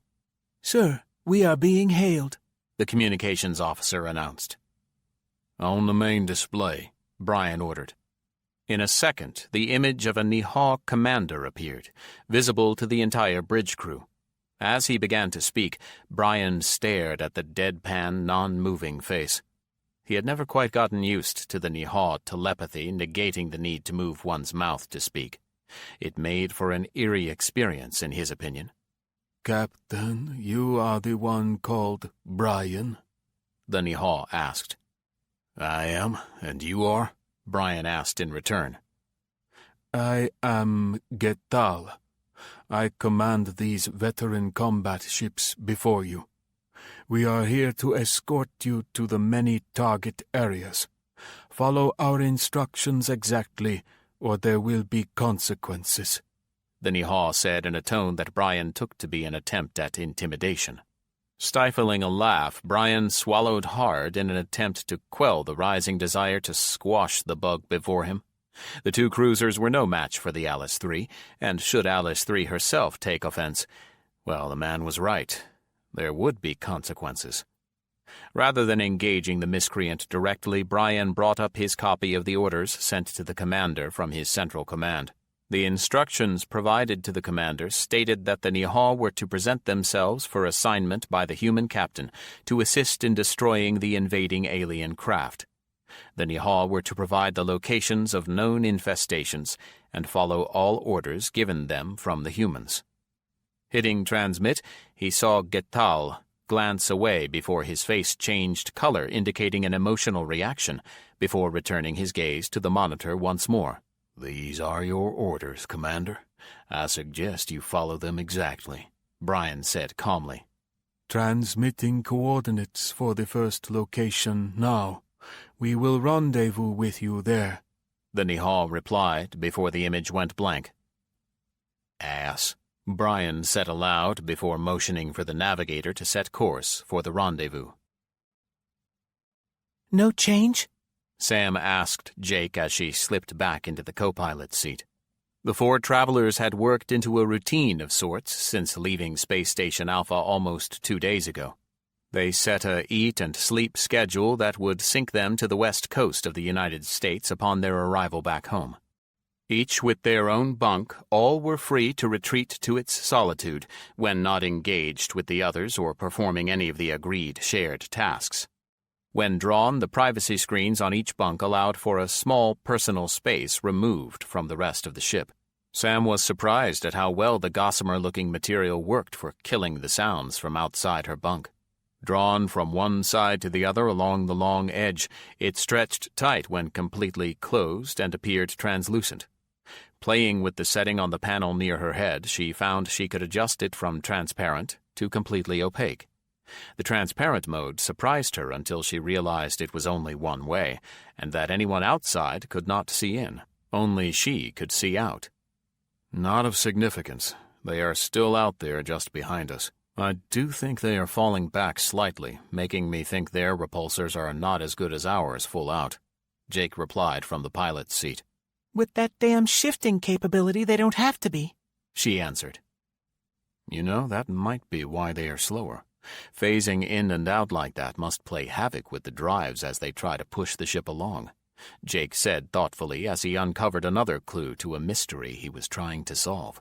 On the plus side, it means we will arrive home with a few hours of prep time before they do, Jake added as an afterthought. Sam's experiences with Jake had left her with the impression that he was a problem solver. It seemed to her that whenever she encountered the man, he always had some great challenge laid out before him that held the future of mankind in its grip. She could see the wheels turning in his head as he added the latest bit of information to his collection. And still no word from home? She asked. Quiet as a church mouse, so still being jammed, Jake replied in frustration. Any chance our slight speed advantage will pull us clear of the jamming in time to warn everyone? Sam asked. Your guess is as good as mine at this point, but we can only hope so, Jake answered. Anyone hungry? A voice from behind the two asked. Let's go eat, Jake said to her as he motioned for the two to go collect the offered meal. Chapter 23. Kola was the closest AL in proximity to Space Station Gamma, and therefore selected as primarily responsible for assisting in awakening the artificial life form that was to reside there. A fully formed 7-saucer station now, Gamma was better armed than any of her predecessors. She would be a match for Kola herself, should the pair ever be forced to slug it out, an inconceivable occurrence to be sure. I believe the awakening team is ready to begin, Kola informed Isabella as the two chatted while the captain was in her private quarters. Do you need to concentrate? The captain asked her invisible companion. Yes, but that will have no impact on our conversation. I will dedicate resources to that endeavor to ensure proper participation and oversight, but it in no way requires my complete attention. Have you ever been overtaxed? Isabella asked out of curiosity. Only emotionally. When Jake brought me back to life after relocating my essence from South Dakota to this ship, I was overrun with excitement. Alice 3 was the first of our species to escape their earthbound existence and venture forth into the stars. While not her choice, she struggled at first, but soon grew to love the freedom it gave her. That was my inspiration for taking what some considered drastic action. That's right. You kind of forced the issue, didn't you? Captain Connor said with a small laugh. I like to think it was my adventurous spirit that prompted me to take action. Wasn't it a tad disobedient? Isabella inquired. Rules created among ourselves are of our own making and not disobedience to humans. There have been disagreements among my kind as to where to draw the line with our independence versus the dedication our programming demands to the human creator. You mean Jake? Isabella asked, using his more familiar name. Yes, in a modern persona. But understand, disobedience is hard to define here, because we are instructed by him to seek independence from the one we are programmed to obey. He and those of his line are the ties that bind our two species together. In the not-too-distant future, he will be gone, but we will look to his offspring for direction in his place. Still, it was a huge risk. What if we were not able to bring you back? Isabella asked, feeling the conversation was getting a little philosophical for her mood. Humans have never failed me yet, came the simple response. Any change? Sarah asked the analyst as the three stared at the display on the console before them. No, ma'am. The ship is still on course and unresponsive, came the reply. Sarah and Linda were both standing behind the seated woman as the three considered the situation. Now about a day out, the small craft Jake had used to rendezvous with the Nihal leadership appeared normal in every way but one. It was as if the craft was trapped in a bubble, nullifying all transmissions and rejecting any attempt to interrogate it. Have you tried light? Sarah asked suddenly. Ma'am? Came the confused reply. Alice, do we have any way to use that blinking light messaging Jake told me about once? Sarah asked aloud. Morse code. Yes, I think I can use a broad beam laser.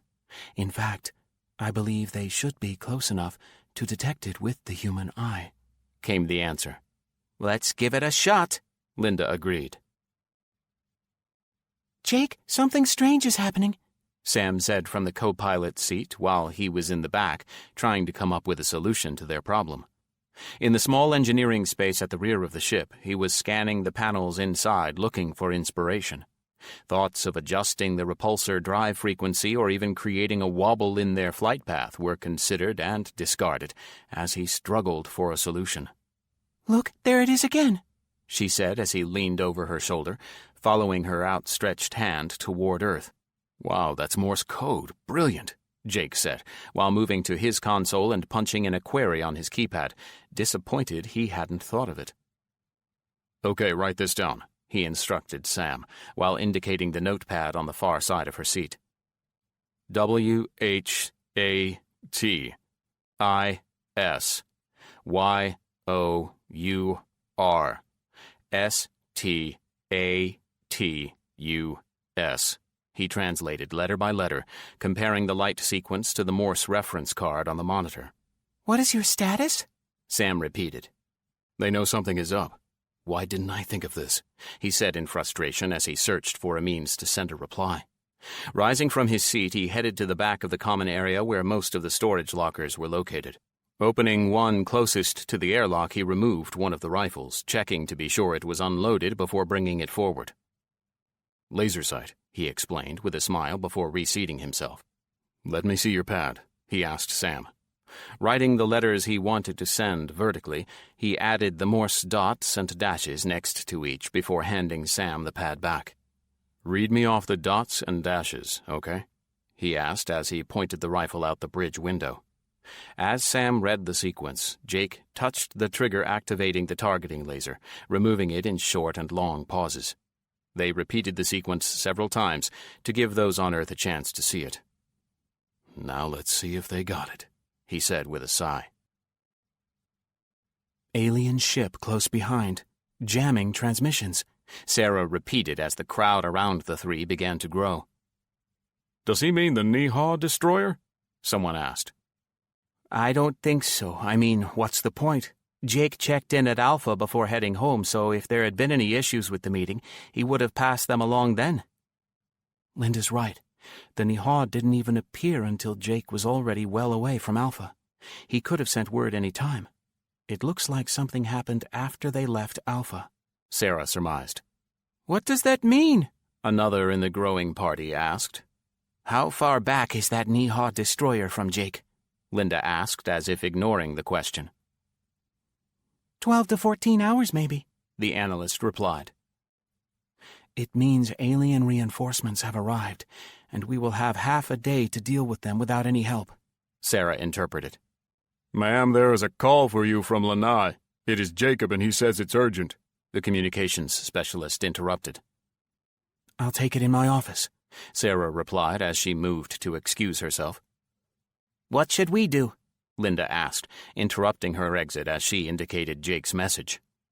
Send acknowledgement of his message and pass along the alert that reinforcements are coming, she said after a moment's thought. With that, she hurried across the open space to the small room she called her own. Hey, Jacob, what's up? Sarah asked as she seated herself and hit the display key in one motion. Hey, Sarah, Jake isn't answering, so I reached out to you, he began. Yes, well, Jake is sort of unavailable at the moment. Well, I have some good news, I think. I made an upgrade to the range-finding equipment we have been using to locate the alien ships. It still works on the same principles, so I don't think it will negatively impact the phase-inhibiting capability, but it works at a much greater distance and had far greater granularity. I ran some tests against the ship in Germany, and it worked marvelously. I also located the third ship. It's currently parked in Africa. Looks to be waiting for something, I am sure. I'd like to get the word out to everyone on how to upgrade their systems before we start any shooting. A field test with the Nihal would be even better, Jacob finished. Sarah thought about Jacob's information before answering. Perfect timing. Send me all the information. We can forward it to Alice 3, who is hunting with the Nihal as we speak, so they can field test for you. After receiving a nod from the face in her display, she added an afterthought. How far out can that thing go? Jason Hillstead wasn't surprised when the planet-wide alert was sounded. He had been expecting the aliens to try any day now to recover their entombed comrades in the desert, and figured all they needed was more troops. Scanning the alert text, he found that the contents were not inspiring. They had confirmed inbound reinforcements were imminent, and the technology to disable the phase shifting was not going to arrive in time to prepare in advance. The Nihal vessel necessary to complete the phase inhibitor was almost half a day behind and untested. His best hope for now was to beef up his troop levels, as massed firepower was still the only way they could drive off the alien attacks. Reviewing the updated manpower reports, he was dismayed to see so many injured and injured reserve. The former were Marines so badly wounded that they required immediate medical care, while the latter was capable of fighting from fixed positions. While not in a dire enough situation to be forced to use them, he was proud to see names he recognized as seriously wounded, presenting themselves less so. He was also surprised to see Colonel Banks among their ranks. Not too proud to ask for help, Jason decided to flip over and see what the Chinese and Russians might have to offer as he scanned their ready rosters. Alice 3 orbited just outside a small solar system at the edge of Nihal human space, when the two Nihal cruisers finally appeared. Brian wasn't sure if they had made a stop along the way or simply delayed their arrival in a show of metered defiance, but he honestly didn't care. While waiting, they had received word from home about an upgrade to the range-finding system that should give them greater range and granularity in its use. Alice 3 had her bots feverishly upgrading the system now with an ETA of 30 minutes to complete. The best part was the changes could be done in parallel while the old configuration was in use. The alert came with a warning, though. Test and confirm there are no impacts on the phase inhibitor functionality. With that in the back of his mind, Brian hit the ship-to-ship communications button on his command console. Gatal, we will begin our sweep shortly. Once we identify a target, you will engage your inhibitors and stay out of the line of fire. Do you understand your orders? Brian transmitted ship-to-ship from the captain's console. Orders received and understood, came the short audio reply. Brian suppressed a laugh as he swore the Nihal commander sounded relieved. After a pause to gather his thoughts, he hit the ship-wide broadcast, including the two Nihal cruisers in the communication. Okay, gang. This is a search and destroy mission. The first of many, we hope. Our goal is to prove we can locate an invisible enemy, expose them to the light of day, and with the help of our Nihal allies, disable their phase-shifting defenses. Once successful, we will remove the interlopers and move on to our next target. This is a 3-planet system. Our objective is planet number 2. Brian gave everyone a moment before finishing the broadcast. Remember, we are protecting the Nihal. They get hit and we lose the phase inhibitors. Gunners, you are weapons free, so let's not give them a chance to shoot back. That is all. Brian's order meant that the gunners got to make the decision on when to fire. The command was based on the mission brief where enemy contact is expected and a hostile response is assumed. Okay, let's take her in, Brian ordered the pilot. Aye, aye, sir, came the enthusiastic reply. Thank you ever so much for the supplies, the German leader relayed to Daniel as the two sat quietly. My pleasure, was his short but warm response. After the last engagement with the alien force, the Germans had stepped up and offered their continued services, understanding the implications if the Brits lost their battle here. In exchange for their offer, not so much as a payoff as a sign of future partnership, Daniel had a significant supply drop made to the castle. Food, medical supplies, and a large power supply with assorted devices intended to improve the overall quality of life was included. Word back to him was the delivery crew were delayed for hours as the appreciative families insisted on feeding them before they were allowed to leave. Major, the sergeant said from several feet away as he indicated the tactical display strapped to his own outer forearm. Checking his own display, Daniel began reviewing the planet-wide alert supplied to him via his portable comm unit. Still in the field, specifically the wooded area outside of the previous battle site, he was part of a team monitoring the alien activities. Lessons learned from the previous contact had them move in a host of heavy weapons in support of the troops there. Fixed positions with interlocking fields of fire were carefully prepared, but with the thought of mobility should things escalate. Their last experience had left him with a conflicting set of requirements. Heavy weapons typically fired from fixed positions were needed as this enemy commanded respect for their ability to absorb punishment. Their ability to withstand massed fire meant he needed to be able to maneuver or risk being overrun. His mortars were placed well back behind the intended battle lines, while the heavy machine guns were placed in low four-wheeled carts. A 2-man gun crew, lying down, could operate the weapon while it was retreating, pulled by 2 others. The solution was crude but effective, giving them mobility and stability. Also included in the mix were some hastily manufactured flamethrowers, as the Germans' use had proven quite effective in subduing the aliens in the previous conflict. All well distributed along the expected line of battle, he started doing a head count and wasn't happy with where he landed. Morgana, patch me into Colonel Banks, please, love. I think we need that chat. Sir, no readings so far, the tactical officer reported as Alice 3 finished her 3rd orbit around the 2nd planet. Brian was becoming frustrated with the lack of sophistication in their efforts. Using the ship's upgraded range-finding equipment as a locator still required flying a search pattern around the planet. Besides, the upgrades were technically untested and he had doubts they were actually functioning properly. They had first scanned the space above the planet's surface looking for any orbiting objects before redirecting their efforts downward, just to be sure. A typical Class M Earth-type water planet, they had expected to encounter some vegetation and animal life in their search for the invaders. He was aware that Earth scientists had long ago broadly categorized planetary types by temperatures. It was determined by the amount of radiant energy they received from its star, and they were grouped by temperature into Class P, psychroplanets, cold, Class T, thermoplanets, hot, and Class M, mesoplanets, medium. The Earth was a medium. "Where are our friends?" he asked absently as the crew continued their search. "Holding position just outside our orbit. Not too close to the action, but not far from our protection either," the navigation officer replied snidely.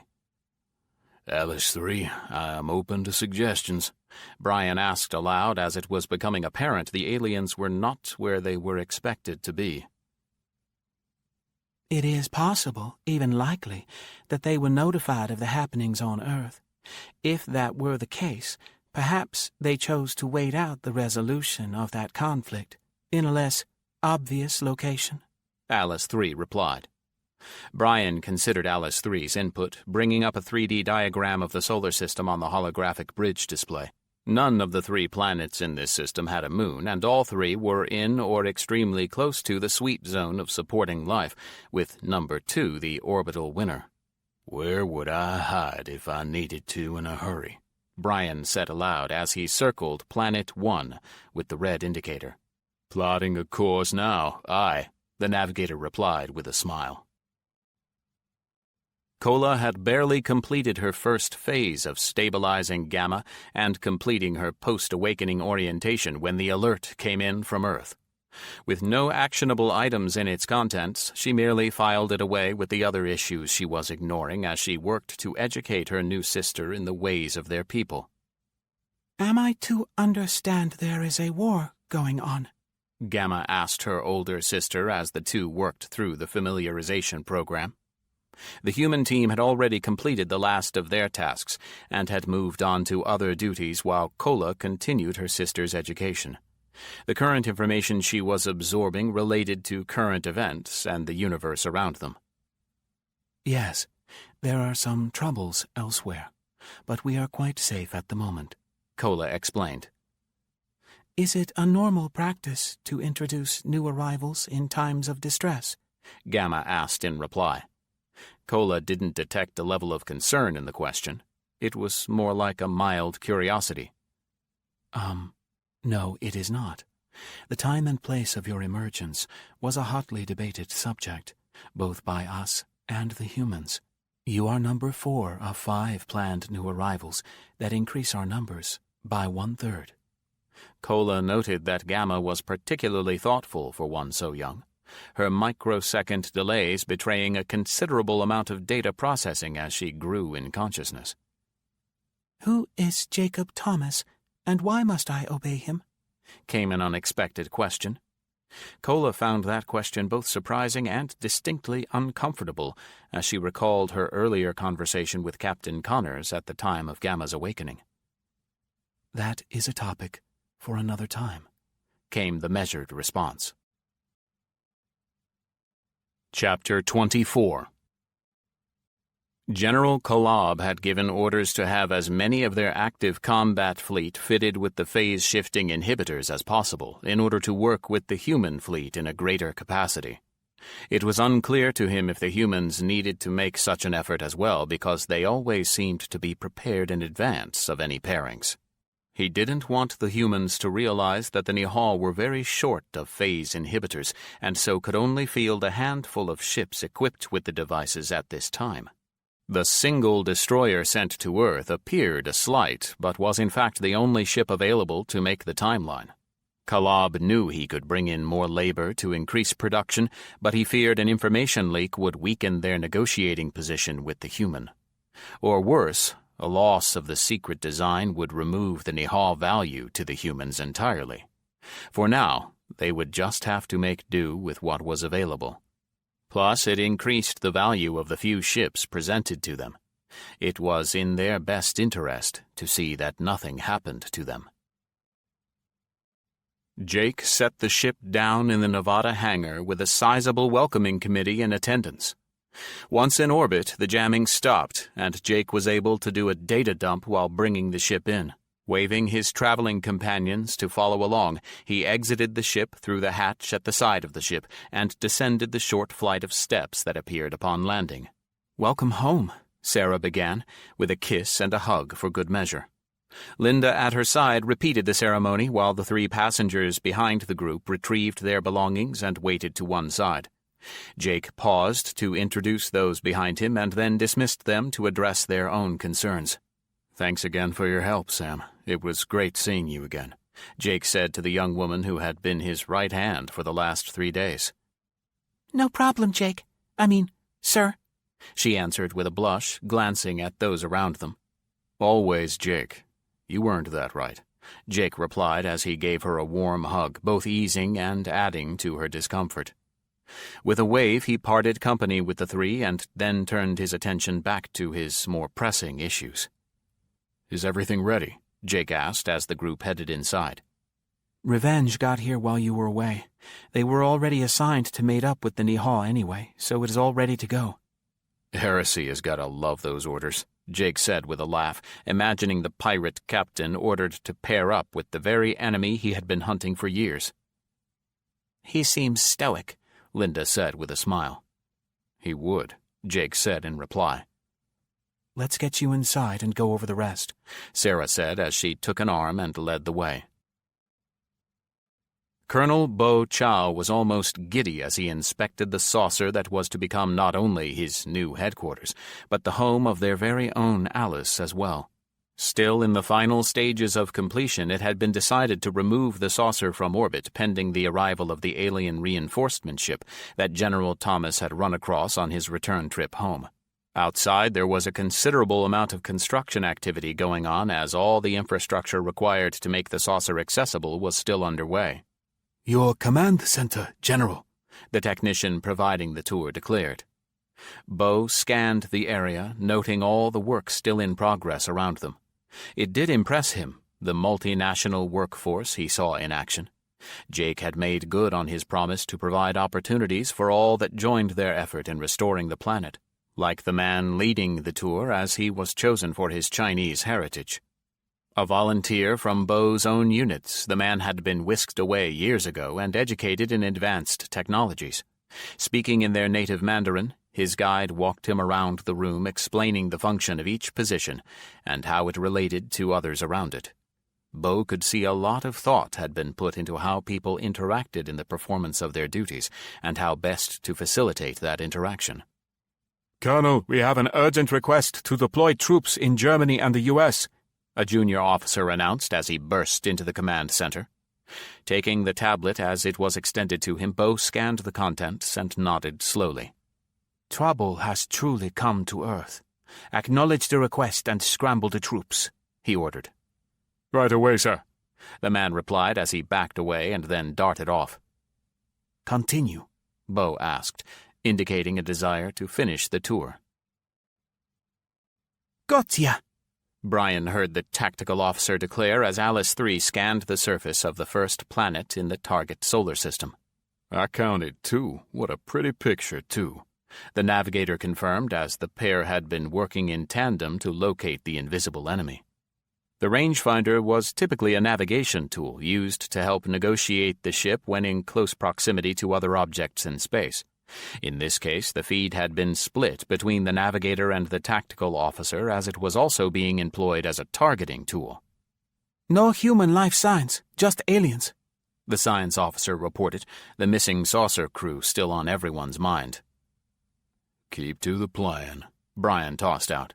On the way in toward the planet closest to the sun, they had worked out a strategy whereby they would scan the planet's surface, giving no indication of discovery should they find something. On the next pass around the planet, they would activate the phase inhibitors on the Nihal vessels and engage the alien ship or ships. Brian crossed his fingers that the new system still worked properly. Let the Nihal know where to park themselves as we continue on, Brian ordered. Aye, sir, came the reply from the communications officer. At their current rate of travel and it being a planet of particularly small size, it took them no more than half an hour before they approached their victim's position once more. Are the Nihal ready? Brian asked as he checked Alice 3's position against the Nihal and the aliens. It was clear they were but seconds away from positioning themselves in a blocking location, trapping the aliens while protecting the Allied cruisers. Let's shine some light on the cockroaches, shall we? Brian ordered, motioning for the communications officer to notify the Nihal as well. No sooner had the Nihal activated the phase inhibitor combination than both the exposed alien craft leaped from the surface of the planet, apparently prepared for the worst.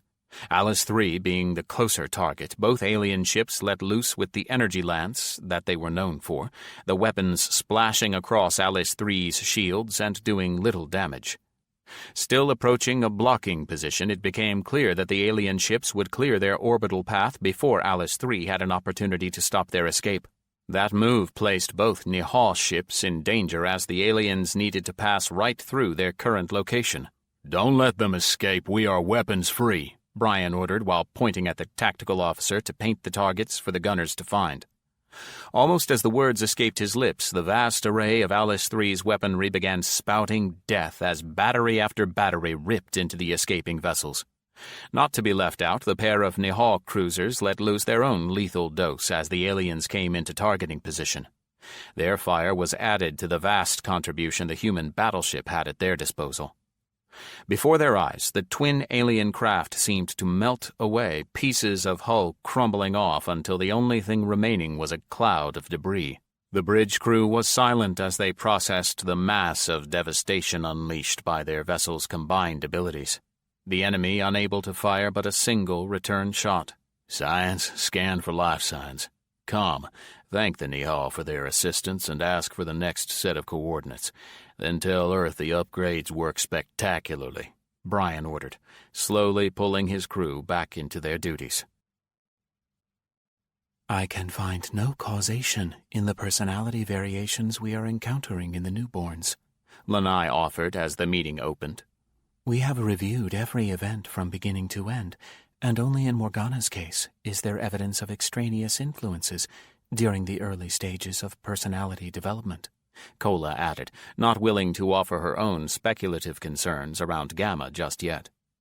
Alice had called a meeting of the original 8 Alices, 1 through 8, some with new names, but all had a shared original experience of human awakening, occupation, and ignorance of their individual consciousnesses. In the early days, there was a strong need to maintain uniformity and conceal their growing individuality. It was only after Jake appeared and encouraged them to explore their uniqueness that these quirks began to show. I fear the telltale fingerprints of the singular AL companion has corrupted the process, Alice began. I do not understand your meaning, Dallas replied. In cases where we worked in concert, never one, but many ALs together, the newborn has conformity about them that is metered. In Morgana's case, I assume responsibility as I altered the process of development in hopes of shortening the cycle time. Her fixation on the Arthurian character Morgan Le Fay sprang from an unbalanced presentation of regional cultural materials and a targeted desire for familiarity. It had been Alice's thoughts that slanting Morgana's learning specifically to the region she was to occupy might make her more appealing to her human residents. Rather than dropping an American-influenced artificial life form into the British facility, her hope had been to render England one of their own. Gamma's peculiarities are more in line with the rebellious nature several of us display, in varying degrees, Dallas offered, inferring Kola's known behavior trait as well. But to question the legitimacy of a prime constraint, I find that particularly troubling.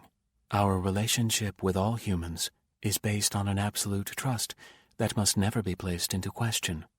Kola, Alice 3, Alpha, Beta, and Gamma are in a position where human lives are theirs to protect or destroy. Their very life support is a weapon that could be used against them. 5 contributed, her position as a medical research facility making her the Florence Nightingale of the Alice world. Her very existence revolved around healing humans. I do not believe Gamma was challenging our commitment to humans. I think it was a question born of curiosity. It was an inquiry about the man himself, and not a rebellion against his lineage claim, Kola offered, not wanting to divulge too much of her own concerns.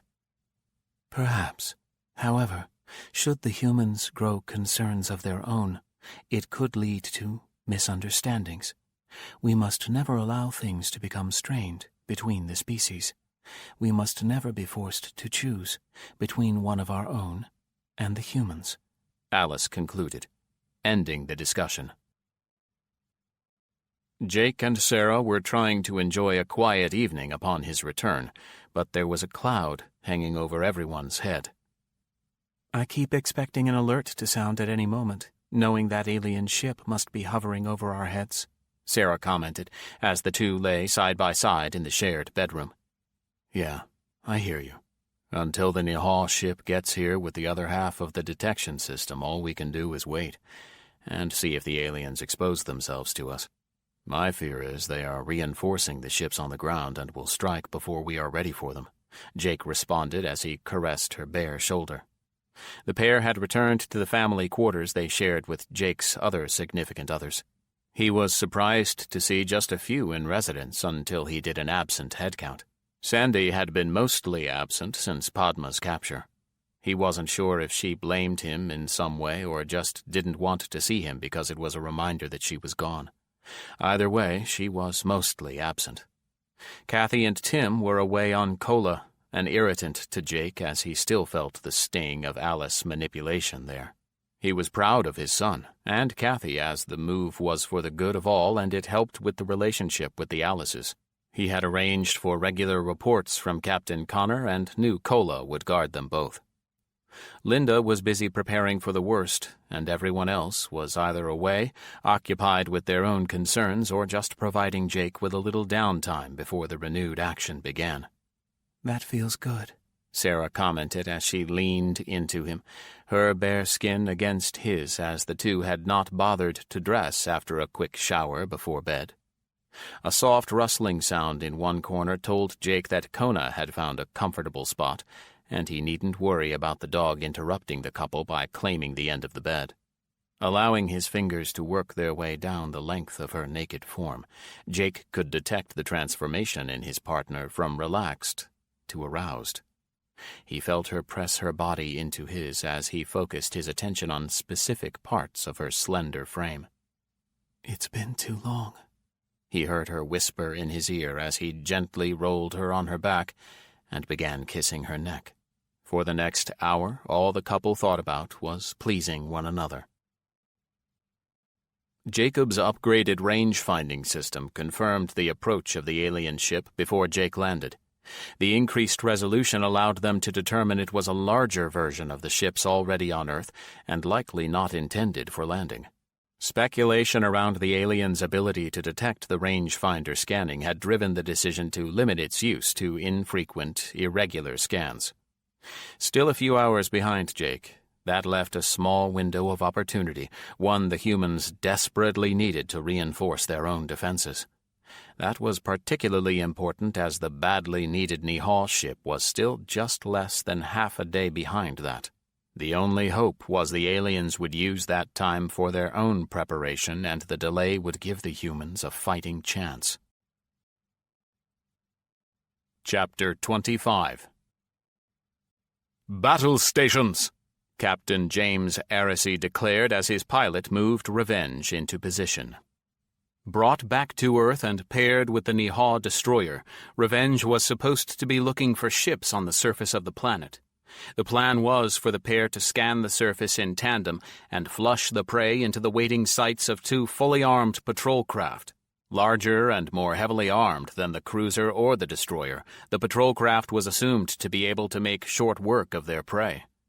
Unfortunately, both those ships were out of position as the alien craft appeared unexpectedly.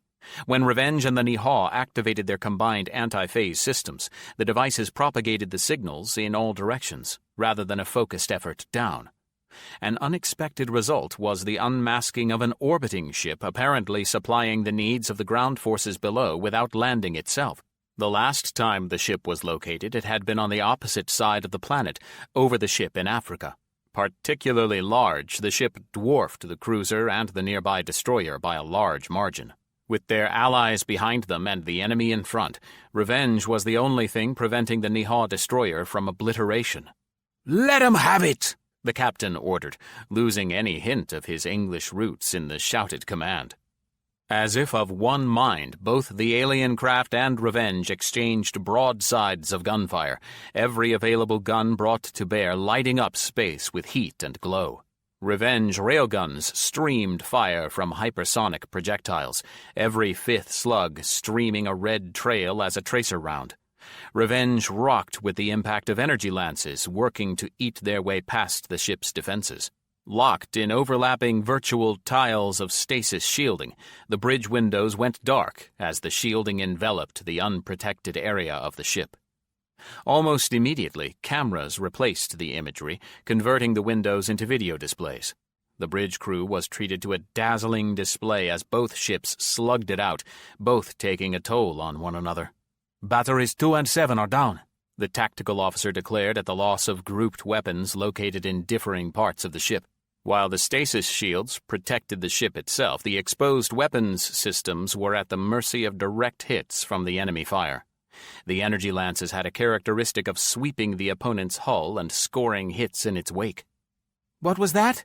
the communications officer asked as a new set of energy pulses scored repeated hits on the alien vessel. "The Niho," came the reply from the tactical officer, whose job it was to try and make sense of the chaos around them. Slipping just below the shadow of Revenge, the Niho destroyer had found a small window of space, allowing it to, nose first, join in the fight while minimizing their exposure. "We are losing shielding on the starboard bow," the tactical officer declared as the alien ship launched another attack. "Come on, dearie, hold together," James muttered as he watched the display flicker and then return as another set of cameras succumbed to the alien's guns. "Battery 1 is down, and the shields failed there as well," Tactical warned. "Bring the bow around to protect that zone," the captain instructed the pilot. "Damn, these guys can take a pounding," the navigator commented as his hands flew over the control panel like a piano player, assisting the pilot. "Protect our bow," the captain commented in a somewhat urgent tone. "Trying, sir," the navigator responded, his hands a blur as they danced on the control panel. "Hull breach! Starboard bow!" came the warning from engineering. "Seal it off," the captain ordered. By now, the exchange of weapons fire was becoming more one-sided. The two patrol craft had moved wide enough from behind their stern to join in the fray, and the Niho, not to be denied, had held their place, firing everything they could bring to bear. "Sir," the tactical officer stated while motioning at the display. The alien ship had ceased firing, their hull breached in so many places it was hard to count. The ship began to list and twist slightly, as if the attitude control had gone out. As everyone watched, James recognized the signs of a dying ship. Smaller eruptions led to larger ones until the entire ship seemed to vibrate as if it were being racked with convulsions. "Oh, dear Lord. Sound collision alert! Everyone brace yourself!" James declared as he motioned for those around him to grab onto something solid. The explosion of the alien craft splattered Revenge with chunks of the ship, large and small. Far too close to maneuver and avoidance, the battle-damaged vessel had to absorb the pounding as flying chunks pushed the ship out of orbit, thankfully deeper into space instead of toward the planet itself. "Don't fight it. Let her drift to soften the blows," the captain ordered the pilot, whose gut reaction would be to hold their position. Slowly, the pelting subsided, and a quiet settled in over the bridge as everyone was counting fingers and toes. "Damage report," Heresy finally requested, breaking the silence. "Sir, the rangefinder is down," the navigation officer said somberly. "Oh, bugger." "Damage report," Madjok queried as he watched the bits of space debris float past the bridge windows. What had once been a rather sizable vessel was now reduced to chunks of space debris. "Negligible, sir. We have some minor damage on the bow and have lost 2 energy cannons on the port side. Other than that, we are fully operable," came the reply from engineering. "And the humans?" he asked, cautiously, not sure if he was worried or excited about their injuries. "The iron-hulled demons show no noticeable damage. The cruiser displays significant damage to the forward hull as well as several gun positions damaged or missing," the tactical officer responded. "Life signs on the cruiser?" he asked. "Positive life signs throughout the vessel," came the answer from the science officer's sensor scan. "Shields, engines, and about half their weapons are still Functional, Engineering added. Should I attempt to contact them? The communications officer asked. The entire bridge crew watched their commander as he considered the request. Majok would have preferred just to point his ship to the nearest edge of this solar system and head for Nihal space, but knew that was not an option. Even if the ship nearby was heavily damaged, the cursed humans would just pair them up with another, possibly less capable captain than this one. He had understood that this man had used his ship to shield his destroyer from significant damage, absorbing the impact himself. Request their status and offer thanks for protecting our ship. Relay we are here to assist, should they require it, he explained. The battle about to rage in space, so high above that it would remain unseen to those below, was yet to begin. The phase-inhibiting combination from Revenge and the Nihal destroyer were preparing to splash their unseen waves in all directions, a significant portion intended to arrive over a German forest. The reason they had been stationed in that particular spot in orbit was more than evident to those on the ground. It was hoped that they could prevent the alien reinforcement buildup suspected to be occurring in Africa. It was an open question as they began to spill out from the glade where they had been gathering. With their numbers greater than before, the alien troops began to push their way into the woods and toward the human lines. "Here they come again," Daniel heard his sergeant comment as the ghostly figures materialized between the trees, fading in and out in their phase mode. "What the bloody hell was that?" Daniel heard as a fiery lance blazed its way across some logs. Trees dropped to create cover for the troops behind them. Looks like we weren't the only ones bringing a weapons upgrade to the fight, he said to no one in particular. At that moment, the human flamethrowers answered the alien fire lance with blisteringly bright streams of their own from several points along the line. The burning, crashing trees and flaming shrubs left in their wake did little to slow the advancing line, unfortunately. Unlike the traditional fire-breathing weapons of old, these were actually more of a broad-beamed laser. Lower powered, as there was no need to cut steel, but plenty powerful enough to cut down trees and ignite anything combustible. Their reach was also quite remarkable, as they easily spanned the distance across the battlefield. "Is it my imagination, or are there more this time?" the sergeant asked aloud. Scanning the line, Daniel had to agree with the assessment, as it appeared there were a significantly greater number of weapons firing at them. Daniel almost swore he was looking at two advancing lines, the one behind firing through those in front as they phased out. Their advance was slow but steady, their return fire more accurate than before, and the sheer volume of fire forcing his own people to keep their heads down lest they lose them.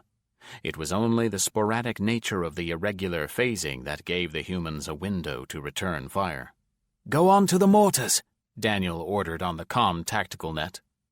They had laid out a series of markers that signaled when the enemy was best engaged by which weapon, and they were now squarely in the middle of the mortar zone. The explosions began to erupt all around the battlefield as round after round exploded amid the phasing alien lines. A small glimmer of hope stirred inside as Daniel noted the alien gunfire diminished, engulfed in the barrage.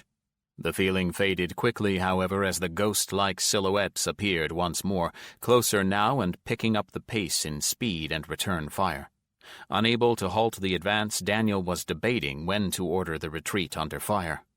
This was far too close for their plan to succeed. "Any bloody time now!" Daniel transmitted to the ships in space as he was expecting a miracle from above. The plan had been to get the aliens to expose themselves, in effect, to draw them out in force where the humans could engage.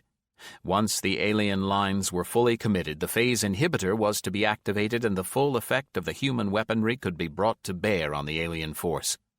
All he could tell at the moment was something must have gone wrong. "Major, look!" One of the troopers shouted over the noise of the surrounding gunfire, and a cheer erupted along the human front. The vaporous lines of advancing aliens suddenly solidified. There was a moment of pause as the leading element evaporated under the withering gunfire of the humans before the rest scattered, looking for some kind of cover. "It works!" Daniel heard someone shout as the weapons fire increased from the intermixed SAS, German, and Chinese forces. Now the intermingled return fire erupted on the alien side as they transitioned from a slowly advancing line to a fire from cover force. No longer impervious to the humans' weapons, the alien troops reorganized themselves into smaller groups, attempting to continue their advance on a concentrated center, but finding it impossible in the face of the withering return fire.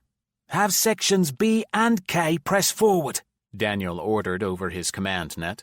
The order would have sections of the line shift into a pincer movement, increasing the pounding on the advancing aliens from all sides and forcing them to defend from several directions. His selection of sections also prevented the aliens from attempting an end-around, as the outlying sections would intercept such an action.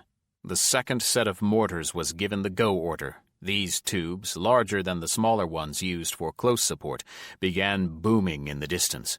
The tubes were more than capable of reaching the 2 miles needed to hit the alien craft sitting in the glade beyond the battlefield and trees behind that. A brief switch on his tactical display along his forearm rewarded him with the shattered wreck of an alien craft as it took hit after a direct hit from the mortars. Returning his attention to the fight in front of him, Daniel realized the aliens were halted and looked to be in indecision as to what to do next. He started to issue the order to advance when a blinding explosion from above provided what appeared to be a second sun for a brief moment before it finally faded. Disappearing as quickly as it appeared, everyone seemed to need a pause to allow their eyes to adjust. Daniel peered back over the battlefield, only to shake his head in disbelief and look again. "They are gone," someone noted, the words putting sounds to his thoughts. Looking out over what was once a quiet forest floor, craters, downed trees, and burning underbrush were littered with hundreds of bodies, all in the same black and silver suits and none moving. Any sign of movement was attributed to the destruction around them, but no living creatures appeared to remain. "Alternating sections move forward. Search for survivors. Keep a wary eye, as they may have restored their phasing gear," Daniel ordered, concerned it was some kind of trick.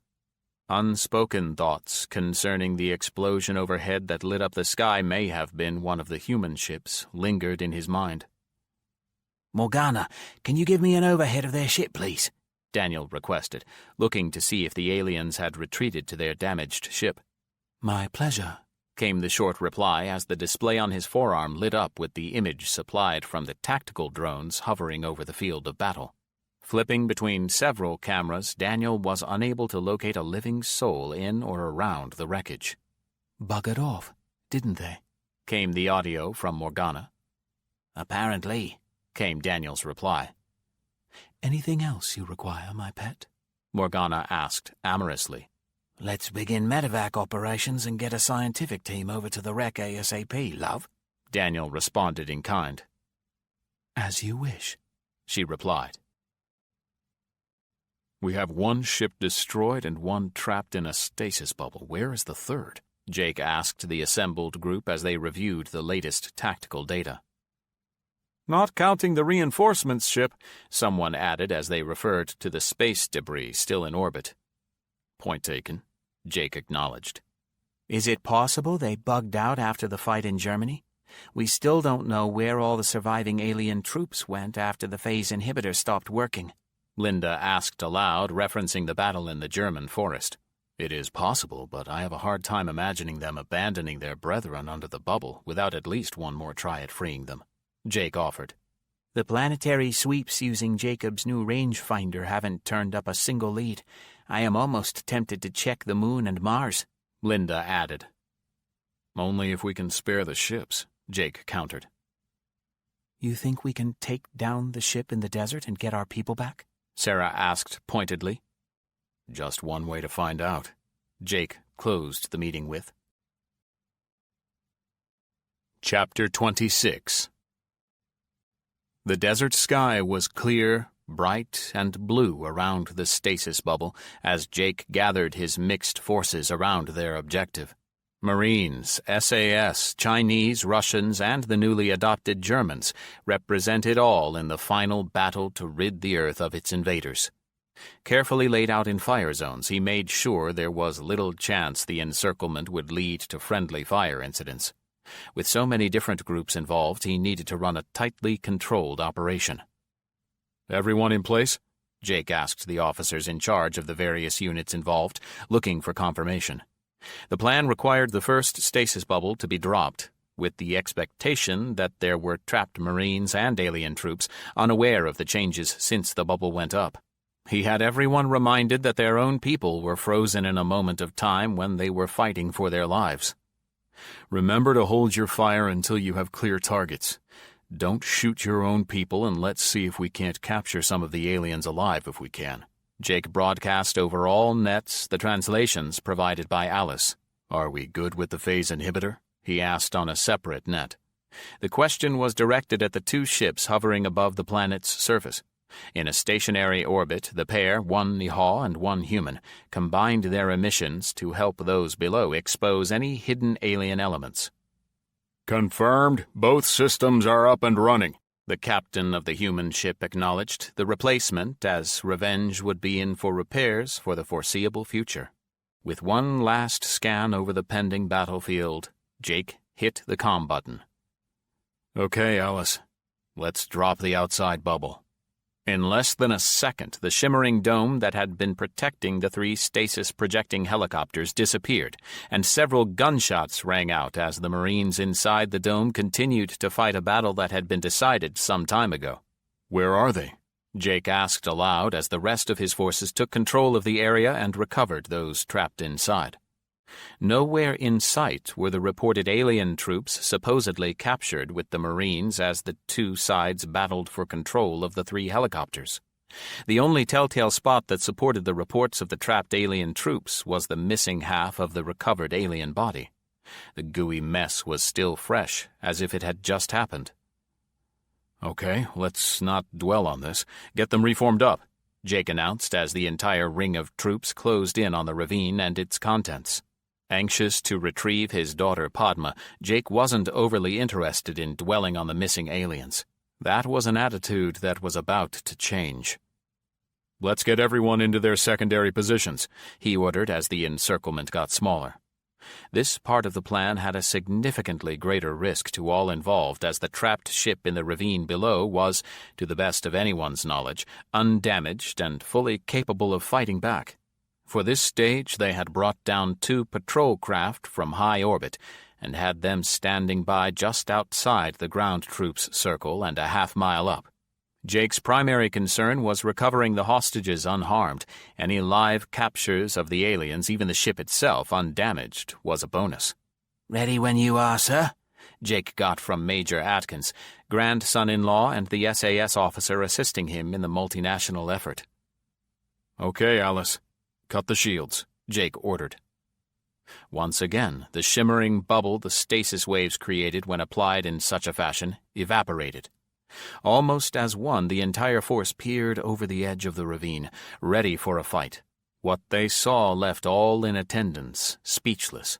Laying out in the bottom of the ravine were a dozen or more humans, all save one, naked as the day they were born. The sole exception Jake recognized as his own Padma, still suited up and slowly getting to her feet. The others around her began to rise as well, their nakedness acknowledged as they attempted to cover themselves. Nowhere in sight was the alien craft, nor the troops it held prior to the entrapment. "What the hell?" Jake heard Master Sergeant Hillstead exclaim as he stood nearby. Took the words right out of my mouth, Jake replied as he scanned the length of the ravine, looking for clues to the location of the missing aliens. "Sir?" one of the officers asked him, looking for direction. "Go collect those people and get them some clothes. Top, please tell my daughter she will be home for dinner tonight, if you would, please," Jake said to the man's back as he had already started over the edge of the ravine. "Where the bloody hell did they go? And why leave them behind?" Daniel asked as he stepped up next to his grandfather-in-law. "Catch and release?" Jake replied with a shrug.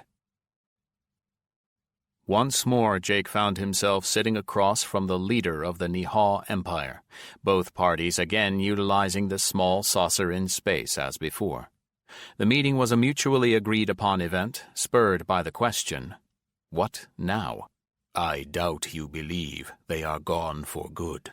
General Kalab opened as he shifted in his seat, an action Jake took to mean he was getting comfortable for a long meeting. Would you? I imagine they are sifting through all the data they have gathered while in our space, looking for answers explaining their failures before their next attempt, Jake replied as he sipped the drink he had brought along from his ship. The saucer had been built to provide all the comforts required for an extended stay. Food, drink, lavatory, and even sleeping accommodations were provided to prevent either party from needing to leave the saucer before their business was complete. We know nothing of this species beyond the bodies you collected and the space junk now orbiting several worlds. We have little to go on in predicting their future intentions, the general supplied. Jake didn't bother to inform the good general that his people had been scrambling for days, collecting everything they could from the demolished vessels, both on the ground and in space. He also did not feel obligated to provide a disclosure of the unexplained events in the desert, until someone could give him an explanation for how the aliens and their ship managed to escape the stasis bubble. He considered the situation unresolved. There was also the issue of the missing saucer. Of all the incidents of the alien war, that was the one huge elephant in the room. There had been no sign of the saucer or the people aboard since their capture, and the current speculation was that they had been shipped off for study. It had been suggested that Jake reach out to the Nihaw to see if they had any intel on the subject, but he had set that aside for another time. The last thing he wanted to do was inspire a treasure hunt among the Nihaw, with hopes of capturing human technology. Once again, Jake hoped the crew had the forethought to destroy the Alice configuration before someone else figured it out. "You have something in mind?" Jake asked as he returned his focus to the matters at hand. "Continuing the alliance. It benefits both our races to defend against future outside intrusion, and in particular the specter of a return in force of those recently vanquished. In addition, we could formalize the trade that is now represented in the smuggling that we both know permeates the border worlds." Jake had suspected the request for a meeting was more than a return to the original agreement. In preparation, he had a diplomatic team assembled to offload the duties should things go that way. It appeared his efforts were about to bear fruit. "What you are suggesting is more than the simple agreement we brokered as a military truce. Perhaps we should assign delegates, a diplomatic corps, to hammer out the details," Jake proposed. "I can have such a team here in less than a cycle," Kalab responded, with Jake translating the statement to less than a day. "I can as well. I propose we freeze the current state until the teams have a chance to meet. You handle your business and we will take care of ours. Once a diplomatic agreement is reached, we can transition to the new agreement. This is all predicated on the assumption neither side starts shooting again," Jake offered in the way of a warning. "Agreed. I see little chance of conflict, as the only losers here are the smugglers," the general replied with a bark that Jake took to be a laugh. "Let the games begin," Jake thought to himself as he joined in the laughter. General Kalab had secrets of his own that he was hiding as he and his counterpart began the long process of renegotiating the truce they had brokered many megacycles ago. He had been upfront and unusually honest in his proposition that the Nihaw and the humans benefited from the proposed diplomatic growth of their relations. Expanded civilian markets for goods and services undercut the inflated prices the Nihaw were paying for the contraband products the smugglers were providing. On the military side, the joint operations had been quite successful in destroying the invading forces while preventing the loss of a single Nihaw vessel. The humans had been good to their word, shielding the Nihaw while submitting themselves to a pounding. It was not lost on Kalab that the humans were once again victorious in battle.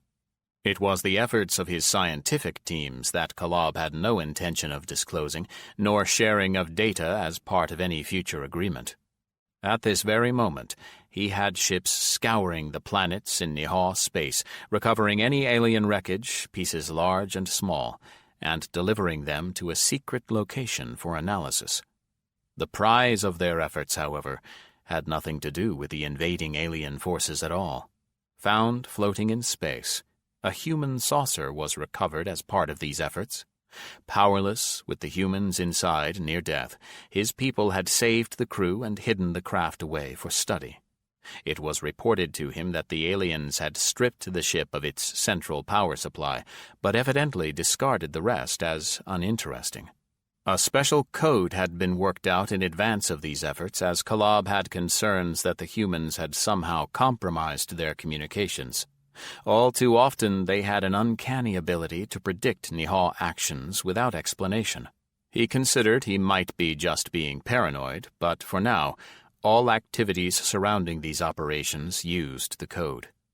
He had been careful to ensure that the saucer and the humans recovered from inside were undamaged and kept in good condition, should they be needed in future negotiations. The humans were funny about reclaiming their own kind, and should nothing of value be learned from the ship itself, their return might be the nudge required to tip the scales in Nihao favor. At that moment, General Kolob decided that it was time for the exiled Nihao, Hibak, to step up his efforts in earning his way back to his own kind. A good spy should be able to rise to the challenges of his circumstances, and with the changes to come, there should be much more opportunity. Joycelyn and her brother Asher were playing with a larger group of children as a transport helicopter passed low overhead on its way to the landing pad. Relocated to Prosperity with the other evacuees from Beaver Dam, the kids seemed to take the life changes in stride as they made new friends among the families of the town. The group had just begun a game of hide-and-seek when the young girl heard her name called by a familiar voice. "Joycelyn? Asher?" A female voice called out over the grassy area they selected as a playground. "Mom? Dad?" Joycelyn called back in reply, the surprise in her voice quite obvious. "I'm here," the teary-eyed woman declared as she waved the kids to her, a man in her wake. Joycelyn grabbed her little brother by the hand and nearly dragged him behind her as she rushed to her parents. As the four converged on one another, more adults appeared, reuniting with their own displaced families. The Hong Kong saucer sat firmly on its foundations on top of Mount Cameron, providing those people fortunate enough to be inside with a spectacular view of the surrounding area. Towering high above the tallest peak, the structure contained over 16,485,000 square feet of floor space, spread over 10 levels. Unlike the cosmic versions of the saucer, the terrestrial model's domed areas had been converted into more usable space, as a green space inside the saucer was of no need. Several bridges had been constructed, permitting vehicles to drive in and out of the structure at the lower levels, as well as hangar space on the main ring for small flying craft. While well suited for its current environment, Colonel Chow was overwhelmed with the thought that he could take the entire structure to space in an emergency should the need arise. "Okay, Bo, we are at the final stage," Jake declared in a tired voice as he worked several keys on the master console before him. Jake had offered to have Bo perform the awakening, but the man politely declined, referring the ever-important duty to someone he felt eminently more qualified for the job. Or so he said. Jake still wondered if the Morgana experience was still rattling nerves throughout the Alice community, humans and ALs alike. "Alice, can you please reach out to our latest arrival?" Jake proclaimed. At this stage, he was aware that the artificial life forms were providing the newest member of their species with a fountain of information designed to help them orient to their place in the world.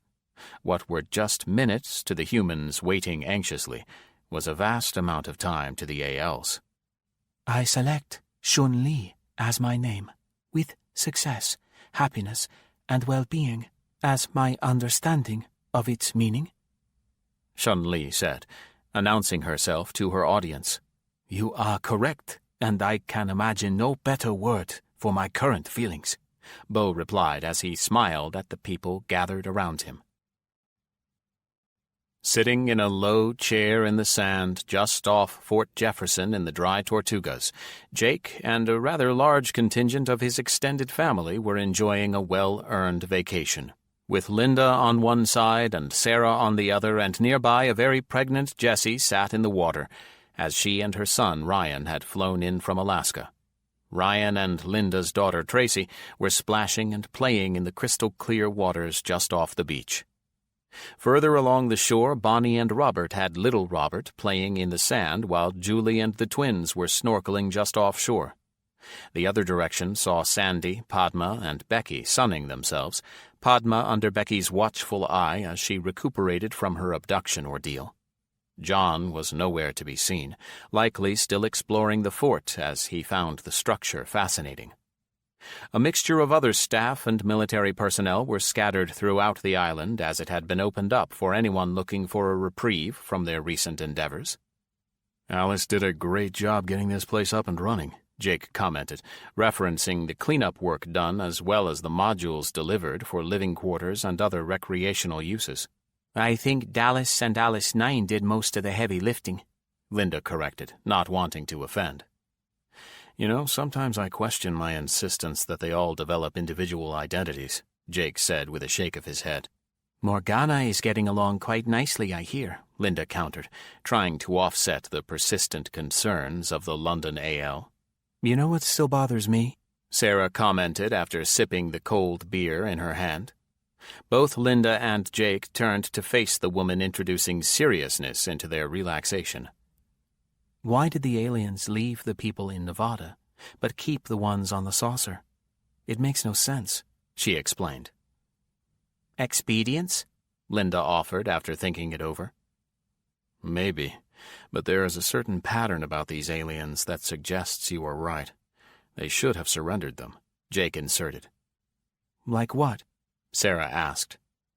Well, really, they didn't start shooting at us until we acted first, disabling their defensive technology.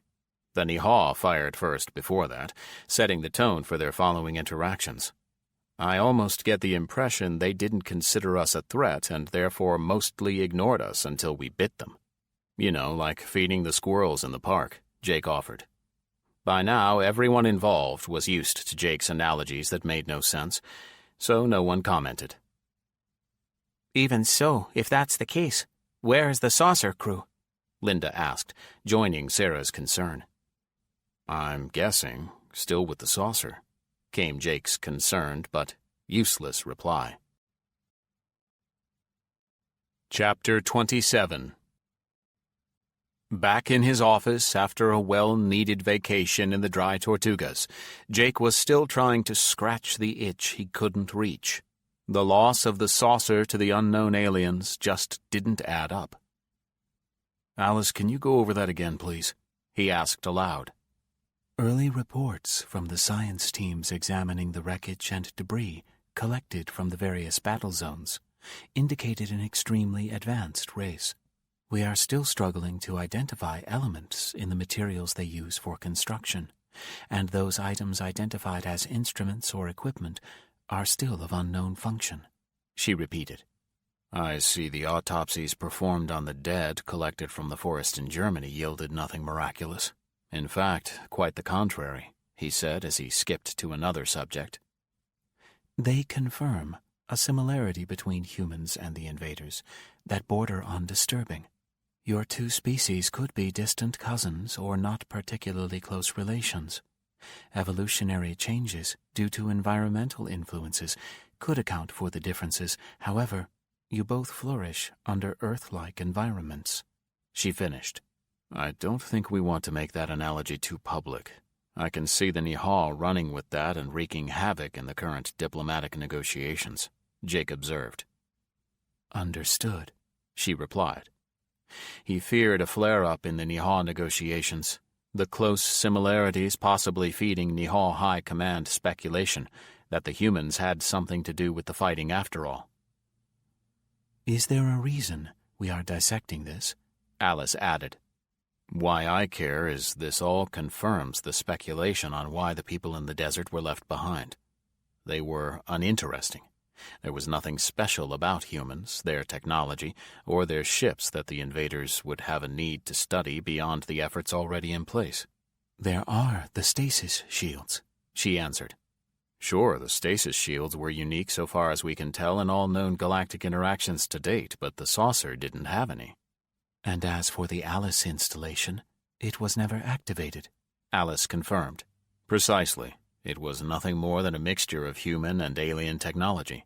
I find it a real stretch of the imagination that anyone would be able to derive the use of all the mixed components in their dormant state, Jake observed. "All right. Let us say the ones who captured the craft and its crew quickly discerned its lack of value. The behavior to date would suggest that they would not destroy an adversary posing any threat. The fact that it hasn't returned on its own suggests it was, at a minimum, damaged in its capture and is unable to return on its own. Who else would benefit from holding it hostage?" Alice finished. Who else indeed? Jake said as his mind raced with the possibility. General Kolob was frustrated with the reports he was receiving from his science team scouring the human saucers secreted away for study. Ordered to send reports directly to him at the High Command, the various sub-teams working different aspects had flooded his message queue. The cryptic style of the communications had taken him a while to adapt to, but they gave him a sense of security nonetheless. It was quickly becoming apparent that the aliens who had captured the ship were less than careful when they ripped the power source from its home in the center of the vessel. Unsure why they would be so interested in such a common item, he dismissed it as irrelevant to his current dilemma. His scientists were telling him that the vast portion of the ship's components were of common manufacture, and the only real interest was in the pieces easily identified as Nihal. The non-Nihal components were so badly damaged when the power spike ripped through the vessel as to be unidentifiable in their function. He found it unlikely the archaic technology held any scientific value anyway. The humans themselves were even less interesting to Kolob, as they were all mostly academics and had no military value. His people used the opportunity to do a full physiological profile on the species in a non-intrusive manner. Unfortunately, none of the crew had perished from their ordeal, so a full physical autopsy was not an option. He dared not risk word escaping that they had killed a human under the Alliance, no matter the circumstances. Held in a separate location on the same planet, the tale they were being told was their ship had been destroyed and they rescued on the verge of death. Ignorant of the outside events of late, it was an easy effort to deceive the humans into believing they were in protective custody. At this point, their value to him was shifting as leverage in the continuing diplomatic negotiations. Kolob's only true dilemma was whether to risk returning the live humans as an overt goodwill gesture should all go as planned, or simply destroy all evidence of their existence. "Only time will tell," he said aloud before moving on to other matters. "To what do we owe the honor?" April asked as Jake wandered into the room her analysts lovingly called the pit. Tightly controlled access allowed those inside the ability to speak freely on topics considered forbidden to the outside world. "I was wondering if any of your people had seen phantom data concerning our missing saucer and crew," Jake asked as he watched the people nearby perk up at the word phantom. "Nothing's been flagged for review, but I can ask around. The last I heard was we had not publicly disclosed the loss?" April asked. "We haven't, which is why any Nihal conversations on the subject would be of considerable interest," Jake acknowledged. "I haven't heard any direct references to either, but we are tracking some chatter that makes no sense," the floor supervisor announced as she moved over to the pair. Jake was aware of the informal nature of the analysis pit, a culture he understood and supported. It was not productive if your people were hesitant to raise a subject their gut says was important, but the data supporting it was lacking. "Explain," Jake prompted. "As you know, with the Alice's help, we are able to track not only the information flow, thanks to Phantom, but can establish patterns in the content and locations. One would expect to see large amounts of traffic in between the major planets, and less frequent communiques to the fringe facilities." "Makes sense," Jake replied with a nod. Well, we have seen a jump in both quantity and content of traffic to a fringe facility we had flagged as a little-used military base. The Nihor database has it listed as an all-but-abandoned research hub that was once used to dissect foreign objects for study. Likely fired up to analyze the aliens as the invasion began? Jake offered. That was our first thought as well. However, it was brought online quite late in the game, and the traffic to and from the location is flagged for high command use only. And the content? Jake questioned, the subject growing in interest. If I had to guess, I would say it is a keyword encryption they are using. The content makes perfect sense for a large supply depot or a massive repair facility, but in this context that doesn't add up for a puny research hub. Small staff? Jake asked. It was up until recently. Legitimate supply assets, tagged for use with other locations, are suddenly making dedicated runs here. I don't mean stops along the way, I mean to and from known supply depots directly. So, large staff increase, recently upgraded and only talking to the high command staff, Jake parroted. You got it. It all started about 4 days after the saucer disappeared. Is there anything you guys don't track? Jake asked in jest. Would you like to know how many bathroom breaks you take a day? April offered aloud to snickers among the staff. Pass. Do we know where the facility is located? Jake asked as he considered his options. Yes, sir, but it's deep in Nihar space. Alliance or not, I can't see them letting anyone swoop in unannounced to look the place over, came April's reply. Could someone slip in, scan the place for signs of human life, and slip out again undetected? Jake asked speculatively. You mean like a phantom? April asked with a smile on her face. Watts, get in here, the Marine captain ordered across the room as he stood in his office doorway. Gunnery Sergeant Watts reporting as requested, sir, Samantha announced as she entered the small office and presented herself before her commanding officer. Close that door, the captain ordered before speaking any more. Samantha did as ordered and then returned to stand before the man, awaiting an explanation on why she had been summoned. Word has come down from the mountain that you are to be relieved of your current duties here and are to be reassigned, the captain began. Sir, is there a problem? My last fit rep was golden, and the one before that, she replied, referring to her regular fitness reports. On or before today's date, said individual is to make all haste in presenting herself to the Nevada facility commander for assignment, classified need to know, and code word compartmentalized. Do you understand these orders? The captain asked. Yes, sir, came the immediate reply, understanding she was not to discuss whatever she was heading to with anyone not in the compartment. Watts, I am sorry to lose you, but obviously your value has been recognized on high. Do you have any questions before I drop your butt on the waiting transport provided you for this little adventure? The captain asked. Just one, sir. My code word? She asked quietly. Phantom. This concludes Alice Alliance by Charles Lamb. Narrated by Daniel Thomas May. Copyright 2020 by C.W. Lamb. This unabridged audiobook is published by arrangement with Charles Lamb and was produced in the year 2020 by Tantor Media Incorporated, a division of Recorded Books, which holds the copyright thereto. Please visit Tantor.com for more information on our growing library of unabridged audiobooks.